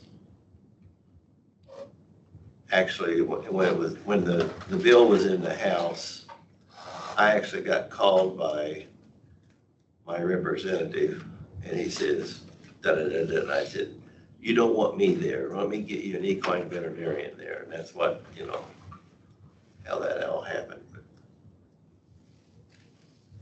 that's more excitement than I. Well, I won't cut any more magazine articles out. But there's gonna be a lot more of them now, because people will interpret this as all bets are off. If they can do it at the track, I can do it in LaGrange. It'll happen. We just have to decide, do we really want to prioritize trying to chase these people and issue cease and desist orders? Because I'm gonna predict within 5 years, we'll be like Kentucky or Oklahoma or Texas, it'll all be late people doing it all. There was one thing in that bill that they could pull deciduous teeth in the Loose. incisors Yeah, or something. wolf teeth, Wolf teeth? yeah. Okay. But it's only a matter of time. Oh, I agree with you. But I can tell you one thing. Good luck. How many guys really want to hand flow teeth? That's what I'm saying. I did half of How the many a mouth. day do you wanna I had do? half What's of the that? horse's How mouth. many a day can you do without taking a nap? 3 or 4 I is mean, all. That's work. It is. It is. I would say that sadly, the equine veterinary group, they're pretty much priced themselves out of the market. They only want to do power floating, and they're doing really, really quality work, and they want to get paid appropriately for it. But these folks at the track, they just want them smoothed off. I mean, so that they can still run and not fight the bit and do well. And that's just because I was talking to the guys at the meetings, the ones you're talking about, and they're just They weren't willing to do it that way. And they said, well, we could go out there, we can be there, but they weren't meeting properly in terms of what the consumer wanted and what the professional wanted. And so they had all these people that were willing to do it the way they wanted and for an economical price. I think it was like $50 or something, or 90 or something like that, was what they were throwing around. But I only remember back when I was young and in good shape in vet school, Fessler let me float a half of a mouth. I mean, you're working above your head. I mean, it's hard work. Who's doing them for $50 and $90? That's what some of the stuff going around. The unlicensed. Well, the only part that I find hard to handle is that, I mean, these are a bunch of nutty standardbreds that trying to float those teeth awake on those horses. I mean, that's craziness. What are the veterinarians charging that are coming out and sedating and power floating and all that? What's the average? I would imagine several $100s. Yeah. They're probably, Yeah, they're probably 3 times over what the cost would be to have these veterinary dentists come out and smooth off the teeth a little bit. Well, at least we got the chiropractic. Well, that was the other thing that, this is why this is written the way it was, is we got the chiropractic out of the bill. So they can't do that. So there was some give and take. In that Senate hearing, there was some definite give and take. Yeah. And it was, Well, the good news is we don't have to deal with it. For now. But we're gonna have to decide, I mean, are we gonna chase down off-track, non-licensed? we don't do any of that. Well, we've done some. Well, it's up to, We've done some cease and it'd be desist up to orders. this guy's staff over here and running around out there, you know. Ryan, bringing it's charge Scott. in. Well, I mean, it would be the AG's office. Well, they would say, yeah, it needs to be investigated, that's what I'm saying, it would be his office that would end up doing that, wouldn't it, or not? We don't investigate that. No, they don't, Attorney that's General's always- the Attorney General's. Well, but Now- these non-licensed veterinary dentists or non-veterinary dentists they're everywhere. I mean, Right. they're doing dentals in Northwest Indiana, Northeast Indiana. I mean, they're all over the place. This is not just gonna spread from that southern track. I mean, But guys They're that are pervasive. trying to do it on the down low are gonna just, at this point, they're gonna think, well, no one's gonna enforce this anymore. You can do it at the track. I can do it on the farm. No one's gonna chase it down. Because we had issued a handful in my 15 years, maybe 4 or 5 of these cease and desist orders. How effective they were, That's another issue. but the last time I went to Yoder's in Shipshewana and bought meat, I told my wife to put the magazine, Put it down. For you. don't show it to me anymore. So the only other thing I had on my report was the opioid CD for controlled substances. We already talked about that, so. okay, thank you. Thank you. Thank you, thank you. Doctor, would you like to give a report? Sure. Glad I could make it back. Well, your timing was impeccable. Right, yeah. The timing of this meeting is just coincidentally lined up with the governor has an all-agency head meeting every other week, so, and it's over the noon hour, so I had to pop down and do that and then come back. But, as you can imagine, most of the quarter, a lot of focus was definitely on high path avian influenza. We are, knock on wood, hoping to wrap up and close some of those cases, get some of these sites restocked in the near future. In our Jay County flocks, most recently, we approved the restocking of one of our large pullet sites. So that was end of last week, so that was 1.3 million birds. We environmentally sampled this site, that's where I was this Tuesday, which is 3.5 million birds, and then going down to Jackson County next week to hopefully get them environmentally sampled and then restocked. So that's the very tail end of that whole process. We go in, we swab between 100 and 200 surfaces per barn, and have run PCR on all of that to determine if we can find virus. If we don't, if we do find virus, that's okay. We send that out to NVSL, National Veterinary Services Laboratory, to determine if that virus is active or not. So they inoculate chick embryos. And you swab surfaces? Yes. So after they've cleaned and disinfected the entire barn, we want to go, did they clean and disinfect well enough? Because that producer is actually getting paid to do that step by the USDA. USDA is pretty hands-off. And this is a depopulated barn, right? Correct. Okay. Yep. So one thing we've been tracking is how long it takes these farms from detection to restock approval, to see what that looks like. One of the fastest ones we've had so far is actually this layer, the pullet facility, so young layers.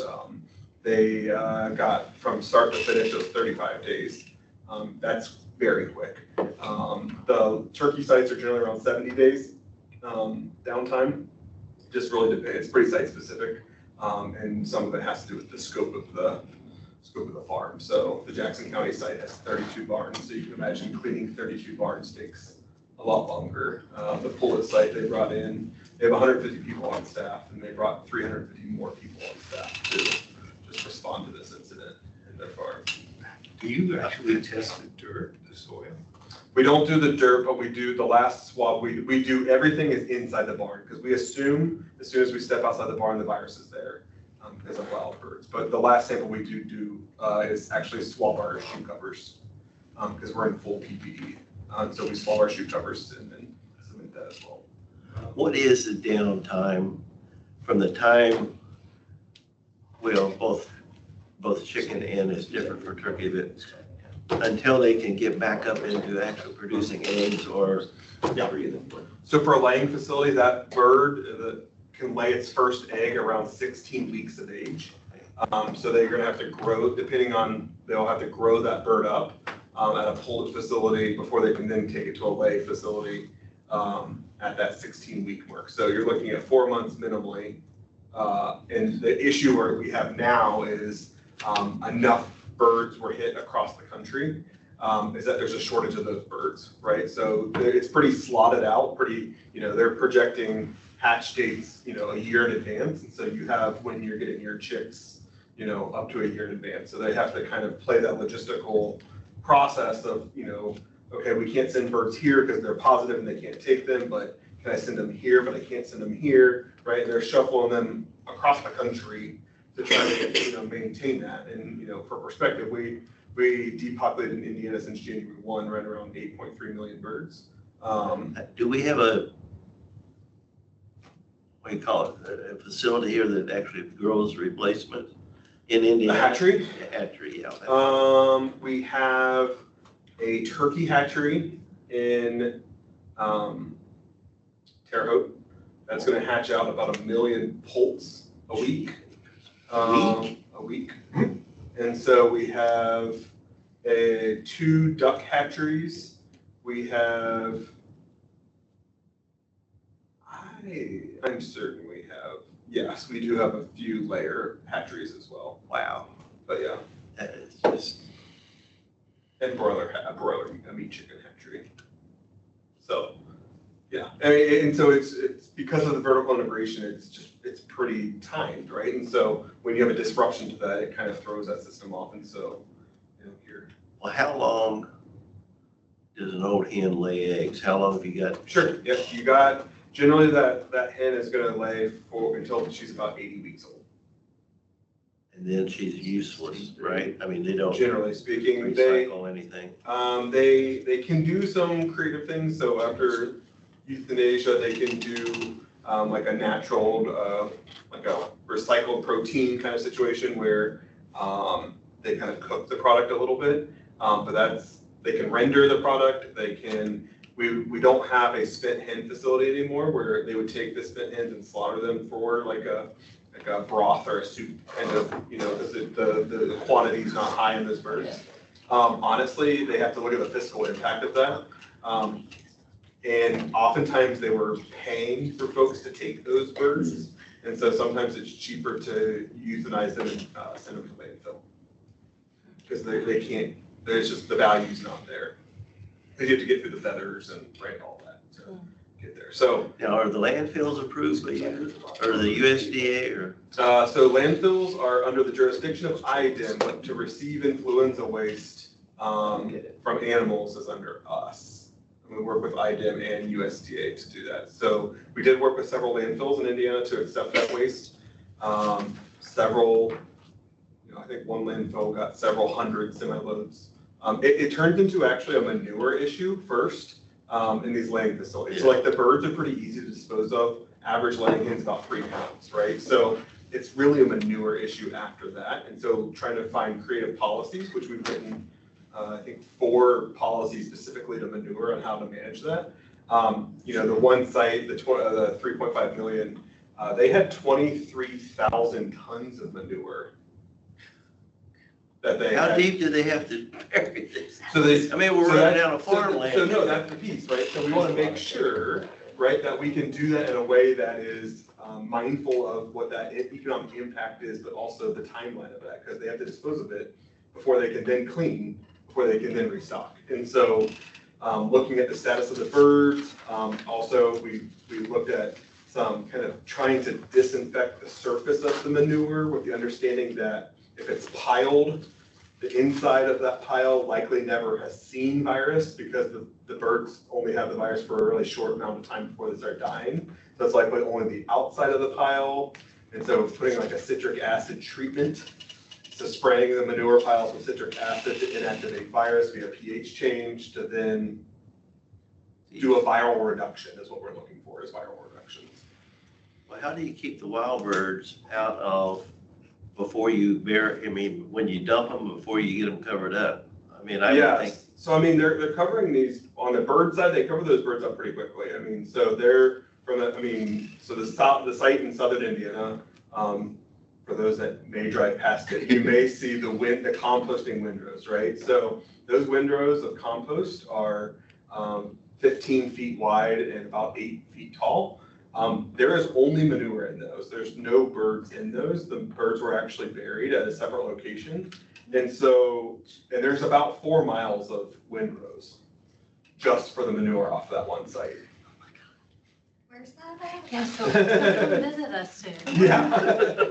And so, but it's already been processed, like we released it, it'll be land applied as like fertilizer, and it falls under state chemist law then, when it starts to become land applied. But they take temperatures on it every day for 30 days to determine that it's meeting the correct temperature to inactivate the virus. So it has to reach 131 degrees for 72 consecutive hours for it to inactivate that virus. So all of that gets monitored on all 4 miles of that compost windrow. I mean, this recovery process sounds so involved and well thought out and all of that sort of thing, but what about natural recurrence? I mean, this all happened, and what's going to keep it from happening again? Sure, absolutely. I think this year we were at particular risk because our sandhill cranes were quite susceptible to it. And DNR even reports we've not seen them as this susceptible to the virus before. So we had mass die-off of a potential host species. And so DNR reported around 1,500 sandhill cranes died as they kind of migrated across Indiana. And there was already a die-off event reported of sandhill cranes in Tennessee before they got here. So we lost a ton of them. But I think the point that you're probably trying to get to, which is a national conversation, is what does vaccination look like in these animals? Yeah, and so with that, it's a delicate topic that we navigate, right? Because right now, most of it is hinging upon our current trade agreements, right? So it's in that political science space, not in the science space. So the political science piece, under our current trade agreements, not that they can't be changed, under our current trade agreements, they would estimate if we started vaccinating, we would lose around $6 billion in exports every year.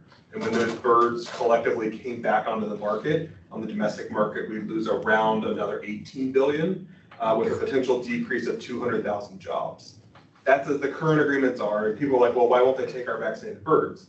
Well, we didn't take theirs because they have vaccinated and we wouldn't take them into the US. And so I think there's a pathway that they could have those conversations. The issue is it's our egg layers because of the length of span in which they're alive. There's 80 weeks. And the number of birds on one site that would really benefit from a vaccine, they're the ones who want the vaccine. However, our primary export is broilers, meat chickens. And they're generally only alive 30 to 40 days. Which doesn't allow for proper immunization. Monday I was talking, I heard a discussion on asbestos, on the vaccine issue. And she was talking about Europe, and specifically Germany, protecting their agricultural people. In other words, if they can keep our birds out, they have a ready market already, their own domestic market. I mean, it made more sense than anything. I've always heard, the export problem, but never understood what that meant. Yeah, so one of the big exports of, well, I say meat chickens, but it's actually their feet is one of the main exports to Asia right? I mean, that's a huge delicacy in China, is broiled chicken feet. And so that's a huge, they call them chicken balls. And so like that piece in itself, right, is, because otherwise that's not an added value. If they don't take it, what are we doing with it? Probably nothing, because we can't really bring that back to the domestic market to much advantage. And so it's that conversation. If we look at France, who has vaccinated as kind of a model because they vaccinated their domestic ducks that they're raising on farms, and we also have a lot of ducks in Indiana. So the thing we have to keep in mind is the vaccine doesn't prevent introduction, right? So the fall out of the sky event, the risk from wild birds, it doesn't prevent that. And we follow their similar model, we're still depopulating those birds if we find them, right? So in the poultry population in the United States, around 80% of our cases are fall out of the sky point source introductions. Only about 20 of them are lateral spread when it's moving from farm to farm, right? So like Adams County, there was some lateral common source spread there. We got so much virus in the environment, it just kind of spilled over from farm to farm in that community. Jackson County up to Jasper County, that was that point source introduction from the risk of wild bird. And so the vaccine wouldn't have prevented any of those from being introduced, right? It could have helped in Jay County and Adams County decrease the viral burden and decrease the amount of virus they're shedding if they were to get sick, and potentially prevent it from going from farm to farm in that community. So it's really weighing that cost benefit analysis. We think vaccine can be a good tool to have, but it's not going to be a silver bullet, right? And so, we're supportive of USDA continuing to fund the research into what does it look like to implement a vaccine strategy in poultry in the US. We're not there yet. I think where you could get further is actually an influenza vaccine in cattle, in dairy cattle, because conversely, most of the influenza cases in dairy cattle have been lateral spread. So we've only had, that we know of, 3 total across the country, 3 total point source introductions. Cows falling from the sky. Pretty much. And then the rest, right, cow to cow.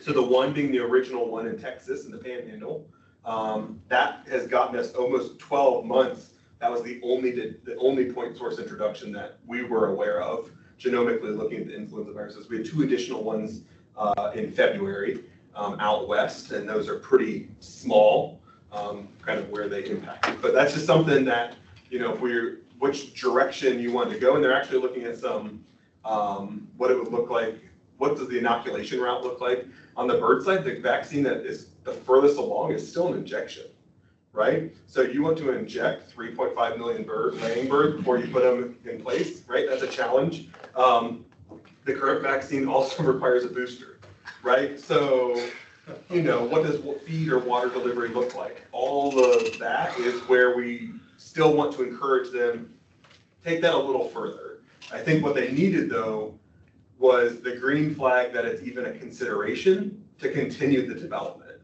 right? Because if it was the routine answer, which we've had for decades, which is hell no, we're not vaccinating birds, then what's their incentive to continue the vaccine development in that space? So they are going down that route. They are also actively pursuing a vaccine for dairy cattle.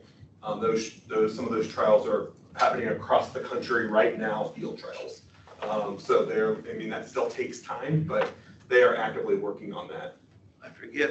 I just read recently, I forget what state it was in, they actually, they said, unpasteurized milk is dangerous for H5N1, whatever.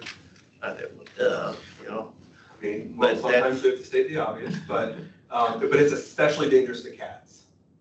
Cats are succumbing to this H5N1 virus pretty rapidly when exposed to it. Now, folks usually will jump to, what if my cat's outside and it exposes itself to, say, like a paradomestic bird, like a cardinal blue jay sparrow, right? That risk is probably not quite as high. Having contact with wild waterfowl, okay, then we're increasing our risk with that, but really on these dairy farms is the highest risk.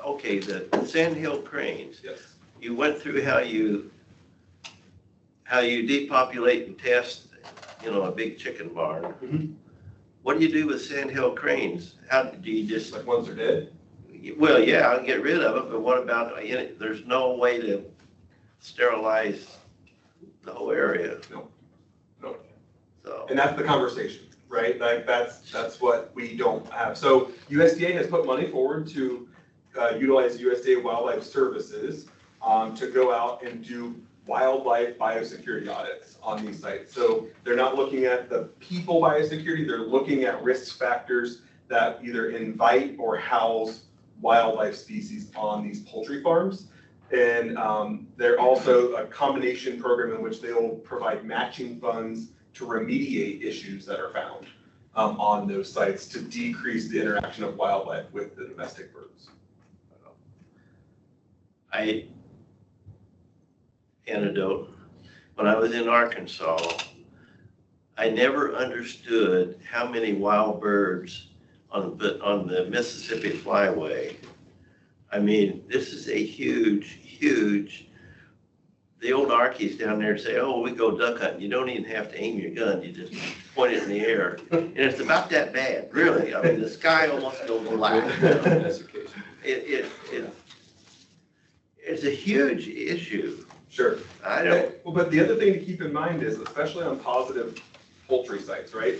We want to look at all paradomestic species. So one of our sites actually had a detection of influenza in a house mouse on the poultry farms, right? And so if we look at some of the conversations in Washington State, as well as our neighbors in Ohio, Ohio just had a re-break. So they had a positive site that went through the entire process. They had new birds for 2 weeks and got it again. So we have to step back and figure out what is that. The current thought is it could very well be rodents, right? So they cleaned, the facility was appropriately cleaned, but if it was either in or on the rodents and they circulated back into those barns, they could have re-exposed the. So the thought there is the migratory process is over, so it's not birds flying by at this point, so it has to be something on the ground. Correct. That's the most likely, right? Or we have to consider it. And what they can look at is the genome of that influenza. Usually once it jumps to mammals then back, it picks up a few extra SNPs in the genetic code that they can tell that it jumped. Where are these, this all tested at Ames, Iowa, or where are they doing that? So the initial testing is done at the Indiana ADDL at Purdue. Okay. And then any confirmatory testing is done at the National Veterinary Service Laboratory. I mean, all these other states, do they have the diagnostic? So that's through the NALM system, the National Animal Health Laboratory now. Yep, so which allows them to do that first one. Absolutely. Do we pick up those 1,500 cranes? So that's actually a very, very common question, and generally the answer is no. They want, they don't. Do they pick up or dispose of those Oh, cranes? okay. They generally, the answer is no. DNR doesn't have the resources to do it. If someone wants to, we can work through that process of what that looks like. We encourage them to wear gloves or respirator, right? We don't want them to get influenza themselves from these cranes that succumbed from the virus, and then how to properly dispose of them. That also safeguards. The big thing is what Goose Pond, they have Goose Pond and has a lot of migratory bird watchers and might be like Sandhill Crane Days or something like that. So DNR did a campaign effort encouraging folks to stay on the marked pathways. They actually had folks there to like move dead birds off pathways because they're literally just falling over dead, right? I mean, it's pretty terrific, you know? And so, yeah, but yeah, generally speaking, they're not picking those up. We had one down in Jackson County, a homeowner called us, and she had one that just died on her front porch. And so we walked her through the steps of, removing that, because if it's on a public roadway or, on a sidewalk, we don't want that public exposure to that virus. But if it's just a field, generally they'll say, just kind of let it decompose. Okay, looking 5 to 10 years down the road, how much worse is this gonna get, or better, or whatever? Do you have any insight? And we've been at this virus the world has been at this virus for about 5 years right now. The US has been dealing with it for 3 years. I don't foresee it going away. Well, that's what I meant. I think right now, that's why you're seeing a lot of money being invested. And there's into what that next step looks like. And also a lot of people have concern about it being in birds, okay? A lot of people have a lot more anxiety about it being in cattle. There would be additional anxieties if it went to humans to any significance or pigs, right? Because their respiratory tract is very similar, the receptors to humans. That's why. So I think those are kind of those next pieces. You that we'll mentioned watch. cats. How many cats in Indiana? No cats in India. But we also, so as of today, we just actually released our first round of dairy surveillance in Indiana. So that first round of dairy surveillance where we surveilled 100% of our grade A dairy, cattle dairies in the state, we did not have any confirmed cases of influenza in Indiana's dairy herd. So we have to repeat that 2 more times to have 3 consecutive negative tests, so that we can declare ourselves free in our dairy herd. And that's quite a lift because, that's 700 to 800 samples that we're processing.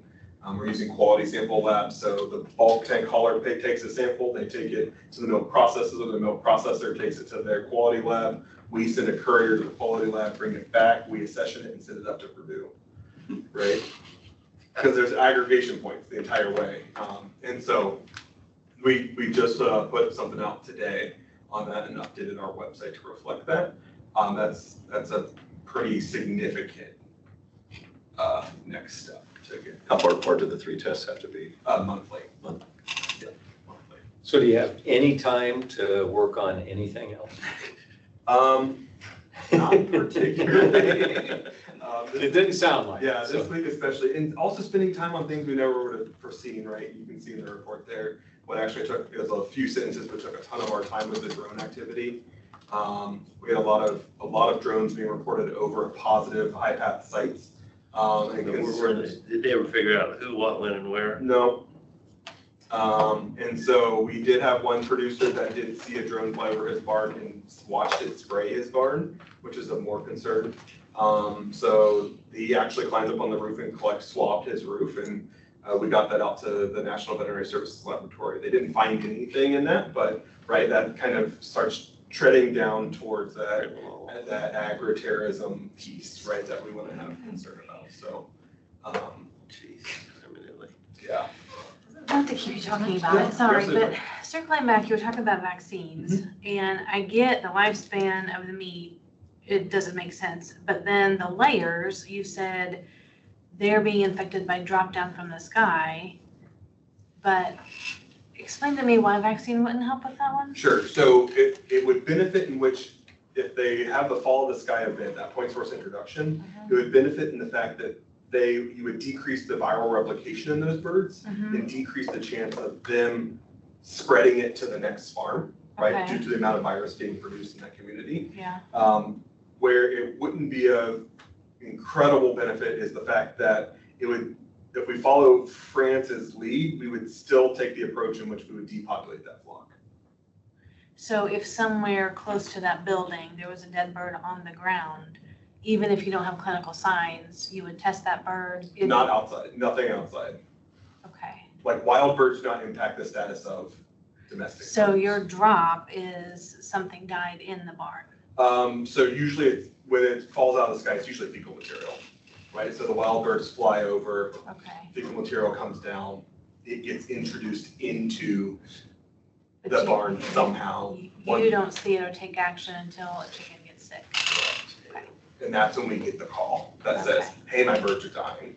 And And what, everybody has to go. and then everyone has to go. If you vaccinate the broilers, will they get sick from, not from the vaccine, but if they're exposed to the virus, will they get sick? They will, they just, What I'm saying is, then, if you don't know you've got it and you get more in there, what's the possibility of passing it on to the next? so yes, they will get sick. They are susceptible to it.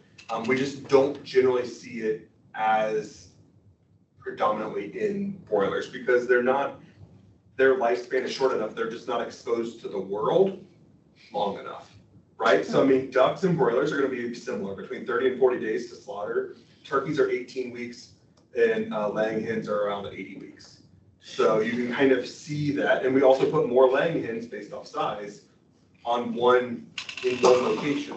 Now, there was a study out of the Czech Republic that looked at the kind of the risk of aerosolization, right? And what does that aerosolization looks like? And one of the things they started kind of looking at is, and we've had this in our experience in Southern Indiana, we have 2 commercial flocks of turkeys that go positive, and we have a backyard flock that sits between them that stays negative the entire time. And the question is why? And so what that they looked at the Czech Republic is that, and looking at the ventilation of those facilities, and ultimately what they're looking at is those birds in those confined settings are experiencing more of the world sampled via the air being pulled in across them than that backyard flock is experiencing, right? That backyard flock is just passive air across them, where those birds that are in those barns have that tunnel ventilation, and they just see, they're sampling more of the world around them. And so you have to, look at the impacts of that, and how does that increase risk? And so a lot of people are like, well, put a filter on it. Well, you can put a filter on it, but flow rates and those, electricity and all that all goes along with that whole piece. And so looking at creative solutions, we're all for it. I just don't know that I have one, looking at UV, looking at filters, we've seen some crazy solutions that people swear by, but whether they're effective or not, it's hard because at the end of the day, when 80% are fall off the sky events, we don't have a mechanism to determine how many times that farmer has been successful in keeping the virus out. We have no clue. We generally only know once the virus has made it in to the barn. So to be able to say, well, this works and this doesn't work, we don't have that privilege or to leverage that and say, this is effective at this percent if you do this plus this. That's why when you hear from USDA, they're like, do good biosecurity. Well, what? Tell me what to do. You really can't, because is it your shoe covers? The 3.5 million in Jay County was a shower in, shower out facility. They don't go outside once they're in the barns. They go from barn to barn on all of their barns without stepping outside. And so, could have been aerosolization? Probably. We know there's a lot of virus in that community when they broke. A lot of virus in that community. And so, what's that look like? And, is there a way that we can start documenting what's effective by documenting successes instead of just breaks and biosecurity? So, back to your disposal of the layers at whatever point that they're done. Yeah. From a humanitarian standpoint, there's lots of hungry kids and stuff like that. Is there not some way, some organization that would, it seems like a reasonable humanitarian thing to, because people make donations all the time to various things, that it seems like a lot of food that could be chicken soup or something, just surprises me. Yeah, I think the challenge is any one organization putting the investment in to reclaim that protein. Because it's pretty expensive to reclaim it, right? Because your effort per bird is, and per then gram or protein is not there. Because they're so lean, right? It's not a meat chicken, right? It's a 3 pound, that's probably half feather at that point. And so feather's not a good source of protein. Yeah, right. But feather meal is a thing. But right, so it's that balance that I think ultimately when they, when they're writing those checks, they go, to keep a facility around open just to do that. And we did have one for a while, but it kind of switched hands several times, which is, from our standpoint, an easy way to tell the math isn't mapping all the time. Right? And so, that's really what we see. We are seeing more, a trend more towards treating of manure. So instead of just putting it on cropland, doing a treatment process and drying it or pelletizing it for more retail use. So we are seeing a trend more towards that. So some of the manure processing facilities. never knew that was gonna be a thing. But I don't know that that's gonna feed the masses, but No, maybe, I mean, no. you may grow your crops better Right, or whatever, right, so. right. So, but yeah, those are kind of, I mean, but yes, a lot of it has been on the high path side. I just for, looking kind of at the last point there as far as like the organizational structure, for the Board of Animal Health, we are, Governor Braun has reorganized the executive branch, under 8 cabinet secretaries. So those secretaries are anywhere from energy and natural resources to business affairs to commerce to big categories. So we are under the energy and natural resources, the agency is. So Secretary Jaworski is our secretary. And so we are with sister agencies like IDEM and DNR, within that vertical is what they're calling them. And so one thing that has been very nice is we have very defined and open lines of communication to the governor's office. It is not hard to get a hold of the governor's office by any stretch, and our secretary has been quite receptive to communicating any needs that we may have. Is pretty watches the influenza incident pretty closely. Her background's in energy, and we also have the energy folks in our vertical as well. I think she's a coal, nuclear, energy kind of person. That's what her background is in. But just that's a new structure that we haven't, previous administrations haven't been that kind of defined. And so that is something that has seemed to be working pretty well. Our vertical meets, the agency heads of the vertical meets with our secretary monthly. And then we can email back and forth at any point, and then all the state agency heads meet with the governor and his team every other week. What do you do in your spare time? I'm joking. I mean, this. Rulemaking. Yeah, rulemaking. Hey, speaking of rulemaking, Haggling over words. we talked about CE. How does BOA, because you guys are busier than a cat covering it up on a hot tin roof.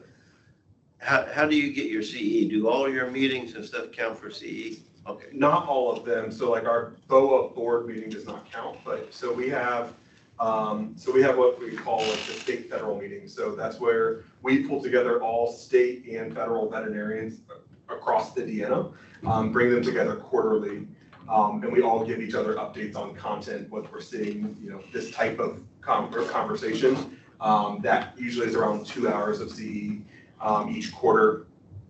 And then, we present a lot. Well, that's fine.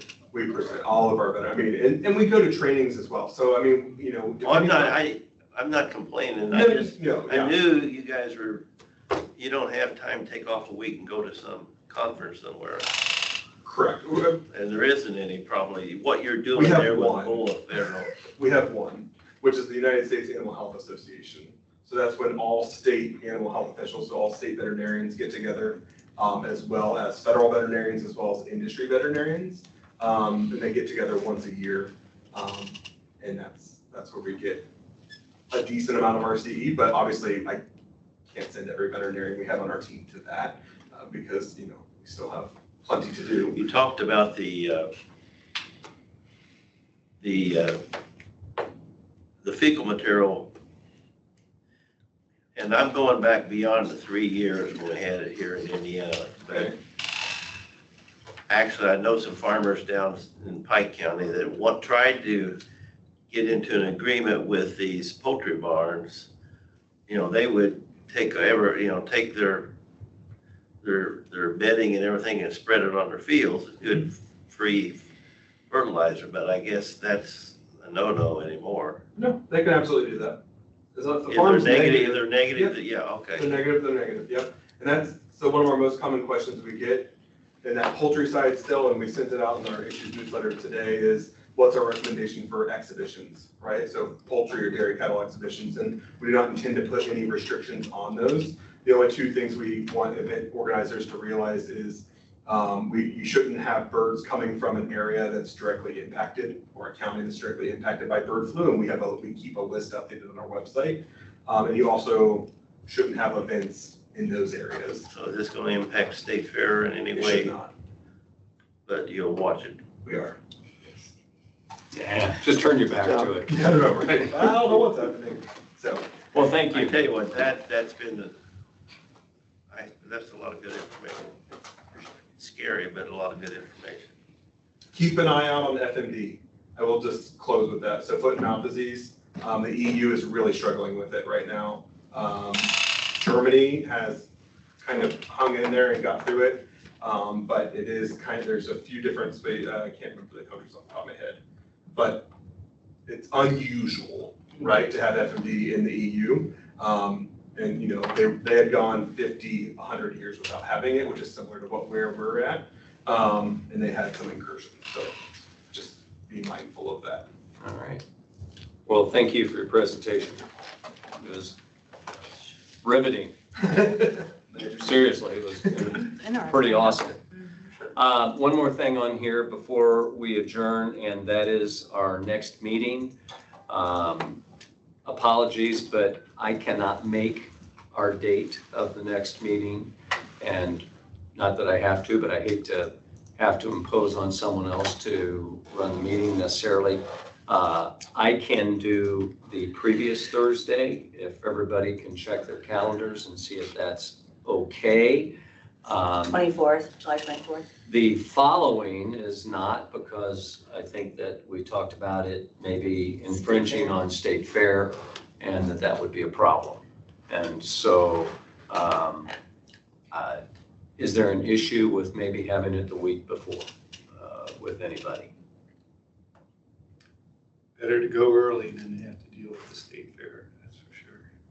Well, I appreciate it. I'm sorry to affect anybody's calendar. And if it doesn't work I'll just miss the meeting. But, it'd be awesome. It works. Steve has already said he'd be happy to run the meeting. It works. You're here. It's all good. Yep. Week Okay. early is no big deal. Awesome. Thank July you. 24th? Anything else for the good of the order? Let's adjourn. I'll be coming back from I'll Italy. second We'll that. be-